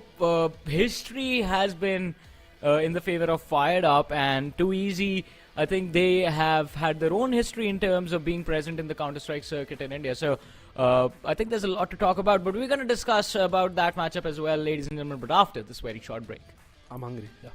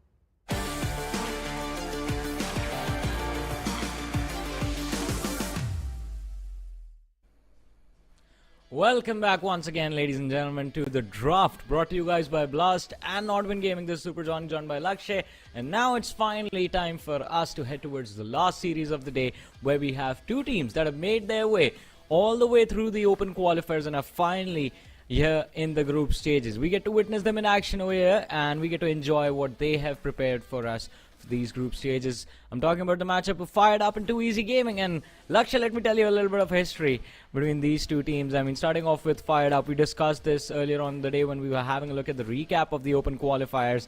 Just that one map loss that they witnessed in the early stages, and from there, undefeated till now. Yeah, so these are like some of the new names that sort of we are seeing, right? And they have been doing so great in terms of the performance that they have shown, especially if we talk about Elytra. Elytra has been really well in terms of performance of all kinds, right? Yeah. And also, if we look at the team Too Easy, even though they have not won by Fired Up Gaming, look at like Too Easy, right? What are your expectations from this team? I think looking at Recoil Master, my expectations definitely are going to be through the roof. He's one of those players that we have seen in the community for a long time. And of course, can't wait to witness what the other lads are going to be capable of in this tournament as well. I mean, they get to face off some of the best players in the country in India in terms of Counter-Strike. And it is going to be quite exciting to see as to how they match up against the rest of the competition. But let's have a look at the veto first. First ban coming in. It's going to be from Too Easy, and Mirage has been picked off the board. Yeah, continued with Ancient. That goes out of the board. Vertigo is out too. We don't get to see so many floors. Overpass, I think Anubis. Maybe they'll pick Anubis. Yeah, I feel so. I think we're again going to see a desert map. Oh wait, it's banned. So a Alright, map that we Inferno. don't like. Finally, For- Inferno and Nuke is what we get to witness. Yup, we do.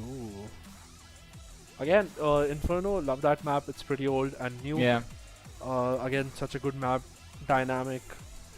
So much teams can do on it. Yeah. Inferno, I feel we both have played so much of Inferno and also these teams that Yeah. it's so good. It will be so good to see what these two teams that are coming from open qualifiers can get us. Hopefully, I get to see improvement from open qualifiers and the way they have played Yeah. in terms of strategy development. And I'm just hoping for it to be a good game so that I can predict what's going to happen. Or rather, I cannot predict the future in terms of what's going to happen in the group stage. What if maybe any of these two teams play so good that they turn the pages and these big names like God's Reign and True Rippers and others are like, oh damn, Well, open qualifiers team are just If that happens, I think I'm gonna be the one most excited, because we want new names and new faces to climb up the ladders and to dominate in the scene. New teams and new players joining the circuit every now and then. I think with the introduction of CS2 and with the introduction of the draft, this tournament, the opportunity has definitely been presented to all of these players. But with that being said, I mean, a reminder that as of now, there's 6 teams in the group stage, only 3 get to move forward, and it is going to be highly unlikely but that both these teams push through, especially when you look at the competition. Look at how God's Reign and Enigma just played a beautiful game over the 2 maps that we saw them in, how Marcus Gaming and True Rippers presented themselves in game number 1 of the day. So it is definitely going to be a challenge. The work has been cut out for both these two teams. Now it's them to put in the grind and deliver when the match day arises. But before that, a rematch of the open qualifiers finale, and well, they did face up against each other even before in the open qualifiers, and every single time it has been Fired Up that have walked away the winners of this matchup. Yeah, I mean, I feel Too Easy should have that fire burning in them, right? Of So course. that they can fire the Fired Up gang. I mean, it has to. They need to have that feeling inside themselves. So I believe this time it could be something different. I hope at least, and we have Too Easy starting from the CT side and Fired Up Gaming on the terrace side. Well, let's see. The match begins, and as you mentioned, Too Easy on the CT, getting very aggressive on towards mid. It's going to be exciting to see if the man actually gets a few picks for himself. It is going to be the aggression put on display by BB1, but Recall Master needs to hold his ground on towards that A side. Is going to be forced to fall back towards the CT area, and Lord Grim finds the pick for his team. Banana control now being denied. So be careful. If he goes down, they can scale all the way towards car. Yeah, exactly. This banana fight was important. Yeah. Robin takes down P7. Again, a comfortable post round. This could go anywhere, but again, Recall Master is very low on HP, so that could not be such a good trend for them. Case and Lennox just finishing it off, and Fired Up Gaming did what they did in the finals also, just making sure that they have an easier and good start. And as we talked about. Recoil Master from the side of Too Easy Gaming, I think we have to also give props to Nick Ace. He is also an experienced player, recent international experience as well under the belt, playing in big tournaments and representing the nation, as you mentioned. So from his side, from the side of Fired Up Gaming, I think the pressure is going to be on this veteran to lead his team to victory today. And he has done that in the past as well. Look at that, a quick execute. The Molotov to cover sandbags, the nade to force the player playing CT to fall back, but there's no one from the CT side on towards this B-bomb side. It's been left completely abandoned, while the CTs just went ahead and stacked the A side. A gamble. We all know gambles only have a 50% chance of working out. Yeah, and I mean, they would obviously look to give some damage, but Fired Up Gaming, looking at the history of both these teams, should be a little confident in terms of taking those fights that you can see. They're basically just going ahead. They know that they've done it before, they can do it again. Oh! Good save. Yeah, you can see confidence shouting. I feel, honestly, sometimes it just, it just goes against you, right?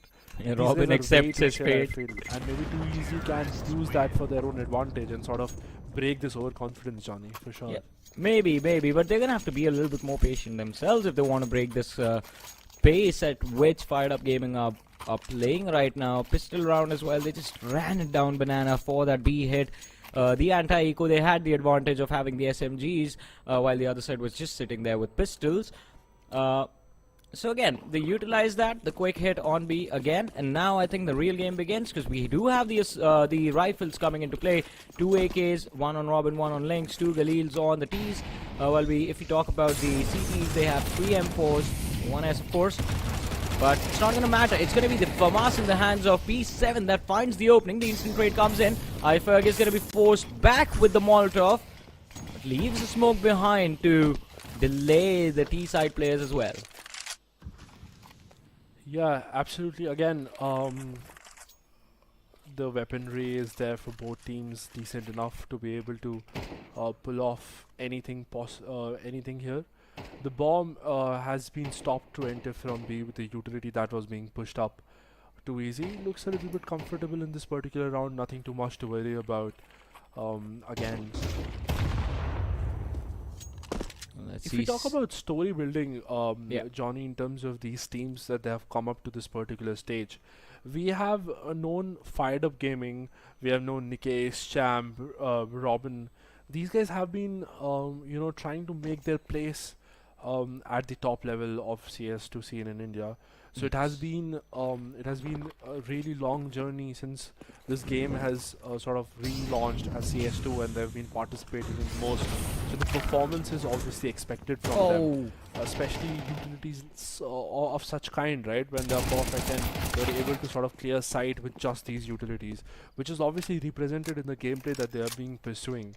What is it, with Too Easy that you feel they could sort of do in such a short span of time that is going to cause a big difference in their gameplay, that they can show the potential or they can bring out what these guys can do? I think just being a little bit more confident in the duels would be one, but to be honest, there's nothing you can do that will instantly help you improve. It's always going to be just fine-tuning every single aspect of the game slowly and steadily, because these players, I mean, again, already some of the best players in the country. That is why they've managed to make their way to the group stages from the open qualifiers. And as we gave a little bit of a history lesson about Nick Ace and Recoil Master. They have proved themselves in the past as well. So you can't really critique them much. You can't really say anything about how they play the game. It will just be that team play aspect of having a better communication, better setups to hold crossfire, proper support being given out to the players, getting those trades in time. Trading becomes very important, but it seems like there's some things in life that you can't just avoid. Tech Yeah, issues. absolutely. Tech issues, yeah. It's our first of the day, right? Yes. Where we had to pause because a player has DC'd. Yes. Well, This is the first of the. That is wow. 3 games. This is our 5th map, and first tech pause. Wow. yeah, I'm happy about it. I think it's good Yeah. progress. We Yeah. got lucky. We got very lucky today. Damn, I think we should have some drinks over this, right? Like it's such a good news, The right? celebrations Celebrations are due, but I think we still have 2 more maps to go, so we'll need to be patient. It's okay. You get the snacks. I have my orange juice bottles ready. You know what I mean? I have water. I have my orange juice ready. Orange juice. You get your snacks. Well, I think I'm For gonna the wait party? for the. Yeah, we will definitely have a party, but after the series is over, I hope this is the only tech pause we have to throughout the entire day. Yeah, hopefully. But coming back to what we were discussing, right? Yeah. I feel it's also very important for these young teams or these new teams that are coming into scene to be able to have this experience, because each of them will get to play to the other 4 invited teams that are big in the names, right? Yes. Or that have like a higher level of experience from them. So when you play against better opponents, or you could say high skill opponents, you also learn from it, because you get to look at the war review, get to see what were the mistakes that you were making, and there is a slow progressive improvement that you can sort of build from the matches that you play against such good teams. Exactly, and one thing I've noticed in the professional circuit, especially in India, is like even if you lose to a team, you go up and you, first of all, I mean, everyone's congratulating each other. The players are saying, "All right, well played, well played." But then, out of nowhere, casual conversations do end up coming down back to the same match. It's like, "All right, this is what I did. This is how you killed me. What do you think were the possibilities?" Both the teams get together and end up discussing the entire match right then and there, and that's the beauty of the sport itself, right? It doesn't matter on which side you're on at the start of things. At the end, it's all for the love of the game. Absolutely, and it's all about because every player here realizes the importance of the rise of CS2 in the region, right? So everyone is Oh, ooh, that was. I'm sorry to interrupt you, It's okay. Lakshay, but that was just insane. Why was BB allowed so deep into mid? That punish, no one saw it coming. absolutely. He's like, if you guys are gonna go that aggro, wait for me to go aggro, right? So Yeah. he basically punishes that. But obviously they have inferior guns this time. There's not much I'm expecting off from Too Easy this round until unless something magical pops off like BB1 able to do. Wait, Let's what see. was I Deagles can still be quite scary. Oh, that's a throws off angle, waiting for anyone to exit seat. Oh, the jumpy comes in. Nick Ace checks it. The nade is gonna be there to force him further back, but time can be quite key. The back six sports Shin-chan going for a pick, fails to connect. Is gonna be forced to run back towards second mid. And look at the tees. Look at Fired Up Gaming. They're falling back, rotating through mid. Realize it might be empty. This is gonna be a quick execute. Where do they plant though? Because now they know balcony is already taken over. Even library is going to be compromised, but balcony gets cleared, and that allows Fired Up to go for a safe plant. Yeah, exactly. All I mean, it would obviously have been very difficult for him to hold that alone. He could have just Yeah. shown a little bit more patience in terms of played very late, let the teammates make the first move, and then he can peek sort of, with them or a little late. But I guess these are the learnings that I'm hoping Too Easy to get with time while they play these matches, and they realize the role of a particular position and how to sort of play it together, what are the better scenarios. Obviously, building blocks of losses have We've seen how they come up as diamonds in the future. And a 4th round for Fired Up Gaming. Well, 4 on the board, 4-0 so far. And this is on the T side, by the way. So they are doing a pretty phenomenal job. I see a lot of communication from the side of Too Easy as of now. Yeah, they need to change stuff up. Probably just Just relax. Eco round. Yeah, just relax a little bit. Was an eco round. They knew that it just had to all come down to sort of gambling it up. So initially nothing special from them, just wanting to have that early banana information control where they're throwing mollies and making sure that you show the pressure. On the other hand, have gone a little bit deeper towards the mid, making sure whatever kills you can have. Fired Up Gaming ready for this push from Too Easy. Hi, this was an important buy round. Yeah, me neither, man. It was an important buy round. They just went fully aggressive towards banana and ended up losing 2 players. Of course, it was a brilliant flash play coming in from the side of Fired Up Gaming. And then Shinchan does this. Individual brilliance put on display. Robin picked off, but still, Fired Up, they have the site. They have the C4. It is their round to win or to lose. There's a long way for these, for this team to go ahead, I feel, Johnny, with the decision making that they're making, right? And that sort of sets apart, obviously, Fired Up Gaming, and as you've talked about multiple times, how Fired Up Gaming has always been able to be on top of Too Easy and making sure that there's no chance that Too Easy have had against Fired Up. It's simply because of these small decisions that you have to make in the game while it's going on, right? In terms of the aggro control that you need to take, how much sort of step back you need to have. Sometimes you win rounds by not going aggro. Yeah. You feel me? You feel what I say? I do understand what you're saying. Sometimes patience is important. You have to just hold on to your ground, hold on to your side, anchor it down, and not let the tees in. But there was a little bit of a risky move coming in from the side Too Easy, and well, again with the SMGs they can make this play, but a brilliant flash, and well, Robin answers back, but this time around it's gonna be the lads from the side of Too Easy who end up with the advantage in the trade. The nades, the utility usage, just perfect. But Nikkei then does this to swing things around. Now this is why I was talking about this man at the start of the game. Yeah, insane, but he's very low HP right now. Any spam could make the damage. Grenade was so close. Oh, so just comes out of the smoke. And Nikkei gets the trade 2v1. We can see the bomb going back to A again. And again, Recoil Master just left alone with the op. He'll be wanting to see what he can do. Doesn't have a read that the rotation might have been pulled off because there are no plant sounds. 55 seconds. Fired Up Gaming looks very easy. Nikkei's pretty low. Champ has half HP. It's a good chance for Recoil Master to be able to pull it off. Again, needs to make the decision that if he is able to get 1 kill, probably he can go for the retake and not just going in and throwing his operator away. I would want him to play this very patiently, making sure that he's able to Flashes and crosses over. Yeah. Toying with Recoil Master. He's getting baited. Oh my god, what a no-scope. shot!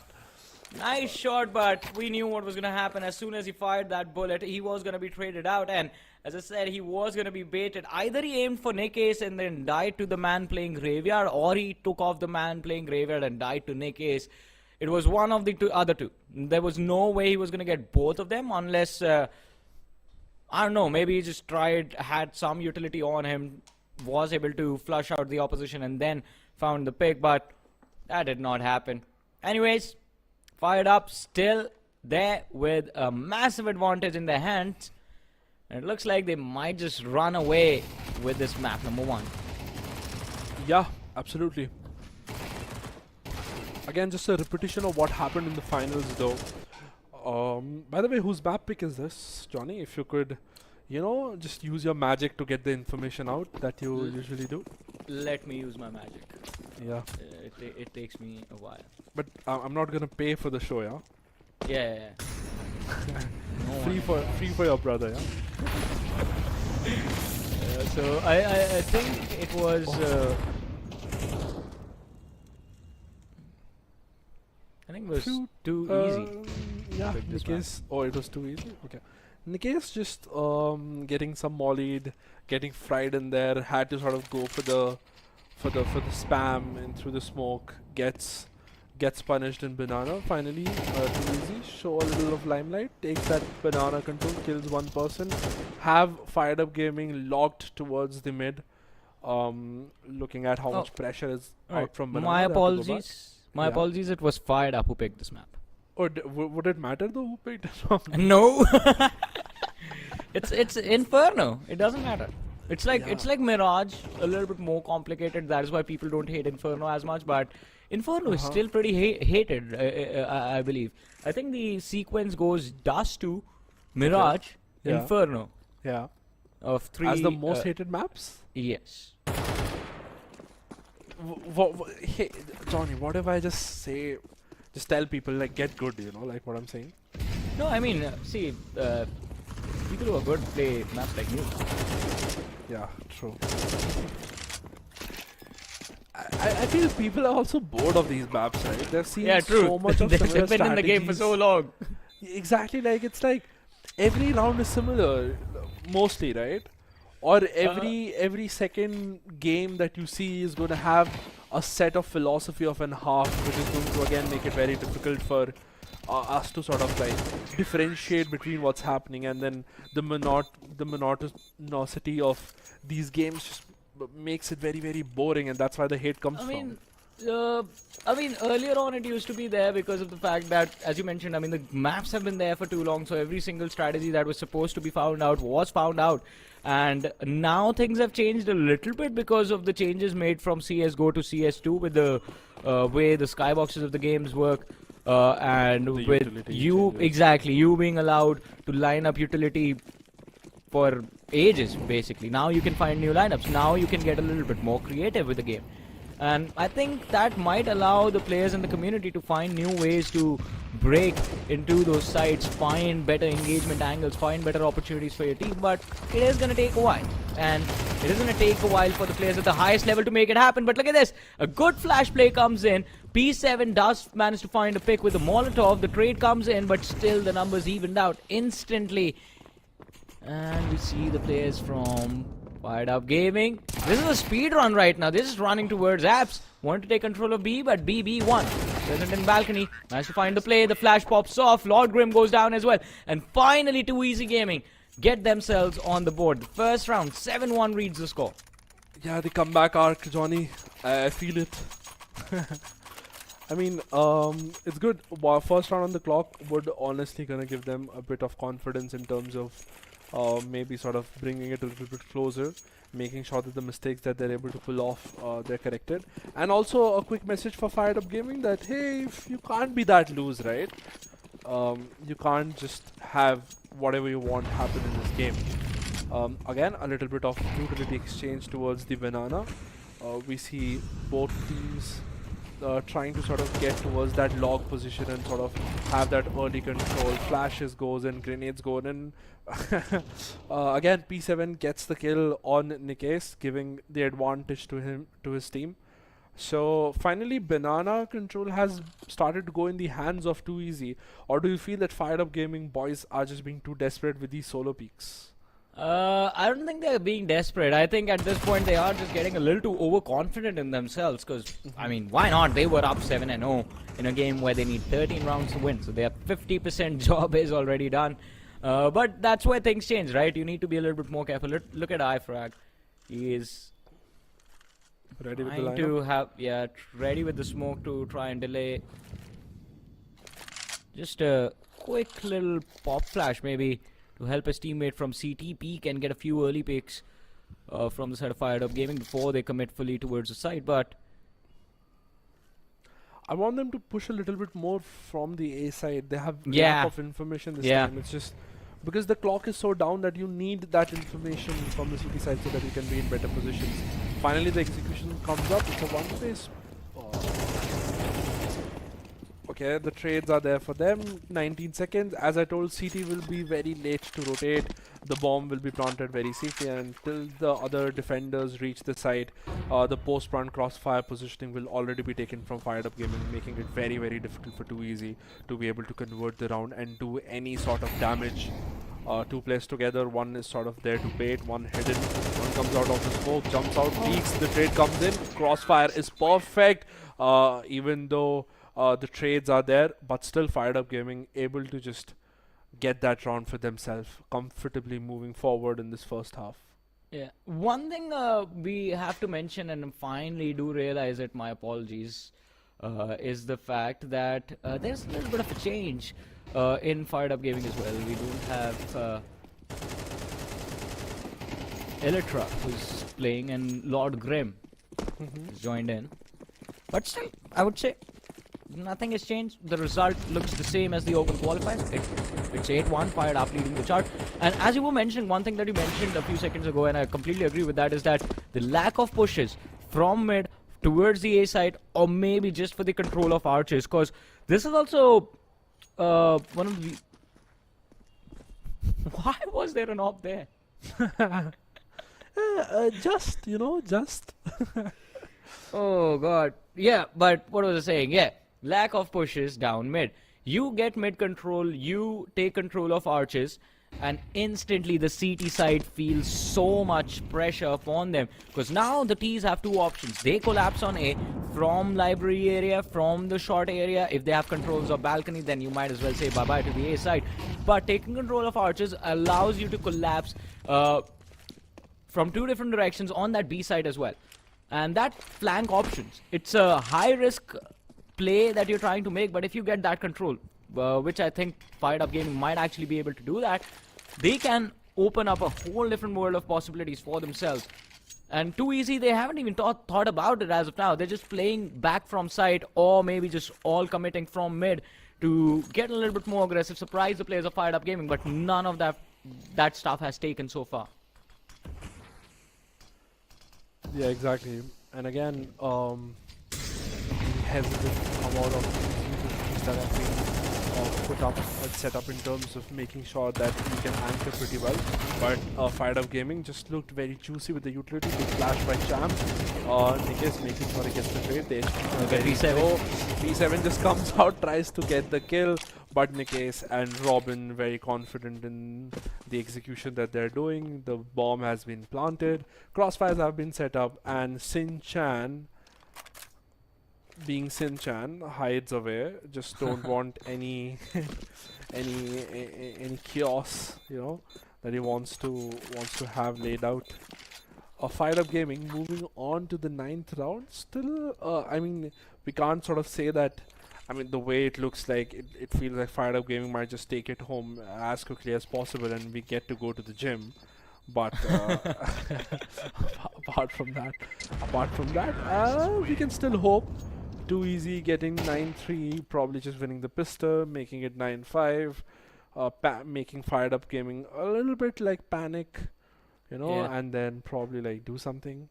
So I think with this, alright, so Fired Up have pretty much already secured the first half of this map, and I think even in the second half, they win the pistol, they should be able to clean up pretty nicely. It is Nuke that will prove a real challenge to both of these teams, because that is where you need good communication, good trading, especially on that T side if you're trying to make plays outside from the outer or towards ramp. And even on the CT side, your anchors need to be on point, but look at this lackluster communication again. Frags, easy pickings for Nick Ace. BB1 aggressive towards T-Apps, will find the opening for his team. Links shut down. 4v4 between the two squads. Yeah, playing for double digits here, Fired Up Gaming. Again, weaponry on the weaker side for Too Easy because of the rounds that they've lost in terms of how they have been performing till now. But again, economy not such in a good situation. Fired Up Gaming knows that taking it slow might just get them the round. They have been very, very split. No control towards banana, no information. Being very, very split. Lord Grim just knows that one person could be there beside the wall, waiting for him to just come out. Smokes are on. Lord Grim just checks the corner, takes down BB1 very easily, and they have the whole site towards themselves. Smokes are up, but no. Sin Chan through the spam gets down Robin. The good gun that they had just comes into play. Still a 3v3 situation here, Johnny, and could go on any side. Well, they can potentially collapse anywhere that they want, but A is where I think the short is where they've decided to go from. Off to clear pit. Does not really work out. Grim hiding in the perfect spot. One more man hiding inside the pit area, but he's not even going to be needed in this fight. 10-1 is what the score reads right now. If Fired Up Gaming end up winning this round as well, 11-1 is going to be the swap. 2 rounds to close out map number 1. This will be one of the most dominating performances throughout the entire day. And from a team coming from qualifiers, nonetheless. Yeah, both teams coming from qualifiers, and now I'm excited to see what Fired Up Gaming could do against the better teams. No disrespect to Too Easy, but the other teams that have more experience would obviously be able to give, like, you know, a better fight to Fired Up, and that would be the real test for them coming in the coming days when they face the likes of you know, your Enigma and God's Reign, True Rippers. So it's gonna be pretty interesting in that sense. Look at them lining up in mid. Recoil Master is prepared towards pillars. Switching pillars. Playing under shed, and he has backup as well. Oh, sees the first, but Link finds the pick with the AK now. Oh no! Now this is what happens when information is not relayed properly. I mean, to be fair, Recoil Master only saw the first player. He wasn't really aware that 4 more were behind him. But look at this. P7 closing in. Does manage to recover the AK, and the numbers have been brought down to a 2v2. Exactly. Lord Grim and Champ both alive. Champ at a very low HP. That's smoked up. Flashes come out, gets out of the smoke. P7 kills Champ. It all comes down to Lord Grim, and it will be very interesting to see what he can do. Solo peaks come in from Frazik, and he's able to take him down. Again, second round for the likes of Too Easy.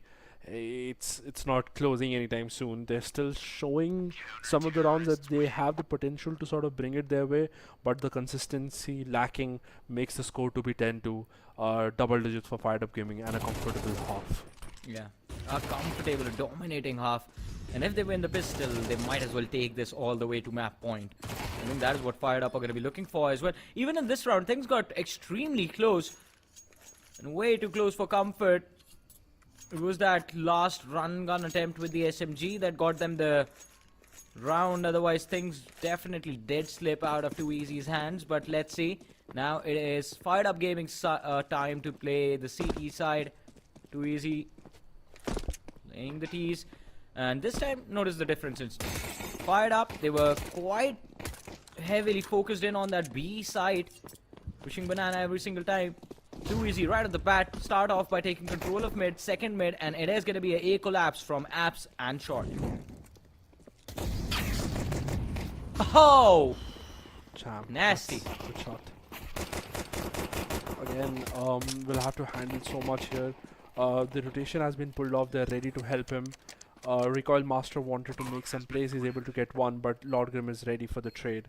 3v2 situation. Robin on low HP.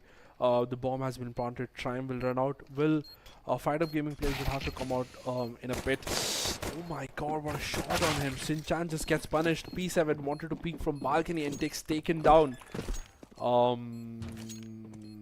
Johnny, it's 11-2. Yeah, it's 11-2. It's going to be 12-2 soon. Because now, next round as well, Too Easy. Either they go for a force.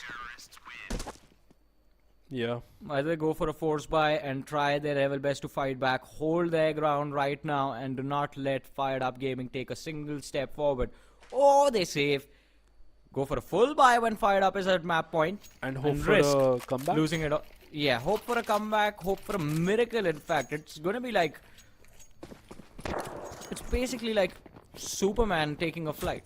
That should not happen. Still, Yeah. he's Superman. He flies. So too easy. They need to they need 5 Supermen basically in their team.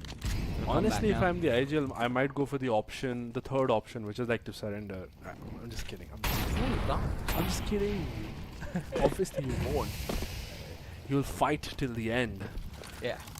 and What's the fun in that? I mean, instead of surrendering, might as well just run it down mid with SMGs. you might be able to have a comeback with that. Yeah, at least get a few rounds off of fired up gaming. At least you'll do that together and not solo. But this time, too easy. This time, at least on the T side, they're sticking together, playing with the numbers advantage that they can be.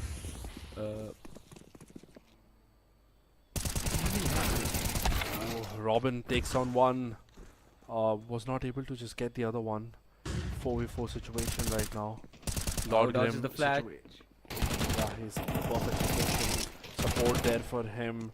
Yeah, it's just too easy for them. Yeah. Linux also in a position. They have good setup, making sure that they're peeking one by one and able to punish too easy all points. It's a match point for Fired Up Gaming. It's a match point, and look at how comfortable the lads from the side of Fired Up Gaming look. All of them just calm, composed. I feel like Linux is getting a little bit hyped, but now he's also concerned, like, what is this, 12-2?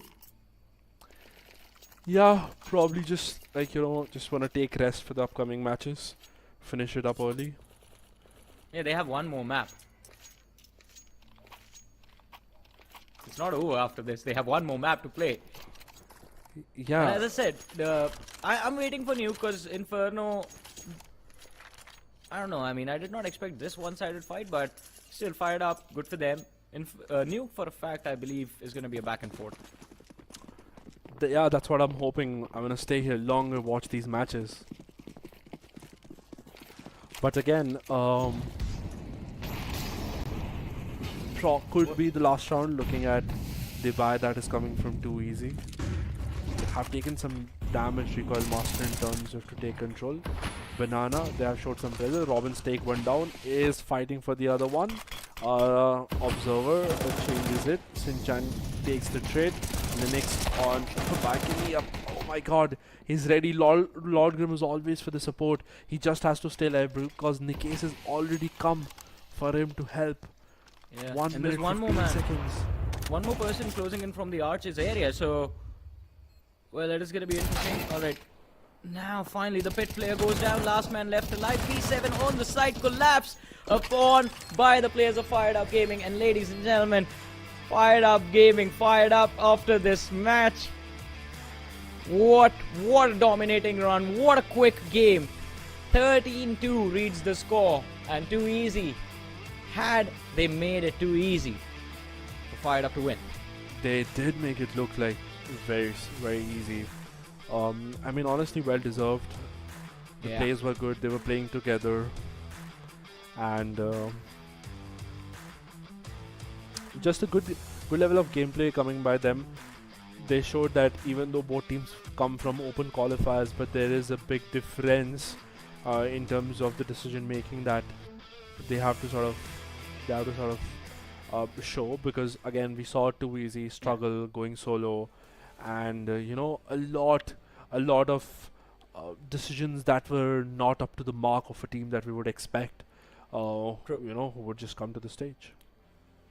That is very true. It is going to be very interesting to see how, in fact, Too Easy thinks about Nuke and what their strategy is going to be to make a comeback. But let's see. I mean, a recap of the dominating run from Fired Up Gaming on this map of Inferno. And again, I mean, nothing too complicated. It was simple B-side executes, basic utility lob towards to cover either coffins, to cover CT, simple flashes.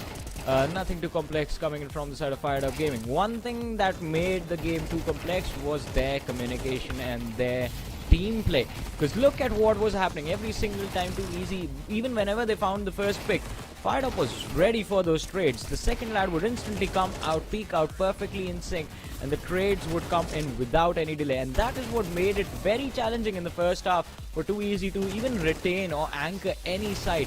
for a long time for their players to rotate. Yeah, and I mean, in terms of individual skills also, Fired Up Gaming were able to sort of take multi-frags, and the trades were not there from too easy. The executions were correct, utility was on point. The post-plant that Fired Up Gaming had was absolutely perfect. They were ready for these situations where players from too easy come out of the smoke, and they can very easily sort of get those kills, and making sure that the bomb is not diffused from the side of CT when too easy was on that side, and that was their goal. Switching the side also, it felt like Fired Up Gaming was more structured. They had a better idea about the map, and yeah, honestly, looked good. Yeah, it did look good indeed, but it is going to be intense. And the next map, again, as you mentioned, Nuke, ladies and gentlemen, on the board. Will Too Easy make a comeback? Will we see an overall score of 1-1? And Will Too Easy defeat Fired Up for the first time since the old open qualifier till the group stages. And of course, can't ignore the addition of Lord Grim. Yeah. In Wait, Fired Johnny, Up Gaming. These highlights were as long as the game, no? Man, you're too brutal. I'm joking. I'm joking. You want to talk about something? Talk about single digits. Looking at the scoreboard again, a little bit disappointing in terms of what Too Easy would have expected coming in this game. Obviously, we expect more from these players. And to be very honest, as you said, the next map, Nuke, I am having some hopes in that sense because it's more dynamic in the way it's been played. So there are more plays that you can make in terms of if you have done a little bit more planning. Yeah. I feel like after watching that hurtful match, I'm you looking hungry for a again? break. I need some coffee. Yeah, Johnny. Alright, let's take a small little break, ladies and Thanks, gentlemen. man. You guys also grab yourself some snacks because coming right up will be the last match of the day, the map of Nuke after this very short break.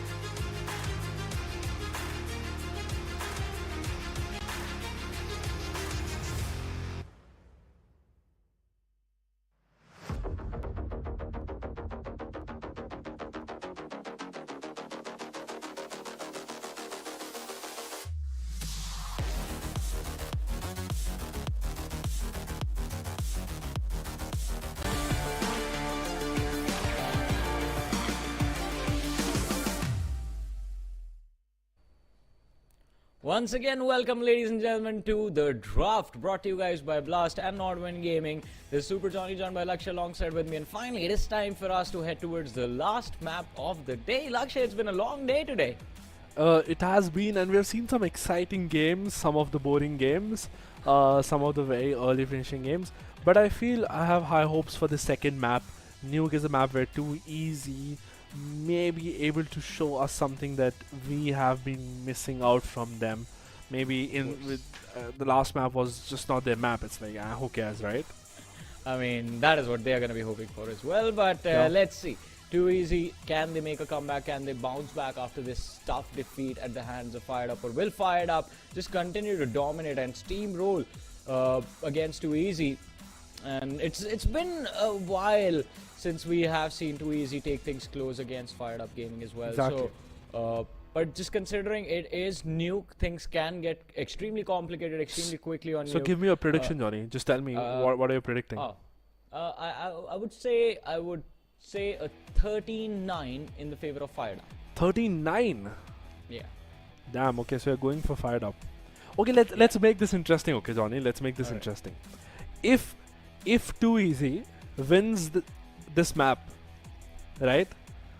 I'll buy live sneakers tomorrow on stream. If they win it. For yourself. For myself, obviously. How's that Why for interesting? anyone else? You But gotta it's give like- me some sneakers, man. But it's like only if they win, right? It's like positive. I need that positive energy, right? Like Too Easy winning it. Okay, fine. I just get some sneakers. Like hell yeah, right? What if they lose then? I'll sell the ones that I have. Oh, now that is gonna be fun. We're gonna keep you updated. I'm gonna be Done. back again tomorrow for the Pakistan matches. And if anyone tunes in, I'm gonna give you an update of what happens to Lakshaya's feet. Do they have new sneakers or are the old ones gone now? Yeah. Please, I don't wanna. I want to. Now I want Too Easy to win. I need new You sneakers. just put a lot of pressure on them. I did. I mean, probably these guys are like watching the stream right now, and they're like, yeah, we gotta win this for him. Or maybe they just lose it so that you lose a pair of sneakers. No, please don't do that. I have a good collection. I love my shoes. Well, let's see. Anything that happens, it's going to be fun. Even if Fired Up ends up dominating, we're going to have literally the most dominating matchup throughout the day, because everything else has been just like a back and forth. If Too Easy wins, it's going to be exciting for Too Easy, because this will be the first time since the Open qualifiers that they have beaten Fired Up Gaming. So, big moment. Exactly. On the map, Nuke also. We have Fired Up Gaming starting on the CT side and Too Easy T side, so they can have the momentum in their control. They can make sure that the first half goes the way they want to in terms of the pacing of the particular round. They want it pacey, they want it slow, they want it more defaulty or execution heavy. It all depends on them. Again, with the complicacies of the map that is extracted on Nuke, it also extracts different strategies that could also be so complicated. Starting with the pistol again, good start from Champ, P7, BB1 getting good amount of kills. Again, Too Easy just starting pretty well. Lord Grim left alone from the side of Fired Gaming, a lot to do, and most probably the pistol round goes into the hands of Too Easy. Yeah. I'll have to waste money on sneakers. Damn, please don't do this. Well, I think at least the way things have started, we can be hopeful from the side of Too Easy this time around. But let's see. Fired Up. What was... I mean, the control on site was decent. You have one player on top of Heart. You have one player towards Heaven. Then there's one man who is on the outer side, who's watching the in and out. And that man just goes out instantly as soon as the T's come chiming in through Squeaky. So there was a much better opportunity to hold on to that A side, but still brilliant execute from the side of Too Easy Gaming. Quick control of the A side and forcing the CTs back was just phenomenal. But let's see, now things have changed. They have weapons, so they have a lot to lose. Absolutely. Again, they wouldn't want to lose this one because, again, a good start in the second round. BB1, good start, takes on Lord Game, has man advantage maintained for his team. Yeah. Again, a lot of fight towards the side. Just comes out of there. Oh my god. Okay, honestly, good trades. A lot of damage that is given by Fired Up Gaming to Too Easy, but 2 rounds in the start, they're happy. Well, they are definitely going to be happy, and they deserve this as well. For the first time, they are there with the advantage. Otherwise, Fired Up, I think, on the CT side, especially on Nuke, they could have actually just run over Too Easy had they won that pistol round, and of course the anti-eco after. But bonus coming in for the lads of Too Easy. 2 Mac 10s, 2 Galils, 1 AK, and look at that, just flashes through the squeaky. They move in, take control of Hut, and they own the A side now. Yeah, they've just taken control pretty easily, and the bomb has been planted all alive, even though they have inferior guns. But it's all going to depend on how the retake has to go. They'll have to make sure that the utilities are used together and they're able to get into the site properly. The time is running out. I don't see any action coming from Too Easy yet. The late they do, it's going to be very difficult for them to burst out. Are they safe? Yeah. I think they were just hoping to find some exits, and that is still what they're hoping for. Look at that. They can drop some weapons, things work out. Oh, AK recovered, but will he find those picks? No! Honestly, good damage. They were able to. Yeah. Like, They got 3 players off the board. Yeah. Some weapons dropped. Just wanted to save their weapons for the next round, but again, Yeah. a lot died there in that case. But still, not bad. Let's see, finally the buy comes in. What Fired Up Gaming were hoping for, and Too Easy. This is where they need to watch themselves, because this is the moment from where the game can slip from their hands. If Fired Up Gaming end up winning 2 rounds back to back from here, everything, the advantage that Too Easy have been working towards, it's going to be completely gone. Of course, the op posted towards the outer area, watching the entry for secret, but Champ, first man to fall from the side of Fired Up. BB is going to be the man who finds the pick. Absolutely. Again, a good start from Too Easy. As we said, Nuke is such a map that it has more dynamics coming into it in terms of how teams can play. Even though it's just the start, we can see the potential that is coming from Too Easy.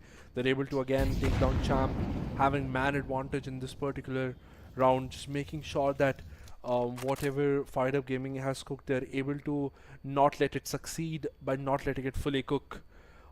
Also maintaining the economy that they have, it again brings out to be a very crucial map.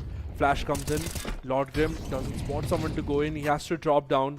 Again, stays safe. Linux gets the trade. BB1 trades on point, again keeping the man advantage in their hand. Too Easy still in a better situation for this half. Oh, Lord Grim finally chiming in. 3v3. And the C4 is still not planted, by the way. It's going to be important if recoil... Well, if Robin actually finds the pick from Hut, it does shut down the execute completely. And even though there's one man towards the site, it's not even going to matter. Nick is from the backstep, and Robin still anchoring the A side perfectly. Fired Up Gaming finally open up the board. 3-1 is the scoreline. Yeah, absolutely. The lockers, such a good position where sort of you could play around the whole area, right? And again, first round for Fired Up Gaming, they show the potential in terms of that even if they have man disadvantage, they'll be able to cook and convert towards themselves. Going on, if you look at just a little bit towards the economy, Recoil Master and Sinchan are going to take the hit in terms of the weaponry power that they'll have. But still on this map, considering so many close range fights that you can take, these are not bad options at all, considering that the plan that you are trying to execute has to be mindfully taken. The AWP we have seen success rate is pretty good on this map. Nick is performing on the same. Lord Grim just trying to jiggle pick, trying to see if he can get that cross information. A lot of the players are going to get him close. This is going to be very, very crucial. He's spotted, shots fired, falls back, making sure that he's alive. Tries to segregate the fights, but Recoil Master making sure, as I told, short range fights, and he'll be able to use that gun, take down Lord Grim instantly. Again, a man advantage in the round for Too Easy. Yeah, but Lynx does manage to get the trade. The B side might have been given away. But the retake has been set up successfully from the side of Fired Up Gaming. One more nade to flush out the lad, and the damage is going to be dished out. But still, no shots fired means no picks converted. 3v4. They realize that the man pushing in from the radio room. The backstab shut down. P7 picked off, but still control of the B site in the hands of Too Easy Gaming. The clock is running out. It is ticking slowly and steadily. Nikke is finding BB1. They have the numbers in their hands, but no opportunity to go for a retake. And I think Fired Up Gaming prioritize saving their weapons. The exit frags being given from the side of Too Easy Gaming.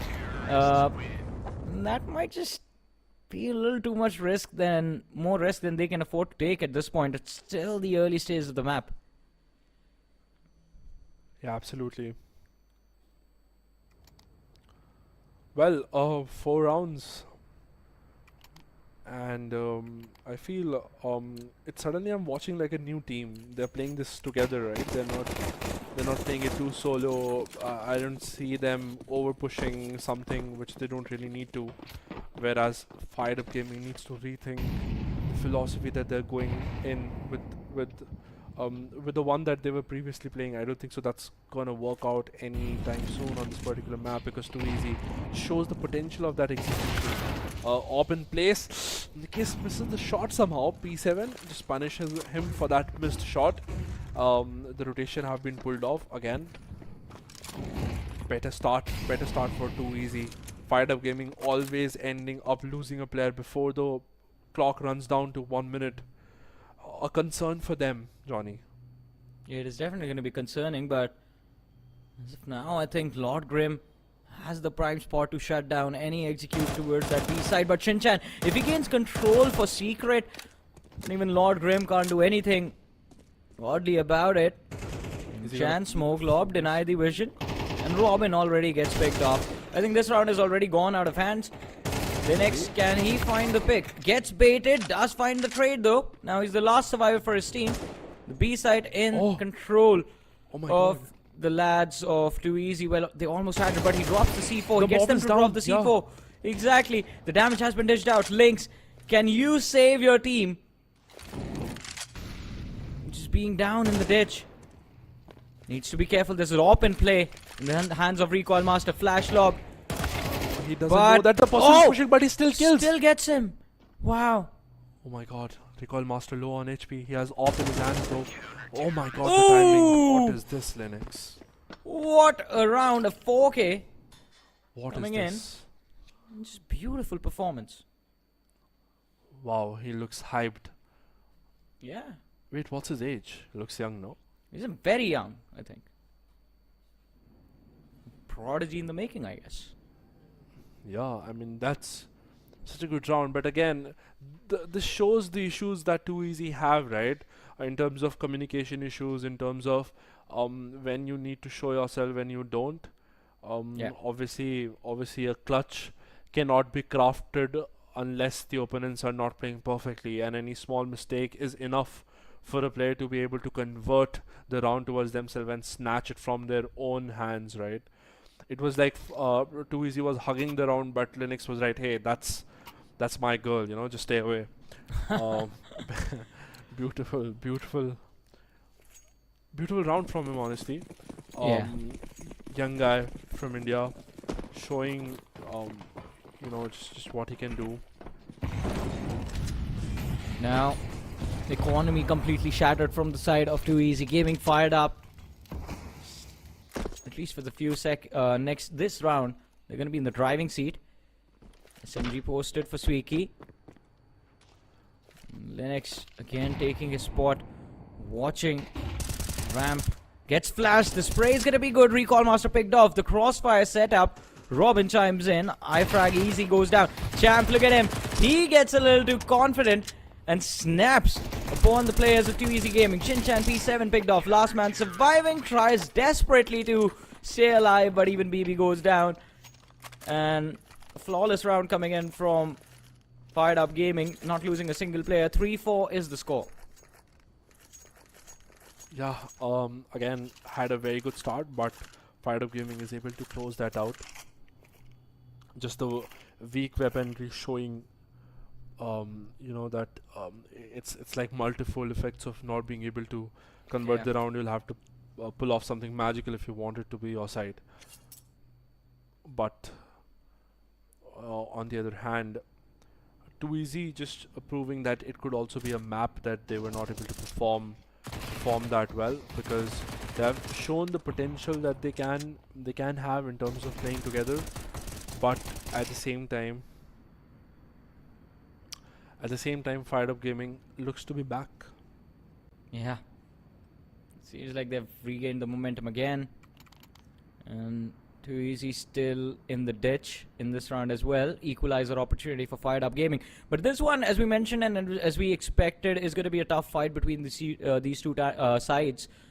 And it is definitely going to be a challenge for Fired Up if they think that they can close things out as easily on Nuke as they did on Inferno. Already, economy has been broken, but after this eco, Too Easy, they might be able to bring themselves back. And as you were saying, I mean, in the last map, if we talk about Inferno, after a certain while, after just losing rounds back to back to back to back, there will come a time when even the best of the players will get tilted. And I believe after a while, especially in the second half, Too Easy, they might have just been tilted already. But they brought themselves back in quite nicely after the break. The reset on Nuke does look quite strong till now, but let's see how things are going to go. Absolutely. I feel there are some tech issues that we're facing right now. Yeah. Another one for us, Johnny. Maybe we're not that lucky. 2 for the day. I told you not to say it, Lakshay. I mean, party cancelled? Yeah, party's been cancelled. Oh no. More tech issues than we expected. The only thing I hate to hear is party cancel. What do you love to hear? What? What do you love to hear? I love to The hear. party's on. Party's on. Let's go. Oh well. What's your dream destination, Johnny? Like, is there a place that you want to like take leave for a month and sort of like travel to, and enjoy the place in all aspects that you can? Yeah, it's called Narnia. Narnia. Yeah. Good choice. So when are you? Do you have plans already, or are you like still in the dreamy process of it?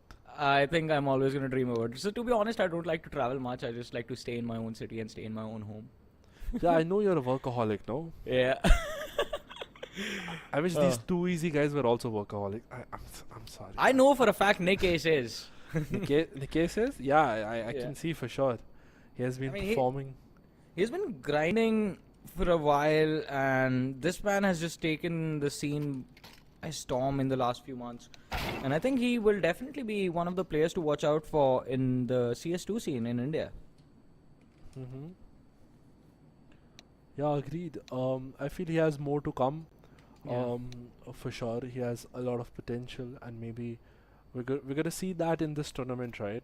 Especially Yeah, when they for sure. face good teams, and we are able to see him perform at the level that we're expecting him to.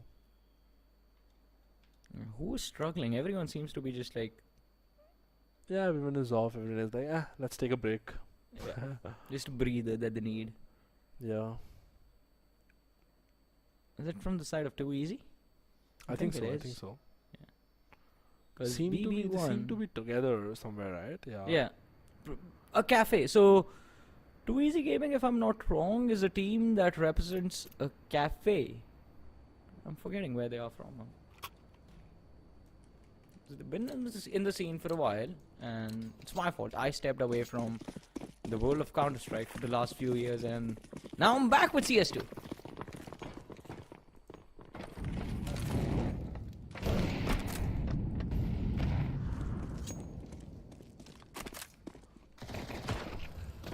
Let's see. Again, both teams fully armed. Round very, very crucial. Initial default spread, taking control of mid and exploring the options. Smoke, the bomb has already been planted, but Champ spams takedown. Recoil Master denies the plant there. Bomb is down, and one person left alone from Too Easy. Very, very quick round, Johnny. What just happened? Well, that was definitely a very quick round, but I don't think there's a lot to say over there. It's just a mow down on the players of Too Easy and Fired Up. They're looking more and more solid with every single second they spend in game. What a comeback. I mean, they started off down 4 rounds, bring themselves back in now. There's a massive advantage that they have, and especially on the T side. Too Easy, it seems like, again, the code has been cracked. The individual performance, the outplays that were being made by BB1 have been shut down. Oh, what an interesting position from Nike. Takes control of Secret. Are they going to expect him there, is the question. Now, scores have matched up again. We're standing on a pivotal point. Both teams giving their all with the buys also. Desperately trying to reset each other's economy. Whereas Fired Up Gaming looks pretty set with the numbers that they have. Again, taking it slow, defaulting, making sure that you're able to get those plants in, making sure that you have those extra cash injections by sort of getting those frags and also the bomb plants.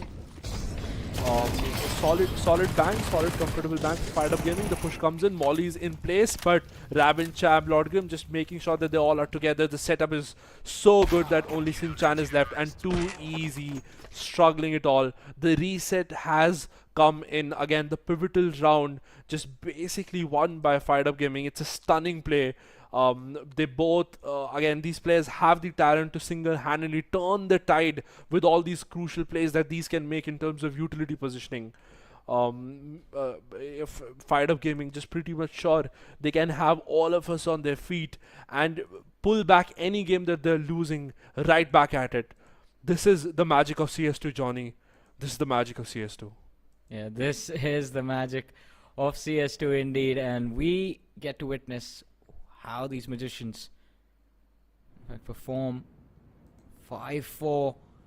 Did not really expect Fired Up to bring themselves back in so quickly, but still, a few more rounds remain at the end of the first half, and if Fired Up Gaming switch up with well, only if they switch up with an advantage in hand going into the second half will I feel more confident in them winning the game. If Too Easy gain the upper edge, then maybe they can close out this map. But oh, not if. You just walk into the site empty-handed, without any utility, without your teammates even, and drop the C4 in front of the CTs. They find the first pick, but anything else is going to be so difficult. Look at that, Nick hitting any shot he fires. Wow. Last man remaining, P7. Nice. Johnny, I feel it would be a wise decision for them to regroup and discuss their strategy. Yeah. They have to tell each other in their ears, analyze the opponents, the tendencies, and adjust accordingly. Obviously, also one important fact that we have always been talking about is the mental aspect of the game. It's just as pivotal as the aim. And some breaks, some talk points that you need to have with the team can either make and break a match, right? Especially after the tech pause that we saw, it just has taken the momentum all towards Fired Up Gaming, and they seem so much more confident and comfortable, especially with just that 1 minute break that they got. Again, very crucial. Case just doing what it does with the op, instantly taking a frag. You can see the confidence shining in his eye automatically. Yeah, the first pick in the hands of Fired Up Gaming again. Even the man towards the radio room spotted out. Secret control to Too Easy, so they might have access to the B side. But they need to be careful because now Linux is the man they have to check again. And he's caused so much trouble already for the side of Too Easy. That 1v4 clutch that we witnessed a few moments ago. Look at that. Smoke is going to be lobbed to preemptively just some sort of vision, but players still pushing through. The boot frost attempt is going to fail. And Lynx and Champ, the crossfire working out phenomenally for them. Robin holding an off angle, picks off P7. Shin-chan still in spawn.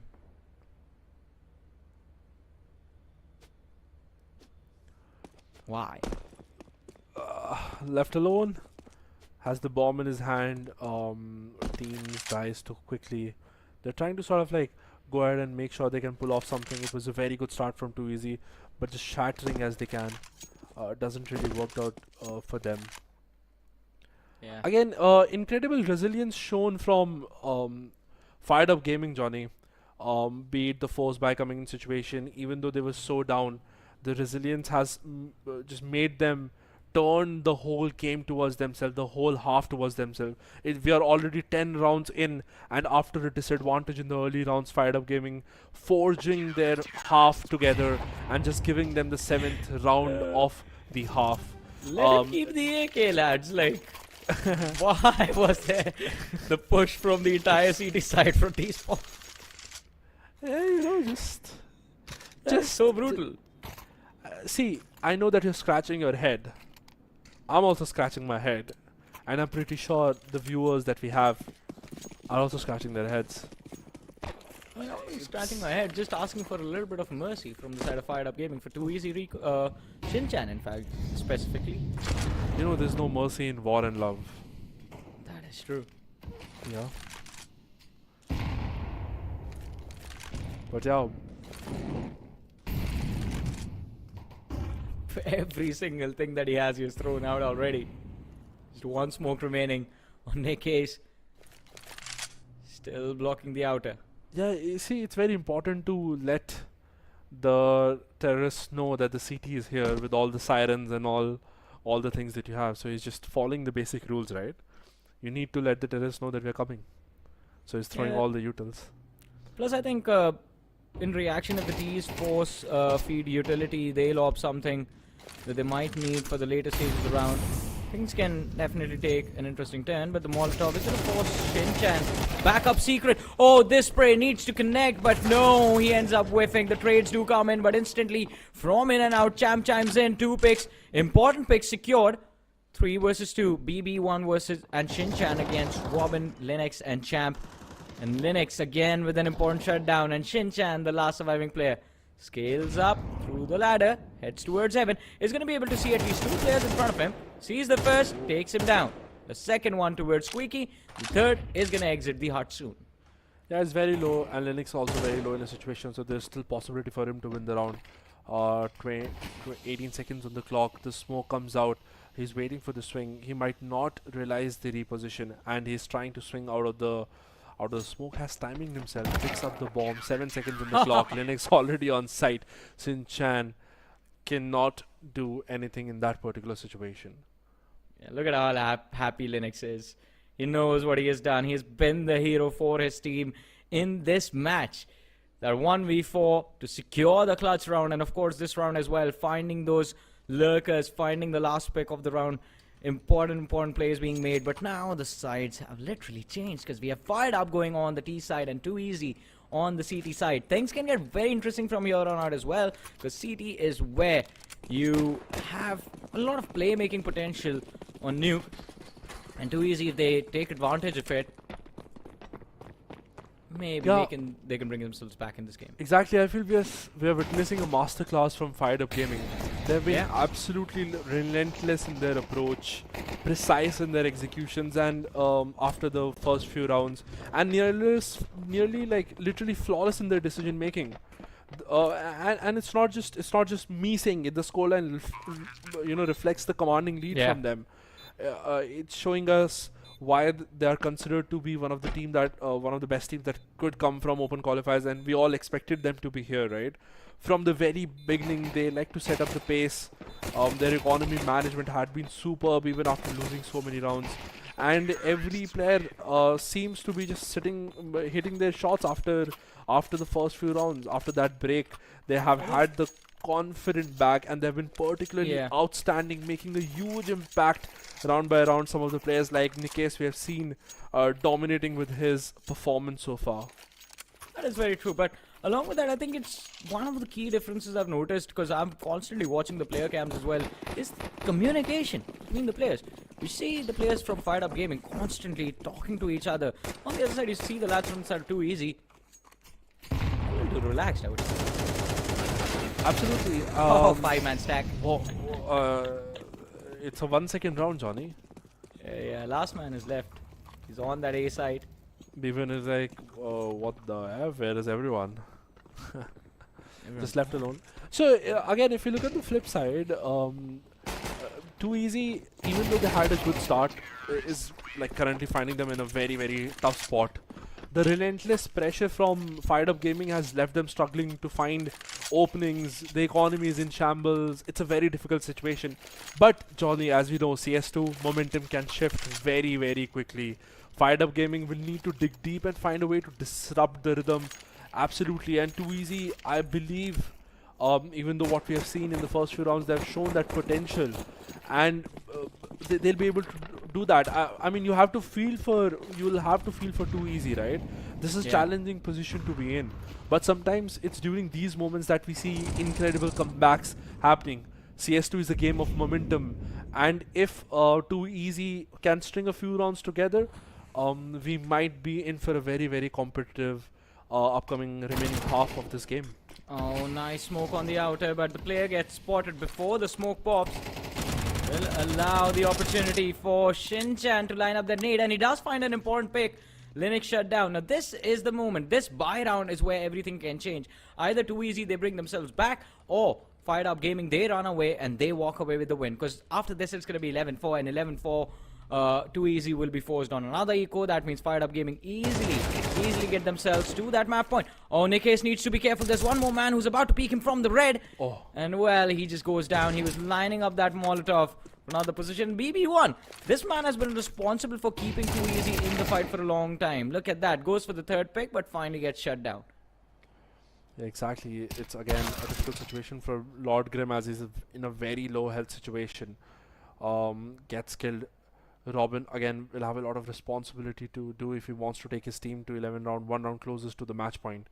P7, Recoil Master in a very good position there. Robin with the bomb in his hand. He know one player was outside A, probably just waiting for the cross to be done. 20 seconds to the clock. Might not want to go in. Doesn't seem to be very interested. Wants to save the gun for the next few rounds. Even though the economy has been favoring them, they're in a very good position right now. Doesn't have to really worry about them. Even if Too Easy is able to bring out 1 round, it's fine. Oh, I frag easy. Yeah. Pushes the smoke. And as you mentioned, Robin wants to save this AK. Because every penny saved, every weapon saved helps them out even more. Makes it a little bit more easier for them to close out the game. But kudos to Too Easy, and especially BB1 getting those 2 picks on the outer side. Shinchan kicking things off, in fact. Very important for the team to keep themselves in the fight. And this second pick is where things changed.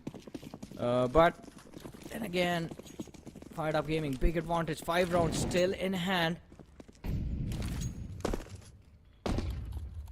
Had Linux not gone down on outer and instead picked off Shinchan, things would have been different. Yeah, absolutely. And again, the weapon team has to take a toll. Oh, line up. Yeah, just goes deep and makes sure that he punishes people with less weapon. But Champs comes on the other side. P7 is ready for the trade. He's still inside the smoke, playing very aggressively. This could end up being very bad, and Lord Grim is ready to get the trade. It's now a 2v2 situation. This could actually be a mistake in terms of how many kills you want to give to the team. iFrag trying to spam and just wanting to get some kills. PB1 comes in very slowly, as we were talking about. CS2 is a game of momentum, and it could switch at any point. They'll have to play together to make sure that they're not giving any chance to Lord Grim. He's left alone in this particular situation, even though he has a lot of time, but he just has to play alone. Making sure he gets individual picks. iFrag gives 1 pick, BB1 picks solo 2, but again, he's able to kill Lord Grim, and Too Easy Gaming jumps themselves up towards the 6th round. Yes, 6-10, just 3 rounds away. Fired Up Gaming from winning, and Too Easy, they've made sure that Fired Up is going to be stopped in their tracks. Now the money has run out. They've been bleeding out for a while, and now Too Easy has an opportunity to cut this difference down to the last 3 rounds. Will they be able to succeed? Again, just a few fundamental mistakes in executes. If you're going to stack up as a 5-man T side going for that outer push, you have to be very cautious. Because the moment that secret access gets blocked, you only have one more option. You fall back through the control room, and then you try to either take control of ramps or execute towards the A side. Outer is already gone the moment Shinchan was able to reach red. Absolutely. Again, Shinchan punishes Robin early in the round. Um, the weaponry is weak. Obviously, Too Easy has their hopes high. Just standing in on terms of heaven there, making sure the positions are good. You have all this information of crosses, knowing what Fired Up Gaming has planned. He sees him. Shinchan takes the timing, takes down Lord Grim. Individual pushes, but it's fine. They don't really have guns. Linux shows his skills. Shinchan, nade goes in, a little bit of damage. Smoke goes in, covers the whole door and making sure that he can jump up and reposition from the particular spot. Well, he's watching Squeaky still. Recoil Master looking outside and silos. I told you the game is not over. Yeah. It's a tough fight. Too Easy have brought themselves back quite nicely, to be honest. This is very rare, but these are the games you get excited about. Yeah, exactly. Teams closing up, and Recoil Master again gets him. Champ left alone with his gun. We're not expecting much here. If you look at economy again, it has from being very good, it has just gone to like really bad situation right now. Yeah.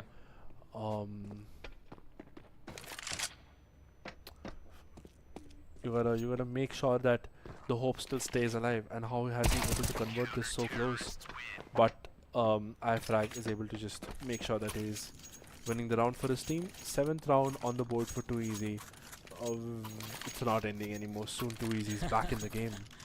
Yeah, they have brought themselves back now. Only 3 rounds separate these two teams, but Fired Up Gaming, this is the most important buy round that they will play in this game. Win this, and you get to move one more step closer towards victory. Lose, and Too Easy, their comeback is going to come to fruition. One more thing. Even in the rounds that Too Easy have won so far, they have lost bodies every single time. Because of that, even after back-to-back wins, their economy is still in shambles. So they need to make sure that they're protecting themselves as well at the same time. Speaking of the lads from Fired Up Gaming, and the commitment towards outer not really working out.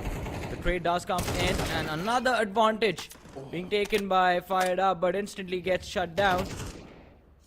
Champ, all the pressure will be on Champ. Linux does not have HP to work with. Yeah, very low HP. Oh, good molly on time. Waits for the jump, but the rotation also comes out towards the B side. Champ getting the bomb down. iFrag and BB1 have won from these situations again. The molly has faded. The peak is gonna come at any time. He flashes, goes a little bit back. Champ is ready for that. He kills iFrag. BB1 spams, and now he has revealed his location too. Champ is the only one to play here. He has full HP. Linux is very low. Just one bullet away from dying. BB1 takes on Linux. It's Champ versus BB1. Whoever takes this, good molly. The bomb is planted for him. Oh, it's a molly that goes in. He takes a little bit of damage. Champ is ready for his team, and he kills BB1, winning him round, takes them to 11, one step closer to the match point. You have a molly, I have a molly as well. Exactly. Both of them exchanging utility over there. A little hilarious moment, but then just running towards the opposition, trying to finish him off, and gets baited, in fact, by Champ. But 11-7, as we talked about, and look at that. Due to losing and buying and losing and buying, losing players and buying weapons again and again, round after round, Too Easy, they still will have to continue with pistols in this round. Fired Up, they need to capitalize on this opportunity. Lead to the match point. Oh, Champ takes 2. But on the other end, Robin falls. Nick Ace falls. Weapons will be recovered by the lads of Too Easy. And even with 1 AK, you can make a hero play. Lord Grim needs to be careful. There's one man waiting for him in and out. Towards that right corner. Left corner, in fact. And the timing works out for BB1. Oh, Champ has been good this round yet. 2v2 situation. Linux and Champ both alive. Again, Recoil Master and BB1 have to play this to perfection if they don't want Fired Up Gaming to go towards the match point. They start to quickly rotate towards the B side. Again, Champ taking his post-plant position. Linux gets the bomb down. Open plant, same spot like the previous round. Recoil Master, BB1, both have so much responsibility on their shoulders. BB1 still with the pistol. Hasn't really been able to recover rifle yet. But Champ sees the head, and BB1 finally shut down. Last man left alive. Recoil Master choke from both angles. Taps the door. The door closes. Takes down Champ. Jiggle P comes in from Linux. He knows that the defuse is not gonna come in. The time is really low. The kit is not available, and it's a match point for Fired Up Gaming, ladies and gentlemen. It seems like we are reaching the end game here. Fired Up Gaming has put an absolute clinic today, showcasing superior skills, coordination, and strategy. As the scoreline suggests, they are just a hair's breadth away from securing a dominant victory here, if you even consider the map one.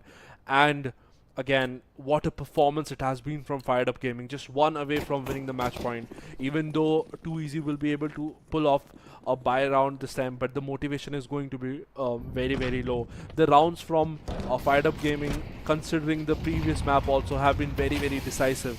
The plays have been spectacular. And again, Fired Up Gaming has left no doubt that they are the dominating force on this server. There are so many standout moments that we need, or these key factors that have been contributed to this commanding performance from Fired Up Gaming. Such a showcase on the first day. Well, it has been absolutely brilliant so far, but last could be potentially the last round. 5 versus 4, looking to execute on the B side. BB1 waiting behind the reactor. No one sees him. No one knows where he is. And he's going to be the unpleasant surprise that Fired Up did not take into account. But still, BB1, what can you do? Gets one pick. I-frag easy. Finds one more. Looks for the second now. The last man on site is also the last man left standing for the CTs. And Too Easy. It wasn't Too Easy. Fired Up. Look at them. Just toying with him, running around in circles, just distracting him to not go for the defuse. They don't really care, but Linux finds the last kill of this game. 13-7, things wrapped up by Fired Up Gaming. What an amazing comeback from this team on Nuke. Absolutely, and they saved me from spending money and buying sneakers, so thanks so much on that also. But at the same time, forgot again, about that. yeah, exactly, and Fired Up Gaming has shown what they can do, right? Like they have been so good. Apart from that, one thing to consider is that, Johnny, that again CS2 is the journey is more important than the destination, right? Every round, every play contributes to the narrative of the match. And while Fired Up Gaming has a dominant victory, we just cannot forget the effort and dedication that Too Easy has shown throughout, coming in from open qualifiers and able to represent their org in this particular gameplay. Even though today they were not able to perform to the level that they have expected, but they have already laid the path towards going ahead and making sure the improvements that they can note down from today that they have to work on for the improvement in the coming days. Yeah, that is definitely true, and I mean, hope is definitely going to be there. We're going to see this team play again in a few days, and hopefully by then they have everything fleshed out, everything put together. But today I think Fired Up also had the advantage of the fact that they had played Too Easy a lot during the open qualifier. So they knew who they were going up against. For Fired Up, their test is going to be, as you mentioned a few moments ago while we were casting the map of Inferno, that Fired Up will be put to the test when they go up against the likes of Marcos, True Rippers, they go up against Cause Rain. That is when things will get interesting. And I hope they play like this when they play them.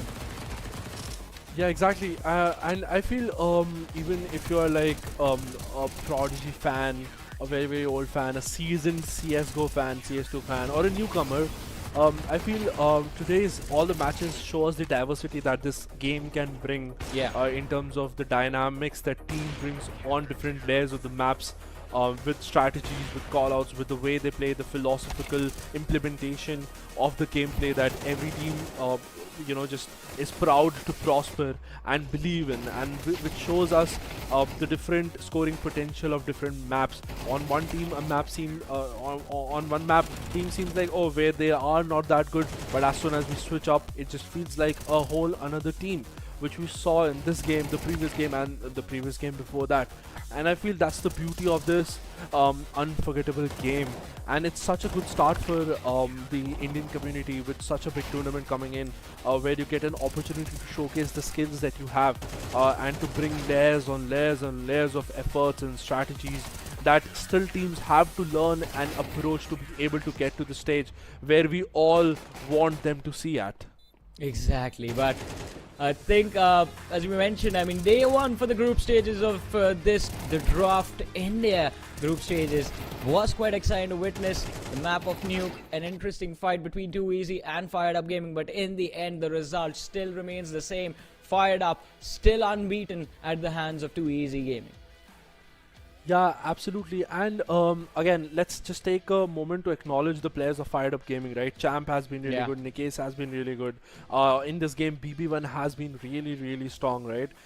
They all have been an absolute force, just consistently just making impactful plays and like leading the change, right? And especially we have seen Linux, just the way that he has played, the teamwork that he has shown, the synergy among the entire squad has been represented in the multiple scoreline that these players have been able to pull off in both the maps, right? So even if one person gets the MVP, let's not just forget about the supporting cast of other players, right? Where all have stepped up to the point where they were needed.